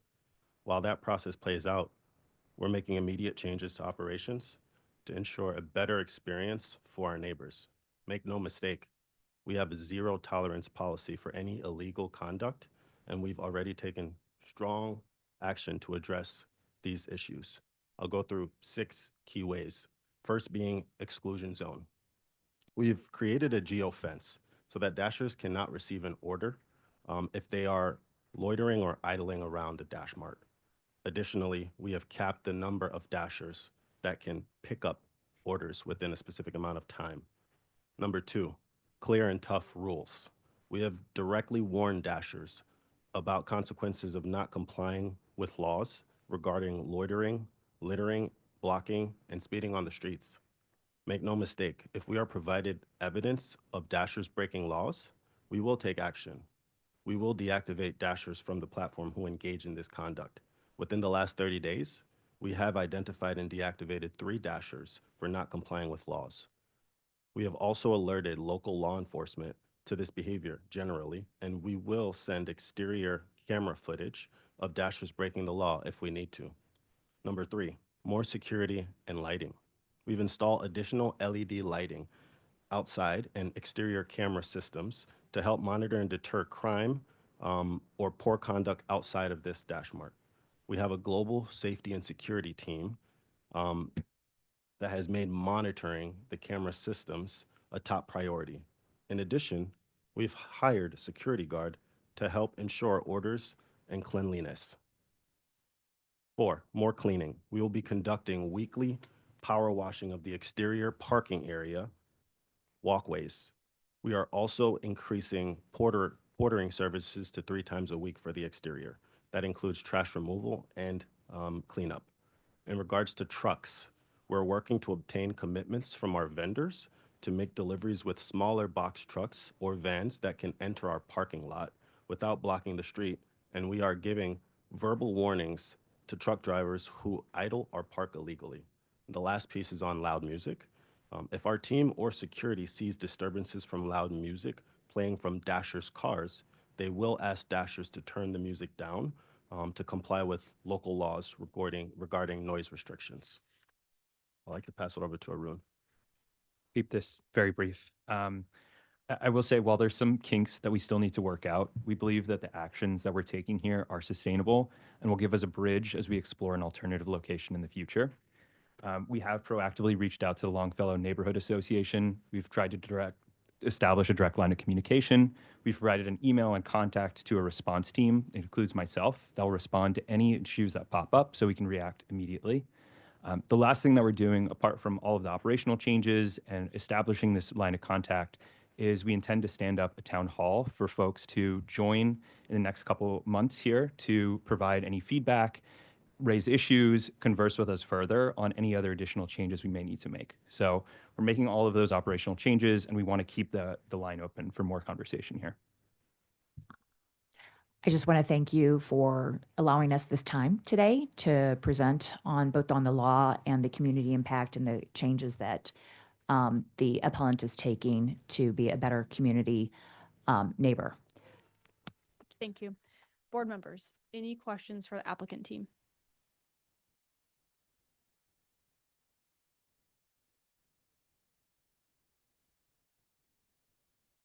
If none at this time, I'll open up to anyone that may be either in the physical audience or online that are in support or opposition. Got some hands raised. Okay, we will start with those in the room. It would be great. Please come up. If you all could sign in on our sign-in sheet. I don't know that we've had great. Is this a sign-in sheet? Yes. You can pass it around. I'm not going to write the case number if that's Yeah. okay. You can do that later, but it would be, go ahead and speak. Well, actually, before I speak, my name is Jackie Lamer, and please raise your right hand. Yep. Do you solemnly swear or affirm to tell the truth and nothing but the truth during this meeting today? I do. I also. Name and address, please. 2705 Holmes. Thank you. I also have been given the role of leader by the Longfellow Community Association, who's online. And they're online to testify and turn their 5 minutes over to me, or 10 if we get twice as much also.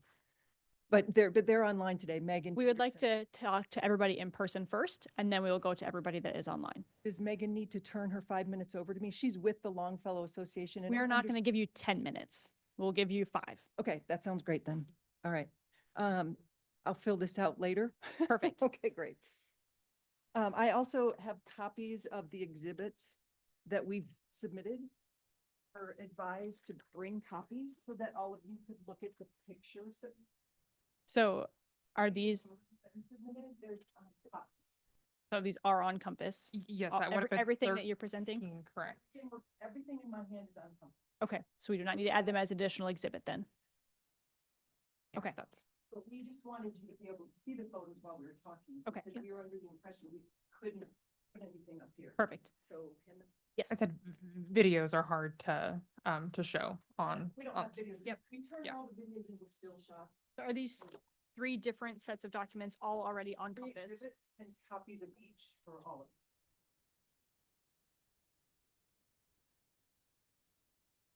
them.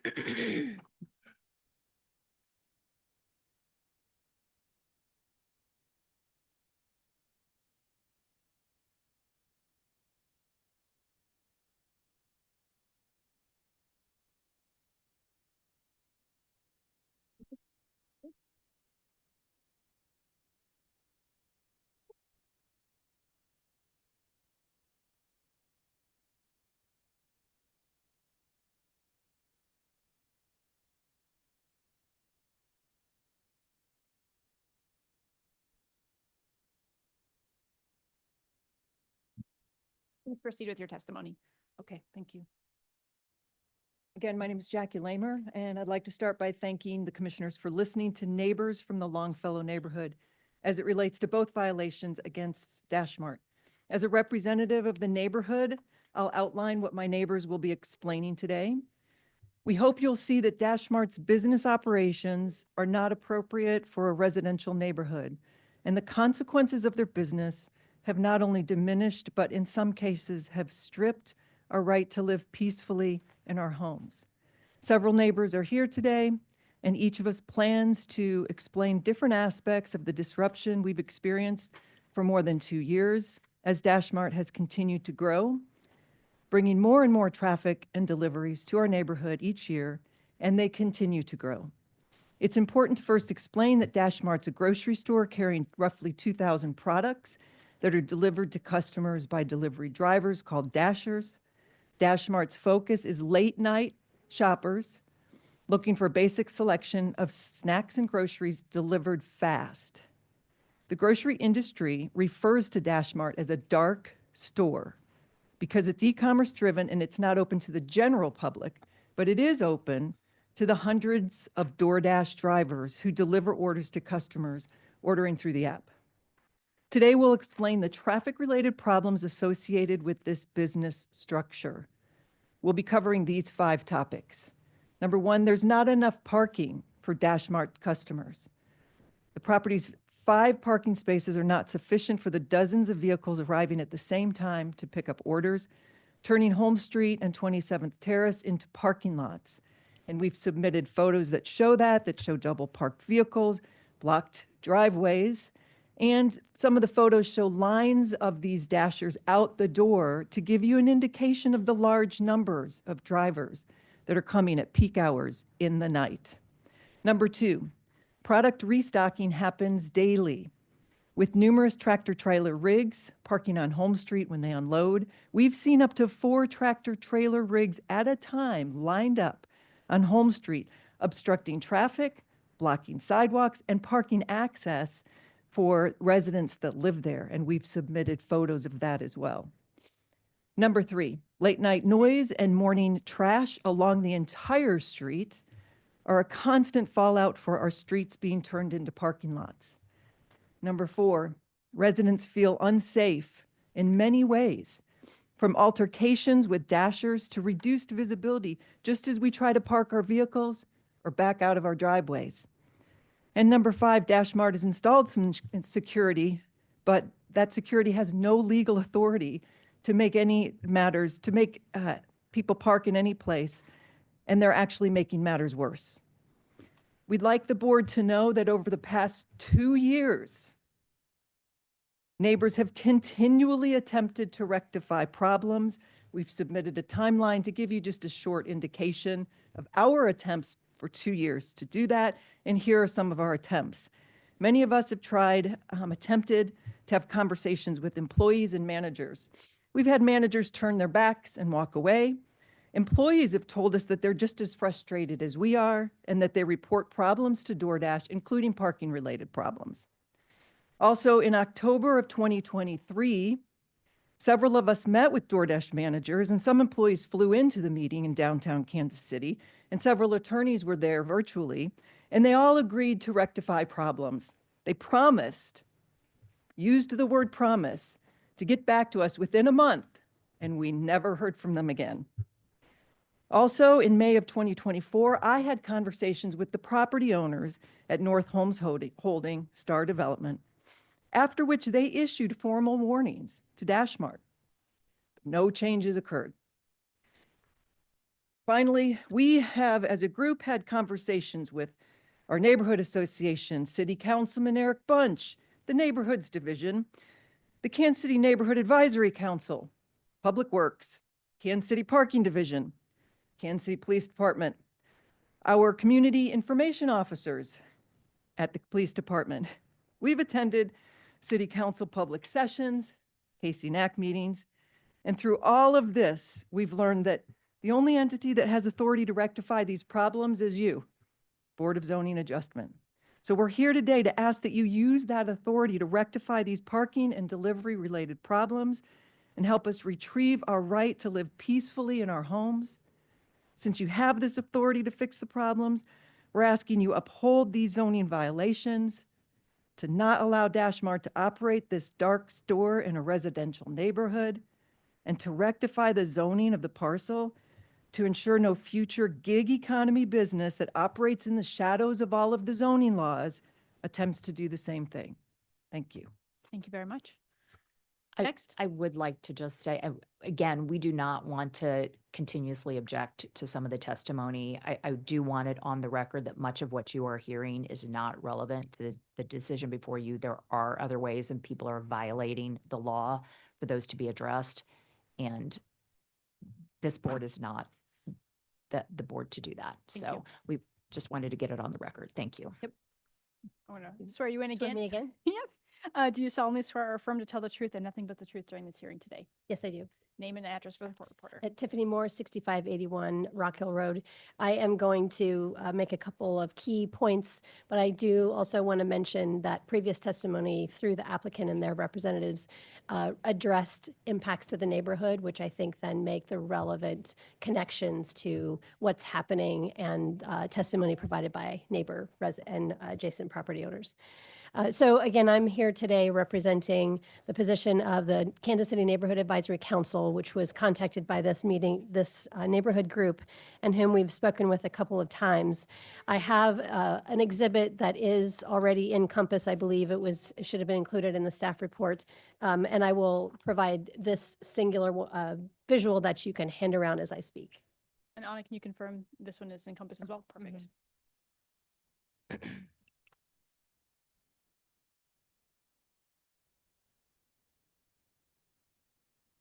The property that Dash Mart operates on is zoned B4-5, but it is an outlier. And so when we refer to places like the staff report, when we refer to this being in a B-4 district, that's misleading in terms of where it actually lies in land use. If you look at the map that I'm circulating, you'll see there are B-4 properties and other business zoning. They are all to the west. They are all outside of the boundaries of the residential land use. This single property juts into and is surrounded by contiguous residential land use. Some of it's single family, some of it is multi-unit, some of it is UR zoned, but it is a UR zone with a residential land use. And that makes the predominant land use in this area residential. It is not, this business does not operate in a business district. It operates on a business parcel in a residential district. And that is really key to looking at the way this business is positioned and operates relative to the folks who live here. Decisions regarding conflict between land use and activities needs to take a look at the predominant land use, and in this case, that is residential. The second point that I want to make, and I'm going to add to it based on some thoughts from the comments provided by the applicant, the modern gig economy continues to challenge us in terms of business activities, employment operations. I was heavily involved in helping the city to update the short-term rental provisions for very similar reasons. It is difficult for us to keep up, but it is important that we make the right evaluations. The gig economy is a little bit different.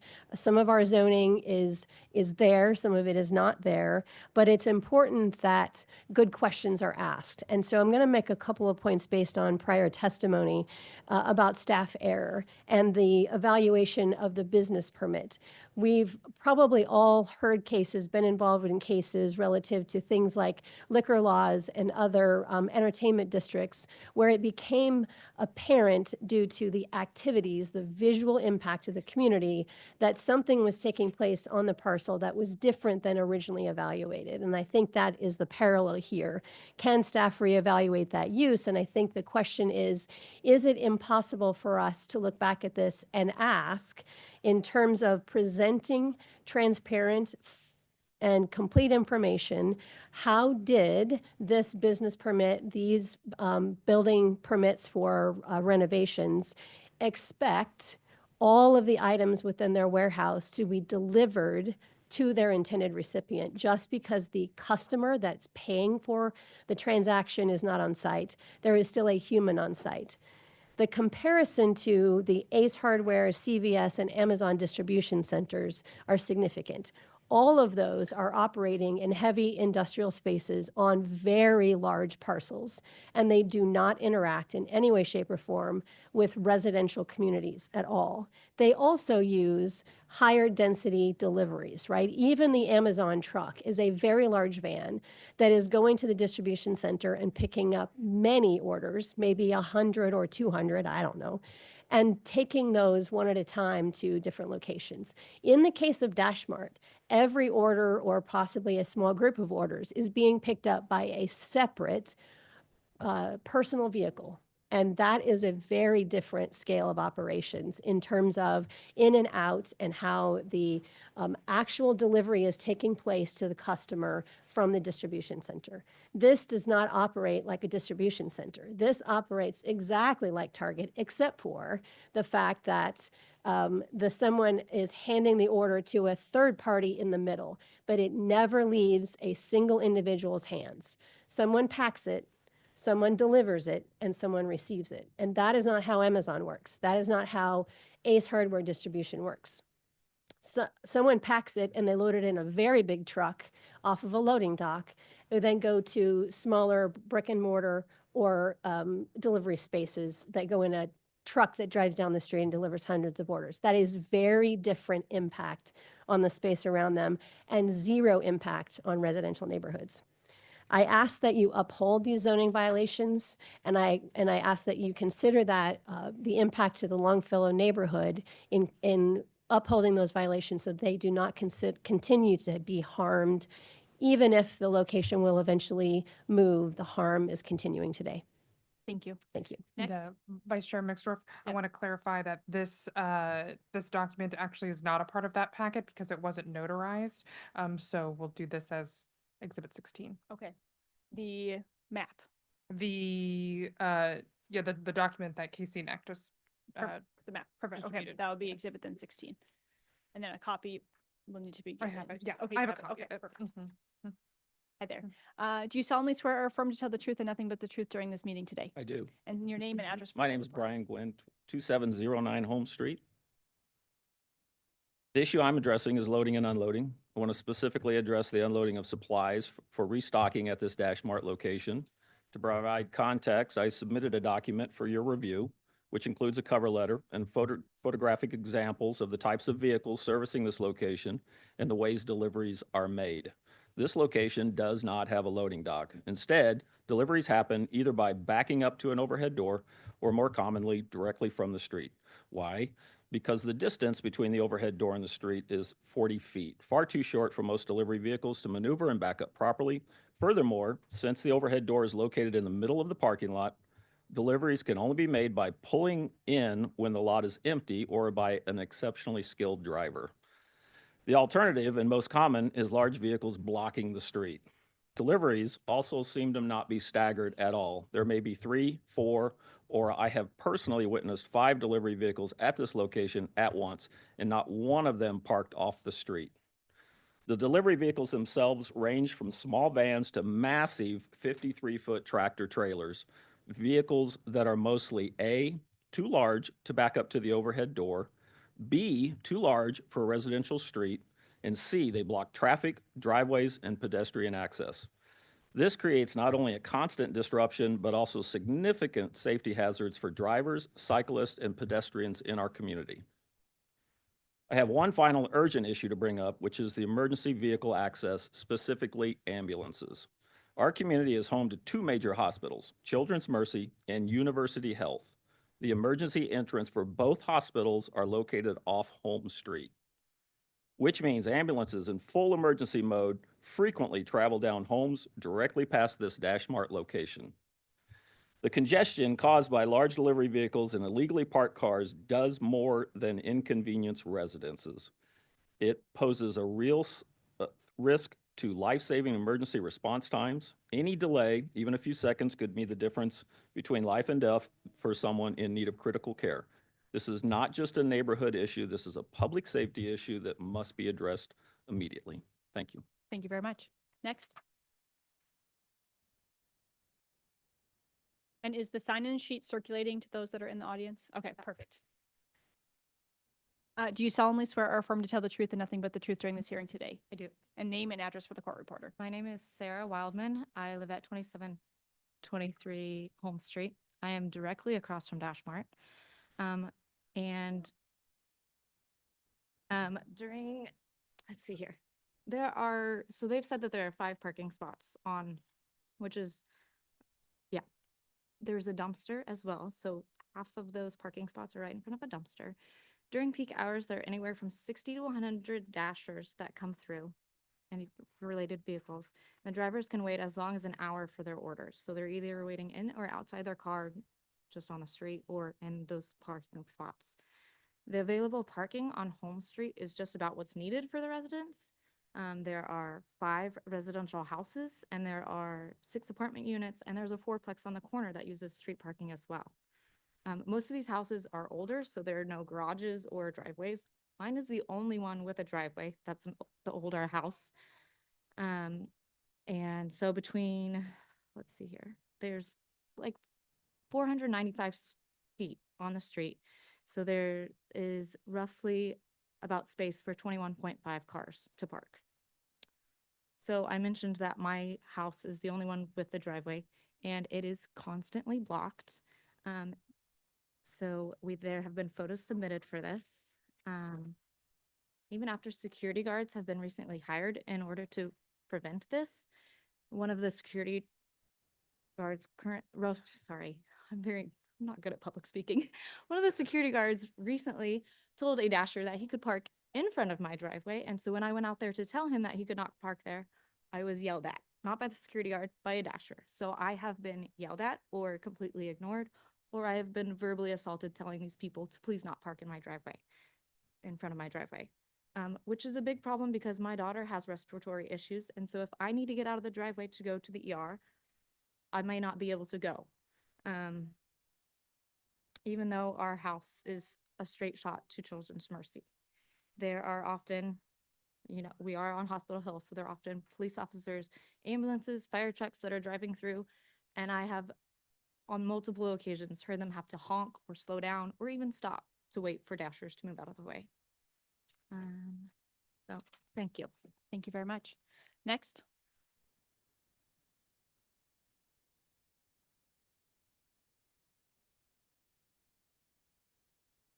And do you solemnly swear or affirm to tell the truth and nothing but the truth during this hearing today? I do. And your name and address. Ilion Fox, 2721 Holmes Street. I also live directly across the street from the Dash Mart. As has been mentioned a couple of times, DoorDash has, and this was no more than 2 weeks before the original hearing date, before this was continued, hired 2 security guards a night to address the Dash Mart's lack of parking. These security guards park in the Dash Mart parking lot, taking up 2 of the precious 5 available spaces. I have personally watched them struggle to direct dashers to park on the west side of the street only and to move their cars from blocking a driveway. But with the nonstop dasher traffic at peak hours, it is a futile effort. As I have witnessed, the moment one dasher leaves a spot they've been asked to vacate, another dasher takes it, especially the parking, the space behind Sarah's driveway. This is ineffectual and has no meaningful or positive impact on the neighborhood.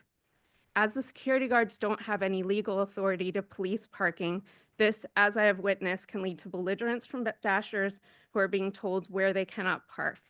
In some cases, as I have witnessed, the security guards have pointed out our residences to tell dashers that we will call the police or have them towed. We feel this puts a target on our backs and fear for our personal safety and the safety of our property. In all of our dealings with them, Dash Mart has claimed that they cannot control what dashers do because they are contractors. But with this ill-conceived and last-minute effort to control parking, they've proven that they're trying to have it both ways in an attempt to hold on to this property. Thank you. Thank you very much. Next. And can I get a raise of hands if there are any others in the audience that plan to testify on this one? Got 1 more, 2 more? Okay, thank you. Do you solemnly swear or affirm to tell the truth and nothing but the truth during this hearing today? I do. Your name and address. My name is Jana Jansen. I live at 2709 Holmes Street. Thank you for your time today. I have to read this. I'm not good at public speaking either. Thank you for your time today. I'm here to address urgent concerns about the 2728 Holmes Street Dash Mart location. While convenient for some, this location has caused significant issues that must be resolved. Mr. McClure brought up the impact to the community, and I'd like to speak to that. Firstly, excessive wait times for order fulfillment during peak hours creates chaos. Dashers are under immense pressure to meet tight delivery deadlines and maintain positive DoorDash ratings, often waiting for extended periods with no access to basic amenities like restrooms. One Dasher has mentioned waiting up to 85 minutes, with an interesting Reddit thread of Dashers talking about having to wait 2 to 10 times longer at this location than any other. This has led to disturbing and unhealthy incidents of public urination in the area. This poses a significant health risk to our community by potentially spreading various diseases, including urinary tract infections and gastrointestinal illnesses, as human waste can harbor harmful bacteria and pathogens. Moreover, the alarming amount of trash left behind by parked Dashers has been a persistent problem, extending beyond the Dash Mart parking lot, affecting streets, sidewalks, and residents' yards. On windy days, refuse spreads over several blocks. Items like dirty diapers, alcoholic bottles and cans, drug paraphernalia, and food waste litter the area. This not only tarnishes the neighborhood's appearance, but also poses health and environmental hazards by creating a breeding ground for potentially disease-carrying pests like rodents and insects, as well as the possibility of contamination of local water sources, as runoff from waste materials can carry pollutants into storm drains and waterways. I would also be remiss if I didn't also mention that the unsanitary conditions and constant traffic congestion can and have negatively impacted the mental health feelings of safety and overall well-being of our community. The stress caused by living in a polluted and chaotic environment can invariably lead to increased levels of anxiety and mental health issues. In summary, the current situation at the Dash Mart location on Holmes Street is untenable. The combination of excessive wait times, lack of facilities, rampant littering, and dangerous traffic conditions calls for immediate action to safeguard the well-being of our community. This is going on 3 years now. So if it's true that they're looking for another location, I think that's probably the only solution to this issue. Thank you for your time. Thank you very much. And Next. if I may, again, I need to object on the record. Many of the statements that you're hearing are unsubstantiated, specifically with regard to long wait times by Dashers who are, as I understand, not here to testify. So I think it's important to note, again, our objection on the record for any of this testimony that is irrelevant to the issue at hand.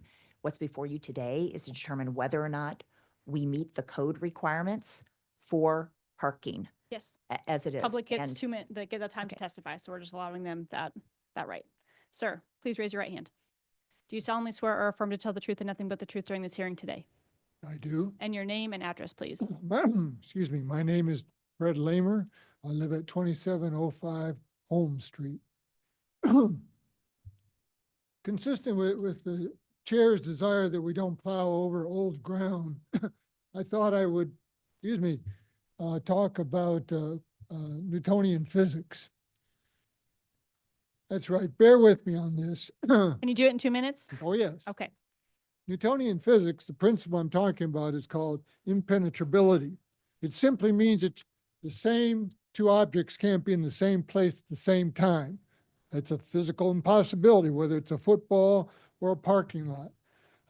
The idea that impenetrability is a law is important.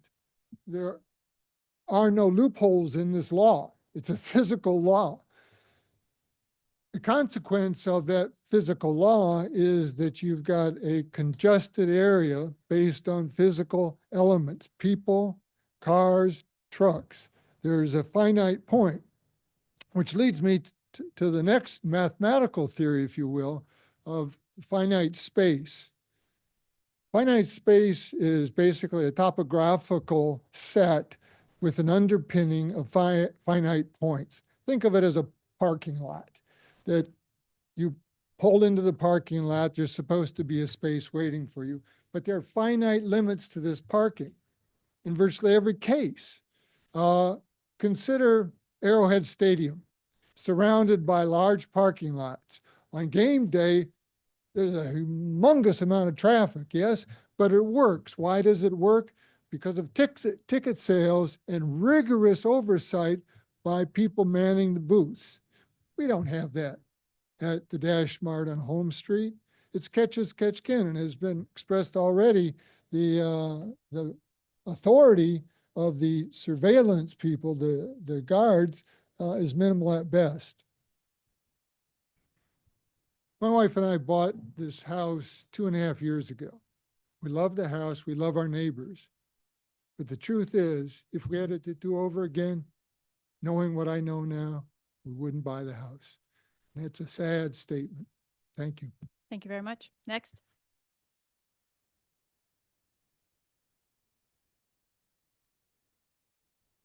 Do you solemnly swear or affirm to tell the truth and nothing but the truth during this hearing today? I do. Your name and address. John Wildman, 2723 Holmes Street. I live directly across the street from the Dash Mart. My wife Sarah already spoke. I'd like to add my personal observances, including being on the front lines, so to speak, of the Dash Mart. We do experience the large majority of trash all over our yard as a result of insufficient parking leading to dashers waiting, et cetera, et cetera. The insufficient parking has led, as stated, to dashers blocking in our driveway or parking in our driveway. And of course, when we have to come out and we have to say something, we frequently are met with a lot of hostility. And I think anybody would agree with me that it's very concerning coming out and knowing that you are going to be met with anger and yelling and occasionally, yes, verbal abuse, language that I would not repeat here, standing on your own front yard in front of your property with your car there, your family, 3 children in the house with you, knowing that you're going to go back inside and they're still going to be out there angry at you with the 2 most expensive purchases of your life on full display and up for grabs. And the fact of the matter is that they are parking in those areas, parking in my driveway, in front of my driveway, et cetera, because there is a lack of reasonable parking for them on the Dash Mart site. I'd like to also make a quick point in response to DoorDash's earlier points. They appeal to a lot of common sense by comparing their current setup to a grocery store, explaining how it's clearly not the same at all. And I would like to make the point that if you want to appeal to that common sense, you cannot make the comparison to an Ace Hardware, CVS, or Amazon warehousing facility. If you were to go and take pictures of that facility and how it operates and what it looks like, and their distribution model, it's catastrophically different. You can't have this both ways. You cannot appeal to common sense and say, we're of course not like a grocery store, while simultaneously saying we're just like that CVS distribution center by the airport. Additionally, I'd like to speak to the changes that the fellows from DoorDash have proposed. Can you do it in 1 minute? Yeah, of course. Oh, yeah. We appreciate the offer of changes. That is huge. Unfortunately, we have a history of being promised changes and nothing coming to fruition. As my fellow neighbors have spoken or have mentioned, we had a meeting previously with folks from DoorDash that flew in from corporate. They promised changes. They promised updates. They said trash cleaned up, the loud music, we're banning drivers left and right. And as you can see in just the documentation that we provided, there's still an egregious amount of trash all over the street. They are still, obviously, they said something ridiculous like we were banning 30 drivers a day or a week. And if that were true, there'd be nobody left, frankly. While we appreciate the changes, we're not exactly holding our breaths over here. There's no history of DoorDash actually following through, and I don't believe that it should actually meaningfully come into account at any point regarding this discussion, because as of right now, we have no expectation and no faith, and frankly, no precedent of DoorDash making any changes to their business model beyond simply expanding. I want to thank as well everybody, the board here today, and all the neighbors and the plan that came out. Thank you for listening to us today. Thank you very much. Is that the end of everybody in person for that case? I think we've had a lot of good points made. Thank you very much, because I think we still probably have people online. We have 2 hands currently raised online. Okay, let's get those both admitted. Sure. I'll call first on Kenneth Peterson.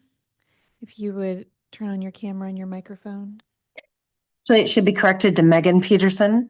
Perfect. Can I have you raise your right hand? Do you solemnly swear or affirm to tell the truth and nothing but the truth during this hearing today?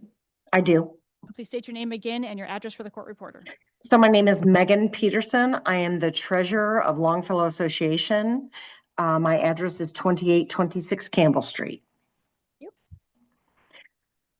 So we have a letter that a very short letter that I'd like to read of support for the neighbors. Our association represents residents from and businesses between 25th Street and 31st Street, Gillum to Troost. Members of our association have been sharing complaints for the past 2 years about Dash Mart.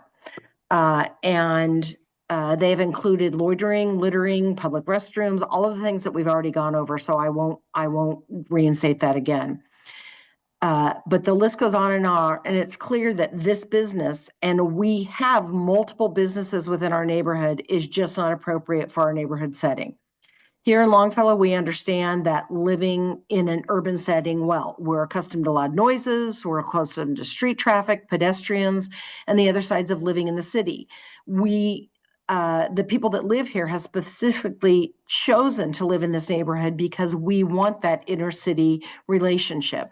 And our businesses typically range from restaurants to convenience stores, et cetera. We have never had any problem with those before, and we've been wholeheartedly supportive of most of the restaurants that were in our area.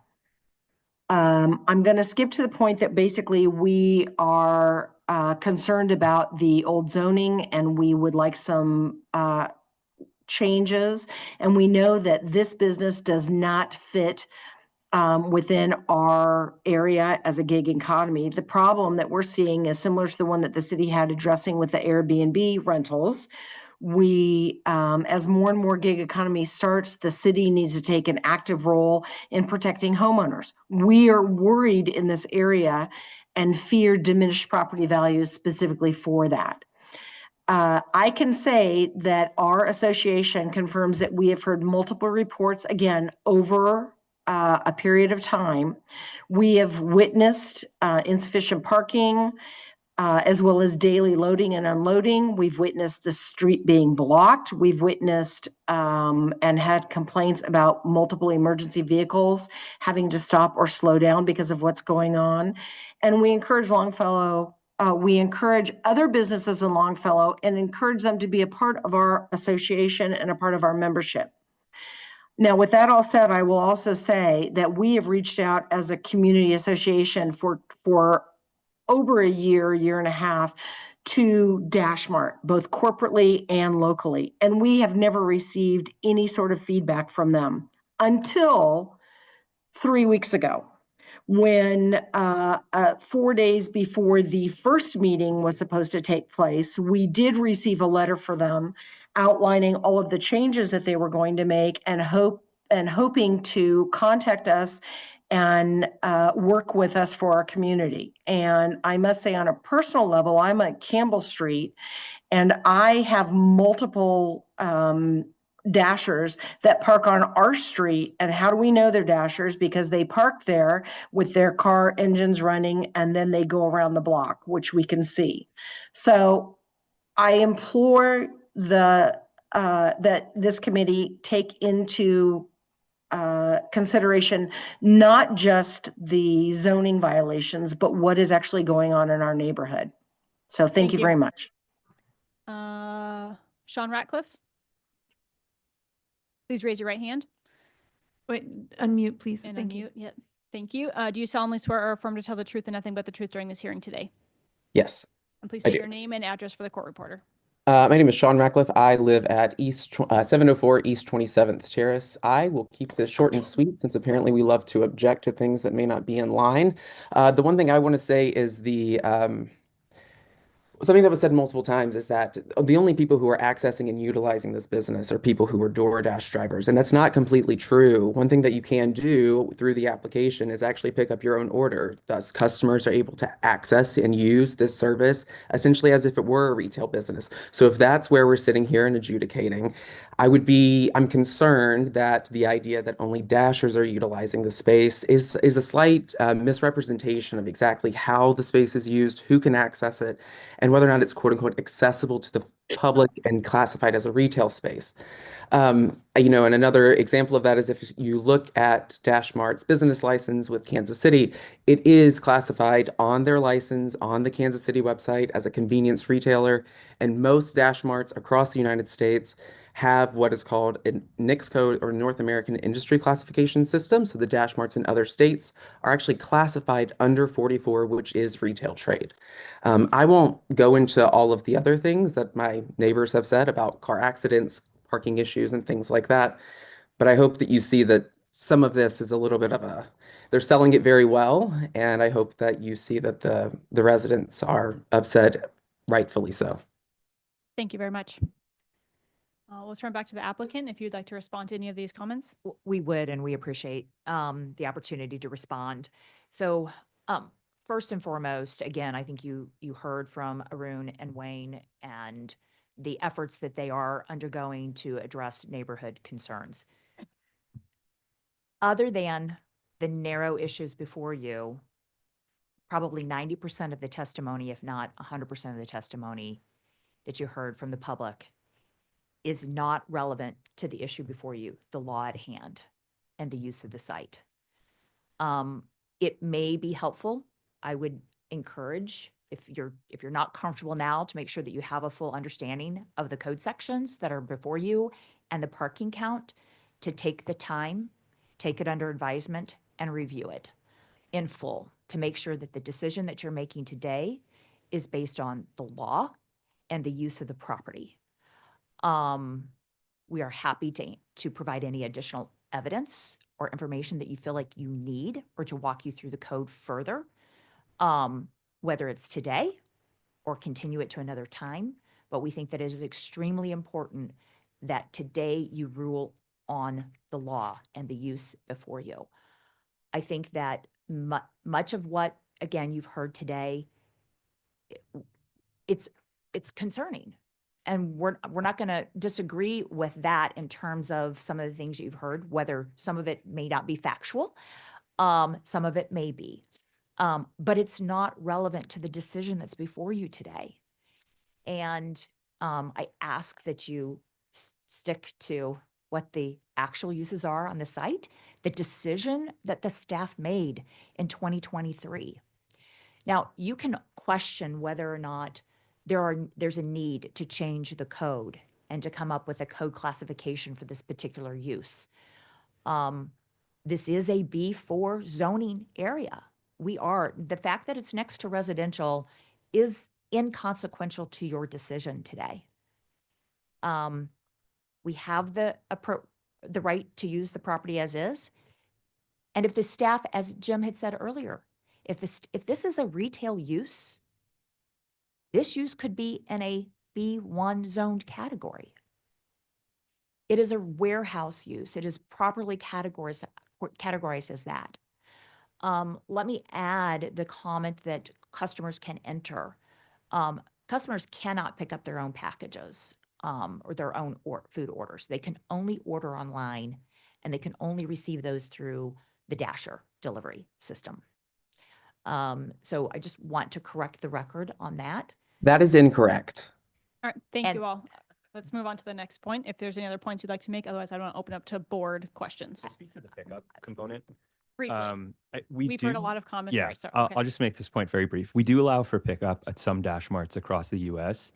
It's possible pickup was enabled at some point at this Dash Mart, which could be what the member of the public was noting.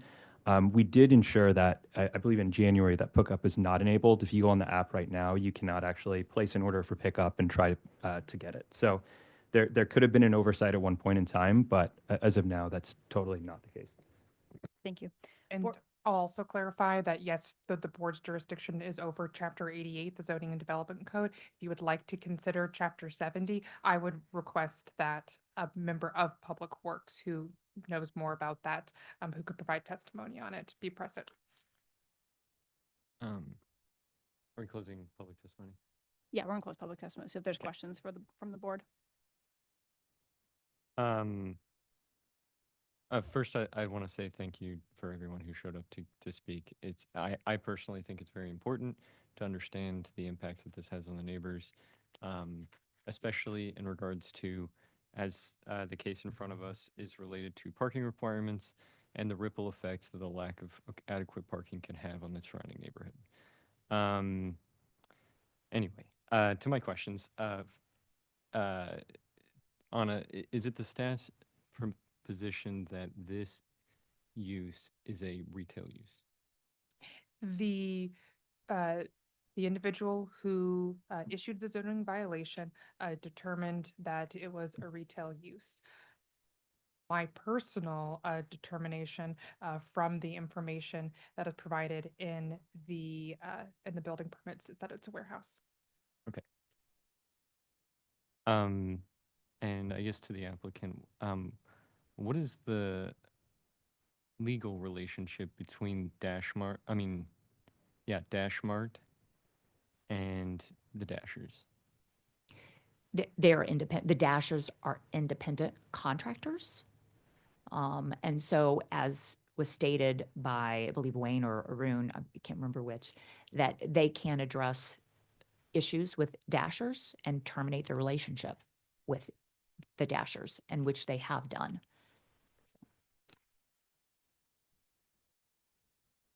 And you said if we were to determine that this was a retail space, that the use would be allowed in B1, but in that case, you would still require the higher number of parking spaces, right?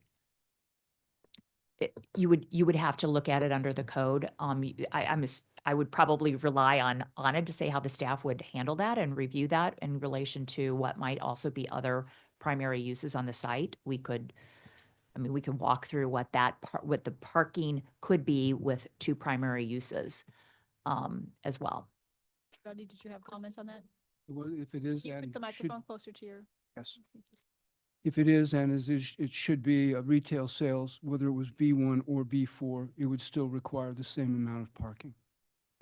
And to bring to your attention, if I may add just slightly more, I didn't get to it in my presentation as long as it was, but there are specific code provisions that allow for up to a 50% reduction in the required parking specifically for dedicated pickup spots. So even if it was the entirety of it was a retail use, we could have the amount of parking. And so if it was 22, it'd only be 11 that we'd be required to provide if that determination was correct, which we don't believe it is. But if you split the property between the uses and allow for those multiple uses, part of it being a warehouse, part of it being a retail, no matter how much of the site I give you, I'm still code compliant before being able to have those parking spaces. I only get to a maximum of 5, and being able to have it, I go to 3 with rounding. I do want to I'd note. like to have the board ask any other questions. I have a question. Does the business license say it's a retail use? The business license, the precise language, let's pull that up for you. I don't think that it says retail use because it doesn't address the use. Keep in mind that when you apply for a business license, they're looking for very different information than what might they'd be looking at when it's actually the use of the property. So in this case, yes, Dash Mart needed to apply for a business license because it is conducting sales, but those are online sales within the city of Kansas City, Missouri. So they needed to apply for a business license. You then need to tie that to some address of some sort. And so it was tied to this particular location. But the actual business, the actual action of the retail sale component to this, the sales to customers, are all online. It's in the cloud. It's not at this What location. does the business license say? Can we get And that information, please? It says convenience retailers. So And- again, important to note, it does not address the use on this site. And I think it might be helpful also to note when you provide a sales tax ID number to the business license issuers, it is our understanding from a discussion with them yesterday that you are automatically classified as a convenience retailer when you have a sales tax ID number. So it's not that we chose it necessarily, but would have been chosen for us, whether or not no matter what classification we marked on our applications or renewals. I would like it to make a point of clarification to the question that Commissioner Hayes asked with regard to the briefly. relationship to the dashers. As independent contractors, the steps that are taken are basically to deactivate them. They don't technically terminate them. So I just want to make that clear so that they're able to deactivate them as dashers. Yeah, we're looking at both cases right now, right? Okay. I want a little bit more clarity on what exactly is the violation on the loading and unloading piece. Is it because it's happening on streets, on city street? Right of ways? Yeah, let me read the notice of violation. Yeah, the notice of violation as owner did maintain a premises which is using the right of way for maneuvering, loading and unloading in the B4-5 zoning district. So the zoning development code says, yes, your facility must look this way. It must have these spaces, which is implied that you will use those spaces that way. The regulation is there, so the loading can occur on site. Yes. And I would direct you specifically to section 88, 42017B, subsection 5. Unless otherwise approved by the city planning and development director, all loading and unloading spaces and related maneuvering areas must be located on the subject lot and may not be located in the right of way. And I will reiterate that I'm that gonna is. pause you. I would like other board member questions. I'm just one board member, but I just want to make my point. I think this is from a Dash Market's perspective, entering the Kansas City market is a good problem to have. I just think you might have chose the wrong location. And want to encourage you that, whatever the outcome of this, that you find other locations that's similar, so that you can still provide that convenience. As a user, I think about the people overnight that need to get things handed to them for convenience because there aren't enough convenience stores in this location. So would encourage you to probably look further east at locations that will allow you to expand and grow and be able to provide that convenience to urban areas. On this standpoint, though, I do feel that the use is not a retail use, but you do have to address the loading and unloading. Your dashers are loading and unloading at that location. And so from my perspective, I feel there was an error in docket 3, but there was not an error in docket 4. Let me ask staff, do you think this is a conflict between the zoning code and chapter 70, or is it just chapter 70 addresses something different when it's allowed by the zoning code? I do not know enough about chapter 70 to answer that question at this time.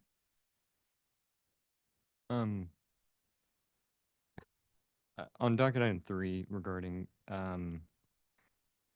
the parking spaces and the use determination, I think a lot of it comes down to this contractor issue. The intent of the zoning code, especially as it pertains to parking, is to prevent situations like this.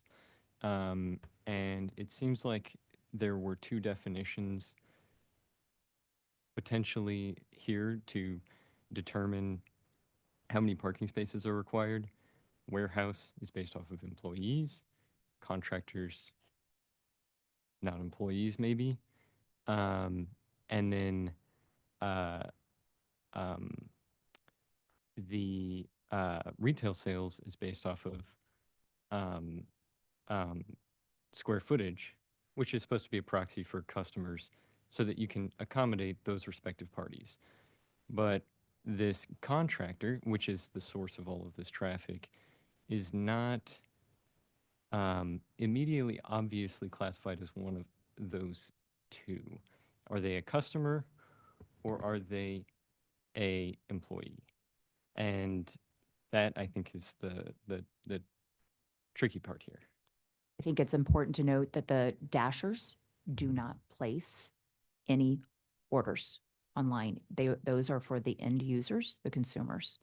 So to answer your question, the dashers are not employees and they are not customers. So any location in which you might have, deliveries occurring, those individuals may in this particular case, are independent contractors. They are not employees. They are not customers. So to answer your question, I think that's just important to note. So suppose I was Amazon and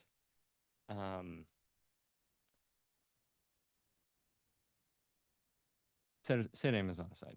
Suppose I was Walmart and I had a giant warehouse, okay, and hundreds of employees, but I technically classified them all as like 1099 contractors. They wouldn't classify that in the employee count used for the warehouse parking space designation, right? Maybe one thing I'll call out is with the employees working in the Dash Mart. So they are scheduled, they're expected to show up at a certain time, do the roles to pick, pack, order, stock inventory. For the Dashers who are independent contractors, they have sort of no expectation to accept orders. They have no expectation to keep schedule. It is truly up to them on when they decide to work and how they decide to work. And so I think there is a pretty clear difference in terms of we rely on our employees to run the internals of the Dash Mart, and that's what we do. And the independent contractors are sort of up to themselves in terms of how they decide to work. Yeah, I understand that distinction. I'm just saying, it sounds like based off of the appellant's interpretation of the code, contractors would not be considered in parking requirements under any circumstances. The code is silent on that. I mean, specifically, the code is very clear about how you count the number of employees. You base it on the functionality of the building, right? And so we have 6 employees at maximum at any one time inside the building. And that's the way you count parking for purposes of parking for employees in a warehouse space. The code, I think, is just silent on that. It doesn't address that. I'll say as one board member, I personally think that in the combination of the fact that the business license indicates that something approaching a retail use, and the fact that the contractors in this case are essentially proxies for the customers ordering online, I would err toward this being classified as a retail establishment. But that's just my opinion as one board member. So board members, are there other questions? There are no questions, and I entertain a motion. I don't have a question, but I have a comment. I think somebody made the comment, I think one of the neighbors, that we're the only ones who can deal with this. I think this is a city council matter because I think the definition of retail sales, which is businesses involved in the sale, lease, or rent of new or used products or merchandise to consumers, would cover any of those CVS warehouses if interpreted literally. It should say on-site to consumers, so it would apply to drugstores, grocery stores, the examples they gave. So I think that needs to be fixed by the council. I also think this site is inappropriately zoned. I mean, it's right in the middle of a neighborhood. I mean, I'm familiar with that area. There are narrow streets, there's houses close by. I think the council should downzone the site so it doesn't allow this kind of, industrial type use. I also think, what I kept hearing with all these cars coming, that it would be a perfect use for like one of the abandoned big box stores. Like I have one by me, which is an abandoned Price Chopper, and it's got huge parking lot, and that would work. It's a big site. It could be used for this kind of thing. I mean, it seems like the city council needs to, like with short-term rentals, figure out how to deal with this type of use if it's something that's going to be coming in to our city a lot. But I think, I'm glad you're looking at other sites because I think this site is, from the evidence, we have the pictures of all the traffic congestion. I think it's a horrible site for this use, and maybe it's grown over the years to this, but I agree with Ms. Koch that we need to look at the specific zoning violations And I probably also agree that maybe they're in violation of that they're probably in violation of the loading. But since we've determined that it's a warehouse use in our building permit process and determined that their parking was adequate, I don't know how we change. I don't know how somebody who writes a ticket can change that. Just because we're having horrible problems in the neighborhood, and we are. I think the city council needs to address all these issues, so. My comments. I need a motion, board members. There'd be a motion on the two separate docket items, I would assume.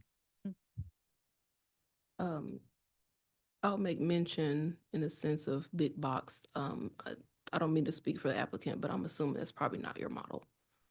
Is that correct? In terms of a large format grocery store? Yeah. As far as the Dash Mart model. Yeah, I would say in general, we're sort of searching and open to different forms of real estate. But ideally, we're sort of sticking to maybe some smaller format spaces at this time.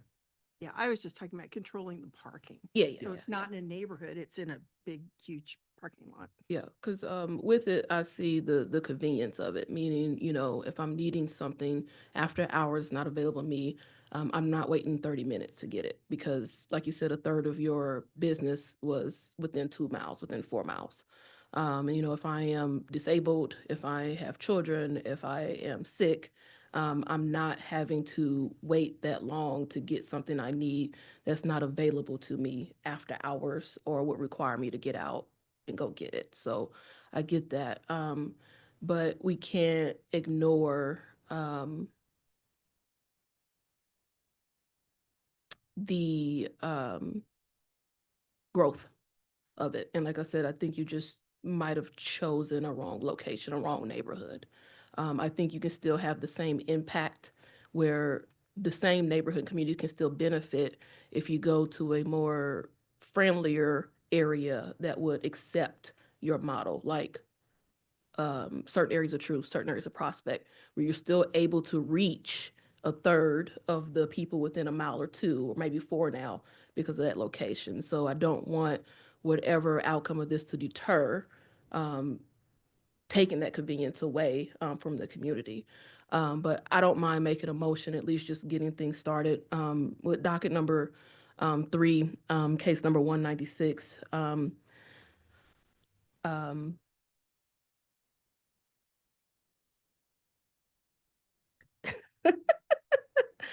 You need either overturn or uphold. Okay.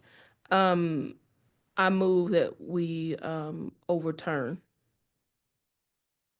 the violation, the zoning violation, as mentioned in the staff report. And I don't know if I say anything else, but it's mostly because they mentioned retail use. They're not a retail use, they're a warehouse. I have a motion. The violation. Overturn staff's determination of the violation. So, and uphold the appeal. Yeah, and uphold the appeal. I second. A motion and I have a second. Sarah, please call the roll. Gorence, Aye. Moran, Aye. Wright, Aye. Hayes, Nay. McStorf.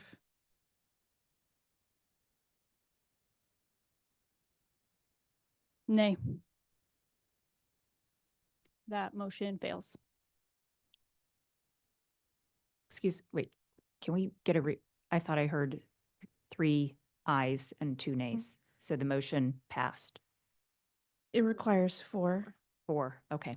Sorry, I forgot that part of it. Thank you, appreciate it. Okay, docket number 4.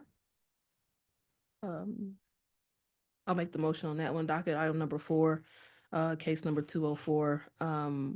I move that we uphold the appeal.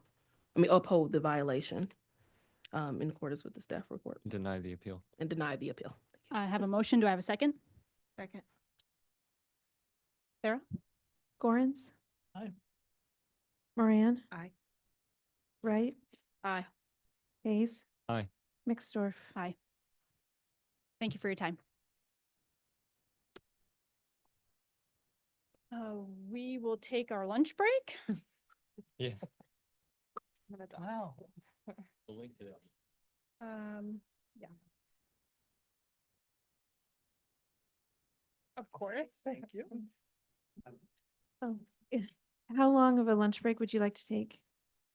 Needed to leave here by 3:15 for another thing. So how quick can we make a lunch break, guys? Make sure Mike's still. Can we do 20 minutes? Okay. Is that okay? At Okay. 2:30? 2:30, we'll be back. That's 15. It's 2:10.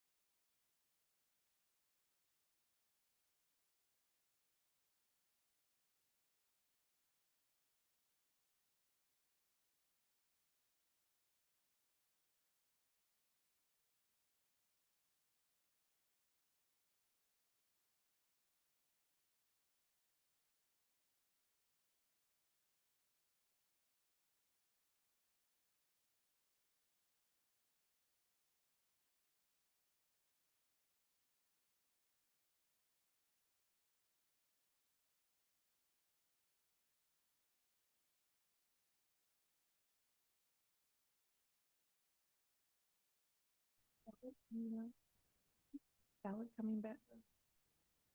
We need Tom.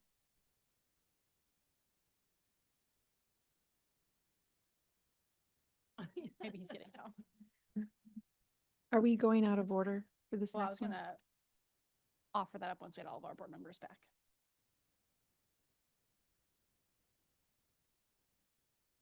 Or Okay, that's okay. I'll do with that. Hmm.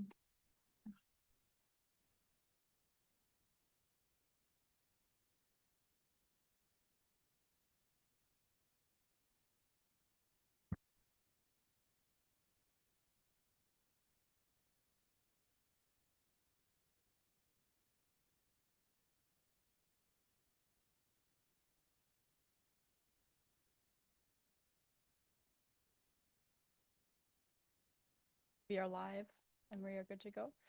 Ma'am, can you tell me what case you're here for? You think you're number 9. Okay. Board members, would you have any issue if we take up number 9 next, since she has been patiently waiting in the audience all day? About me? Okay.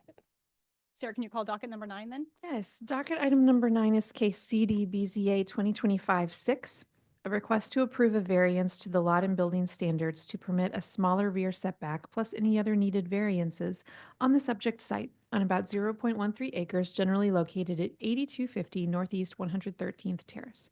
If you are a member of the public who is interested in speaking on this case, please raise your hand if you are online. Ma'am, will it just be you here today then? Oh. I mean, 20 other people being in here. That's, if I was supposed to bring 19 others, I would have done that. Can I have you raise your right hand? Do you solemnly swear or affirm to tell the truth and nothing but the truth during this meeting today? Yes. And can you state your name and your address for the court reporter? It is Heather Grimm, Grimm. It says Gonzalez on here, but it's actually Grimm. And my address is 8250 Northeast 113th Terrace. Thank you. And have you reviewed the staff report associated with your case? So it's a document prepared by staff. Yes. Well, All encompass KC. yes. Okay, perfect. I've And do read you have through. any issues with me admitting exhibits 1 through 9 for the board to hear today? No. Perfect. Exhibits 1 through 9 will be admitted. And we'll turn over to the staff planner to present the case. Right.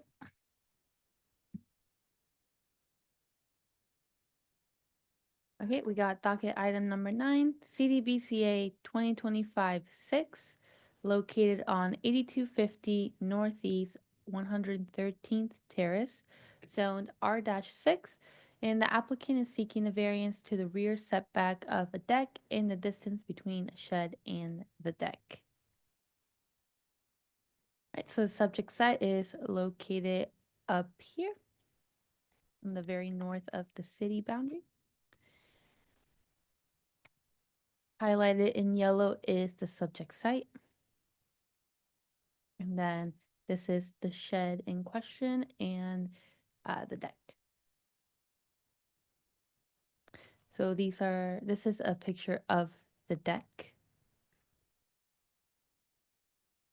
And so the deck will be about 17 feet away from the rear property line and about 7.5 feet away from the shed. And so some case history. So previously this deck was approved. The staff that reviewed this seemed to have gotten or missed the setback portion of it. But no inspection was done on it yet. The contractor is no longer working with the homeowner. But so because of that, the homeowner has to resubmit it and try to get the permit on her own. So during that phase of permitting, a different staff member noted that it does not meet the setback. So this triggered a variance, and it is why we're here today. So this is just to let you know that the homeowner did not go ahead and build without getting any permits. There was just a discrepancy. All right, so we got variance request A, a variance of 3 feet to the features allowed to encroach onto the rear setback to permit a setback of 17 feet for a deck on the subject site per approved site plan. The requirement is 20 feet. A change to the character of the neighborhood is anticipated. The nearby houses do seem to meet the rear setback requirements.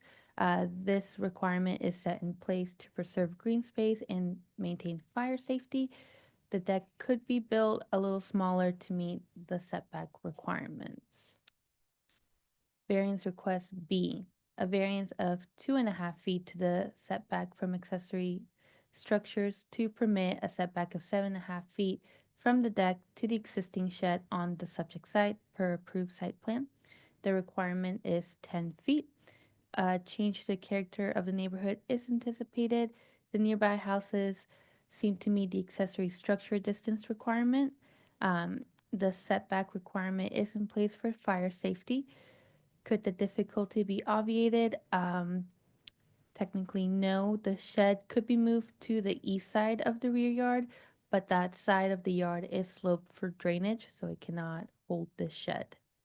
And that concludes my presentation. Thank you. One item for clarification. So is the deck already built now Yes. since it was permitted in the first part of the process? Yeah. Okay. Correct. But the shed not.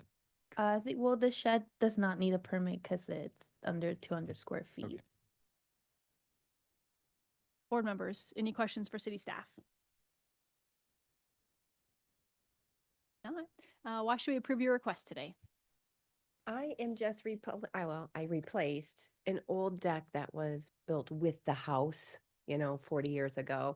And my daughter is in a very heavy power wheelchair. So with her and the power wheelchair together is like over 400 pounds. And so I made the deck a little bit longer so that she can turn, she needed a 5-foot, radius all the way around. And so just so that she can be outside, there's no stairs, there's no nothing on the deck, so she can't like fall down it or anything. But I just wanted her to be able to be outside on the deck with everybody else. And the shed is just there because, snow blowers and lawnmowers and things like that take up a lot of room. And I have a 1-car garage. So there's not a lot of room for a car and a handicap van and a snow blower, and I can't get everything in. So it's a very odd shaped lot.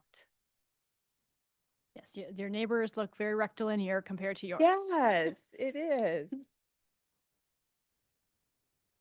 Board members, any other questions for the applicant?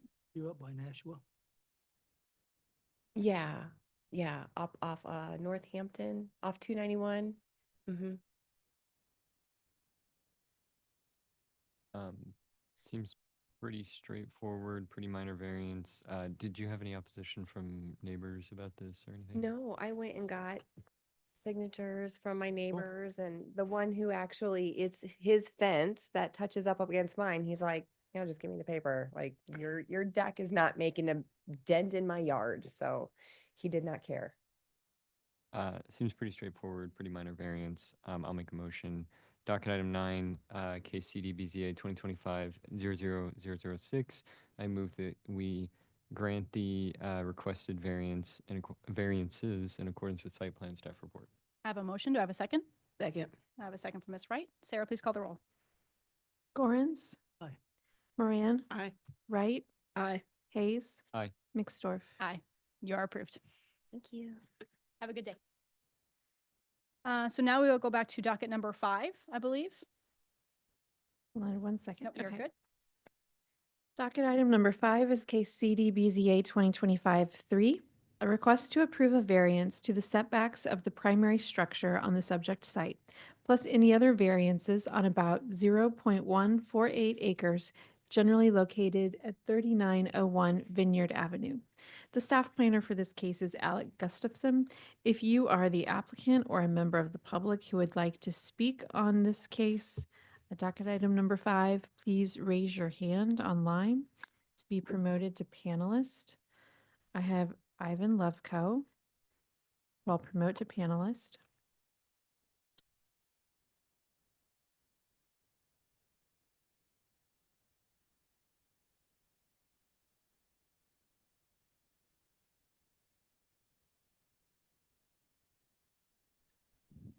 Oh, there we go.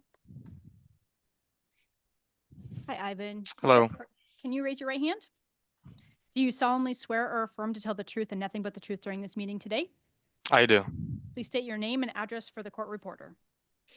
Ivan Levko. The address is 1213 West 10th Street, Sedalia, Missouri. And I'm a representative for U.S. Quality Construction, who's going to be building the deck for 3901 Vineyard Road. Okay, so we do have an affidavit for that. So we have to Yes. get there. Yep. Perfect. And have you reviewed the staff report associated with your case? Yes, I have. Do you have any issues with me admitting exhibits 1 through 9 for the board's review? No. Perfect. Exhibits 1 through 9 are admitted, and we'll turn it over to the staff member presenting the case. Okay. Let me share my screen and we can get started. All right, today we have docket item number 5, CD BZA 2025-3. The location is 3901 Vineyard Road. It's an R2.5 zoning district. And it's a variance to the side yard setback to permit a deck in the rear and side yard.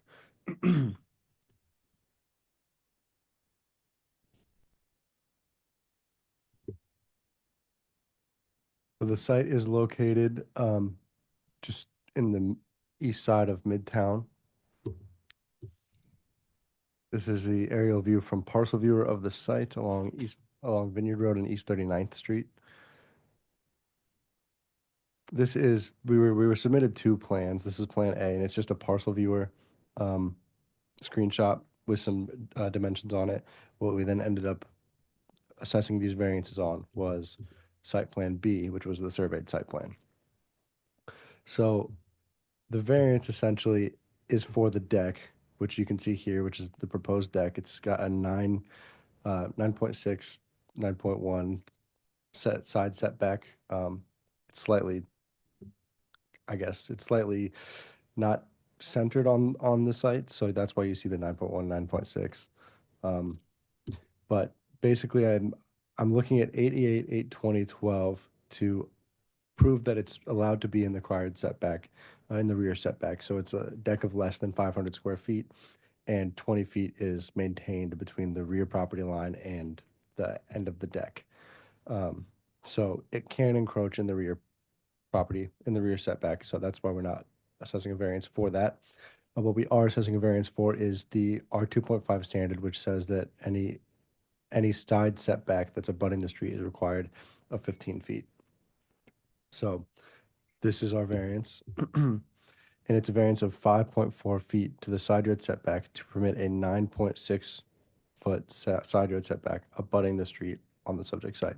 So it's the differences between 15 and 9.6 is 5.4 feet. Where the requirement is 15 feet.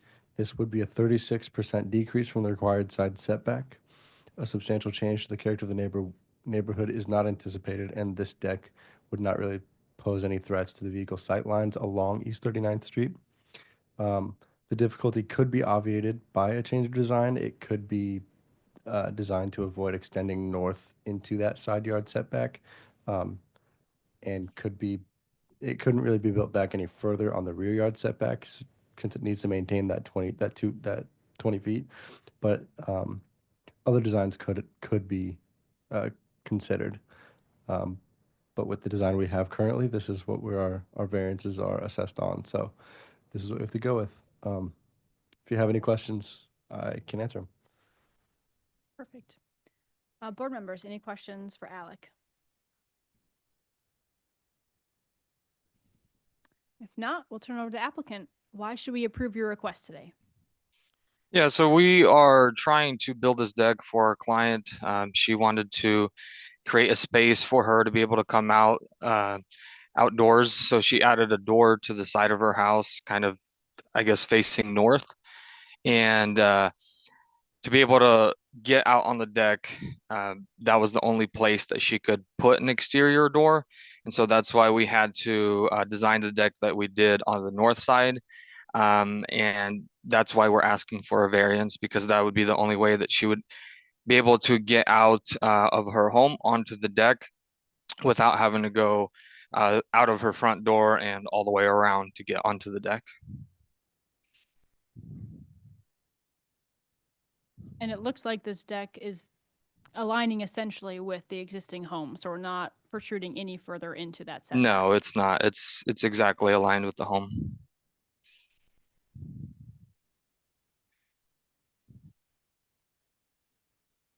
Board members, questions for the applicant?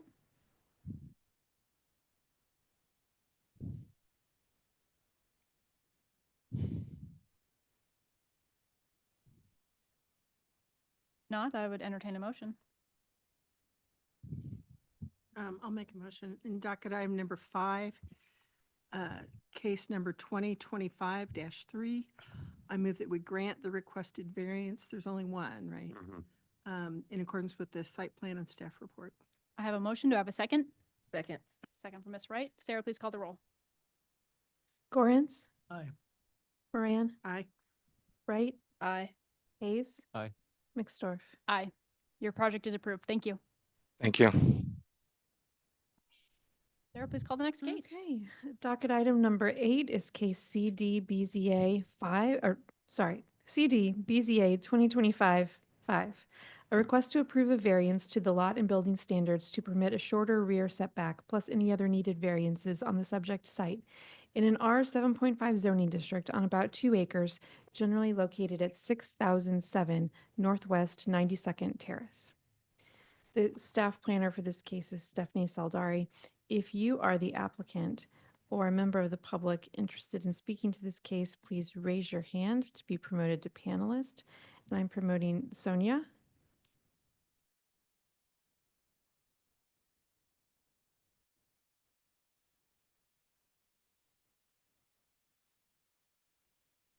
No. Sonia, do you have a camera that you can turn on? Yes, we are trying to. Okay.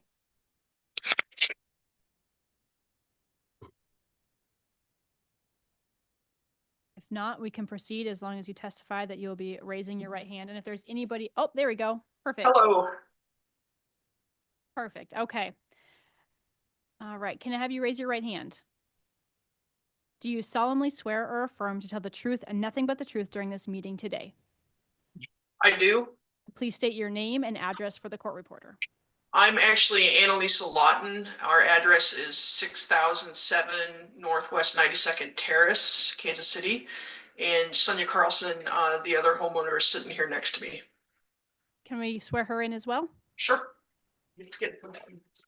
Perfect. Sonia, if you can raise your right hand. Yes. Do you solemnly swear or affirm to tell the truth and nothing but the truth during this meeting today? I do. And can you please state your name and address for the court reporter? Sonia Carlson, 6007 Northwest 92nd Terrace, Kansas City, Missouri. Perfect. Thank you.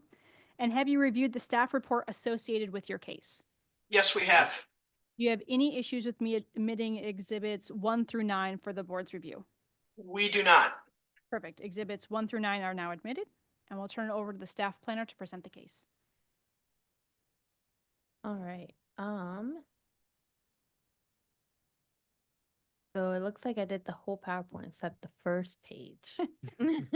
All right. But anyway, so yes, we got docket item number 8, CDBCA 2025-5. So the subject site, one sec. Okay. This is actually located up north, but the rest is there. Sorry about that. So this highlighted in yellow is the subject site. And the red, boxed in red, is where the new addition will go. So this is a variance to an addition of a sunroom, and it will take up the existing space, so it will not expand further than this existing patio. Okay, and this is just some renderings of what it will look like. And these are just some pictures of the existing backyard and patio. And more pictures. All right. So we got variance request A, this is one variance, sorry. A variance of 6 feet to the conventional lot and building standards to permit a 24-foot rear setback on the subject site. So the requirement is 30 feet. A change to the character of the neighborhood is not anticipated. So several houses on the same block have sizable decks and covered patios. Although a sunroom is not a deck and both have different standards, the size of the sunroom would not occupy more space in the rear yard than the decks in the neighboring houses. Also, the sunroom will replace the existing patio and will not go beyond the patio's dimensions. The length could be reduced to 3 feet to meet the 30-foot setback, but 3 feet is not a realistic dimension to fit the average human. And then this is just an example. So this is, again, the existing house and the patio. And as you can see, the other houses, they do have bigger decks and covered patios, as you can see. For context, and that concludes my presentation. Stephanie, could you bring that image back up momentarily? Can. So it looks like there's quite a vegetation buffer, if you will, at the back, and it also looks like it abuts, was it maybe Old Tiffany Springs Road. So it doesn't look like we have any neighbors to the south of them that would be impacted in that way. Okay, thank you. Yeah. Board members, other questions for Stephanie? I guess just for my own clarification, this wouldn't be accessory dwelling because it's attached to the house. So that's why we're just asking for a setback. Yes, it's a setback to the sunroom addition. Yeah. If no other questions for city staff, I will turn it over to the applicant. Why should we approve your request today? Because we would like to not only improve our property, but have a space that is out of the direct sunlight. We face, that patio face is on the south side of our house and gets the heat of the summer sun. And also to have a space that is free of the summer bugs as well, and a place that we can enjoy year round. Thank you. Have you received any comments from your neighbors? We did receive one from our neighbor to the west, Aaron Long. He is in full support of us building this. Thank you for that. Board members, other questions for the applicant?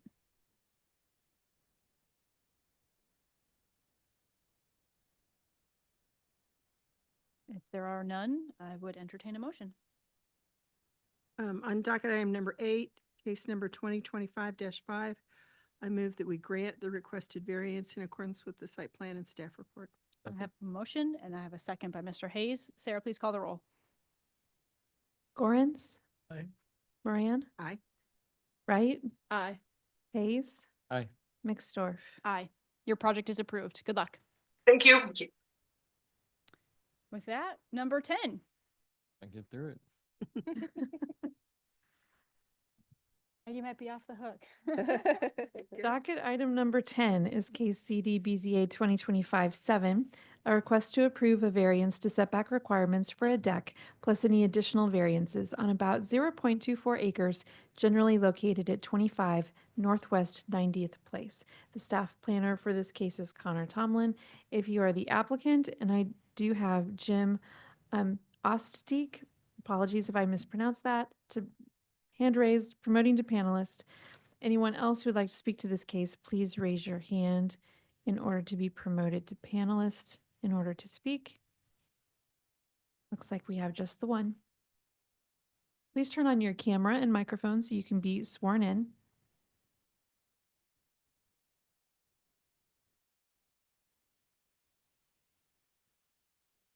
I do not. Yep, there we go.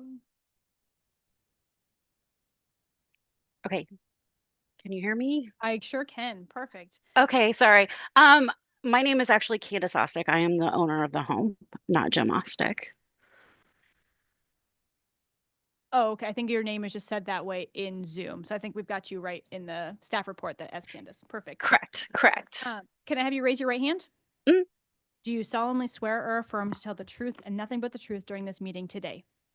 Yes. And please state your name again and your address for the court reporter. Candace Ostick, 25 Northwest 90th Place, Kansas City, Missouri, 64155. Thank you. And have you reviewed the staff report associated with your case today? Yes, I did. Do you have any issues with us admitting exhibits 1 through 9? No, I do not. Exhibits 1 through 9 are now admitted, and we'll turn it over to the staff planner to present the case.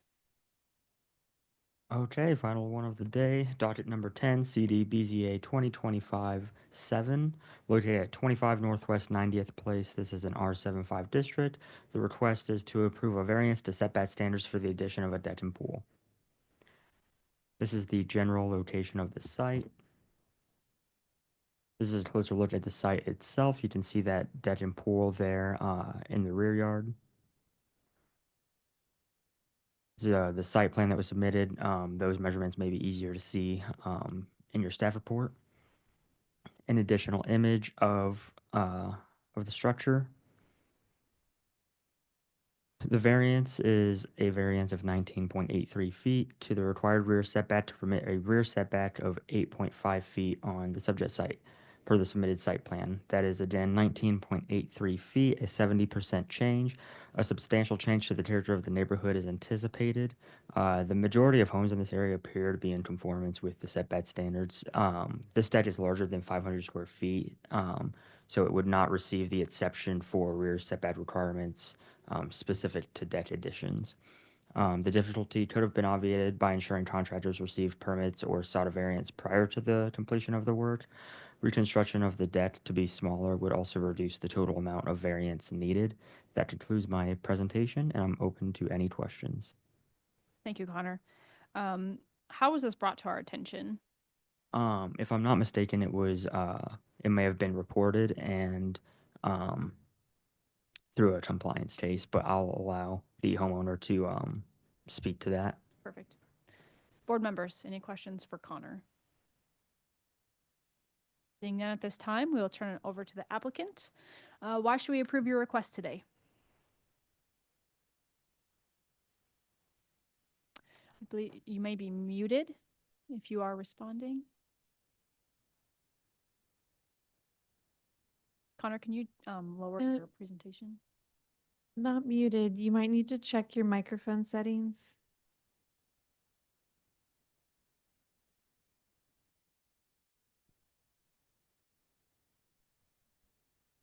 Is that better? Yes. Okay. All right. Sorry. I had this deck, it was the deck and pool, so there's two different things. But it's one issue. Put on a couple of years ago. I had hired a company out of St. Joe, Missouri to do it. My issue is the naivety of believing that they had taken care of everything they needed to with the city. This company has since gone out of business. So I this year around, I want to say beginning of fall, end of summer, I received a notification from the city about the lack of permit. And since then, I have been working on trying to rectify the issue. So I did not know until the notification that the permit process had not taken place. Thank you for that. So what year did you actually construct this? It would have been about 2 years ago, last fall. Or it was the end of, 2 years ago at the end of last summer. So it would have been 2023, I want to say. And have you received any comments from your neighbors regarding Uh, this deck and pool? No one has made a negative comment. I had several people that had come up to me and asked to like about the pool and if they could take a photo of it because they loved it and they wanted to have one on, but not on so much of that. And then since the notification letter came out from the city, and the sign went up within like the last 10, 15 days when that was required, I've had several come up to me and just tell me that they supported the deck and the pool. I know that one of the reasons why I wanted the deck around the pool was because I wanted to make sure that it wasn't an eyesore. So that was really important to me.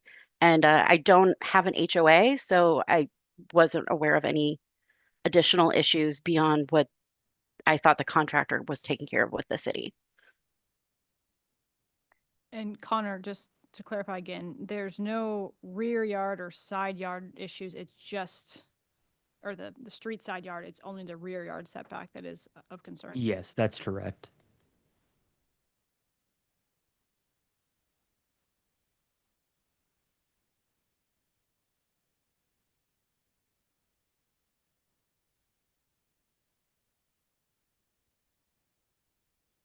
Board members, other questions for the applicant?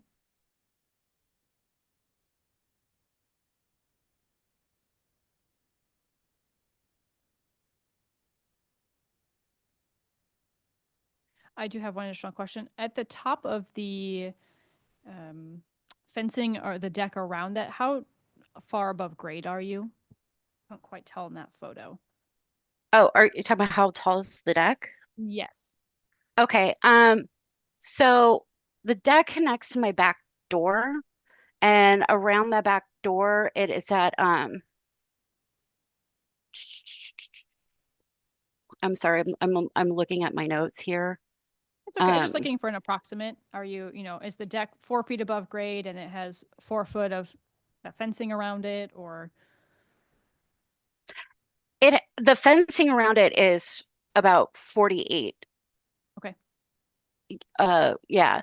So I have a picket, like I have a fence around the exterior of the yard, and then we had put up an additional kind of privacy fencing instead of rails on the two larger sides of the deck.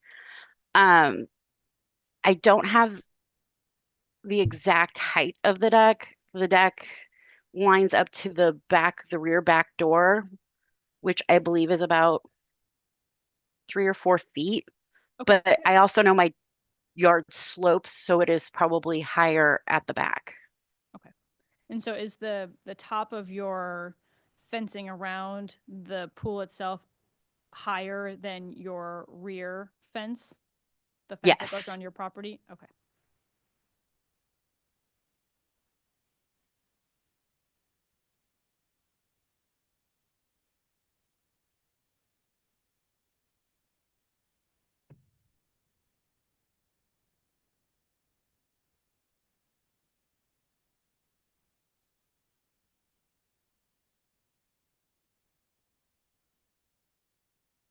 Board members?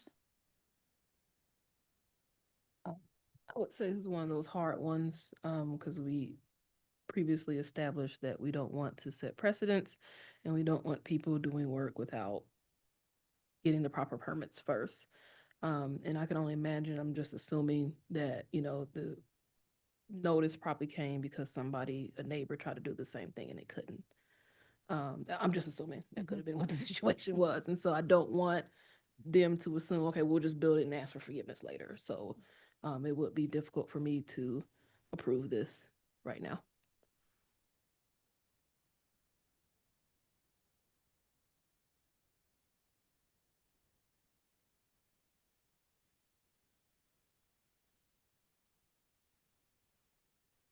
Board members have questions or motions?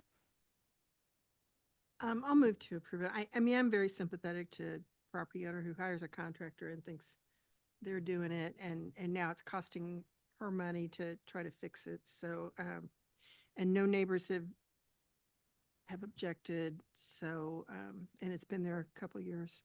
So I'll move that we grant, in case number 2025-7, I move that we grant the applicant's request for the variance to the setback requirements. And there's just one variance? Yes. Okay. In accordance with the site plan and staff report. I have a motion and I have a second. Sarah, please call the roll. Gorens, Aye. Moran, Aye. Wright, Nay. Hayes,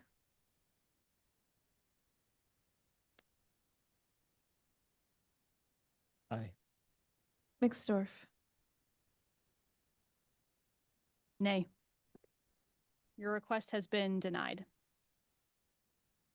So I think you can work with city staff. If there's any next steps from there.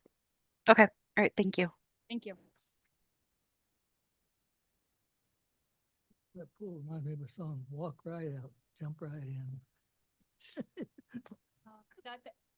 That is our last. That is our last case. Okay, we are done for today.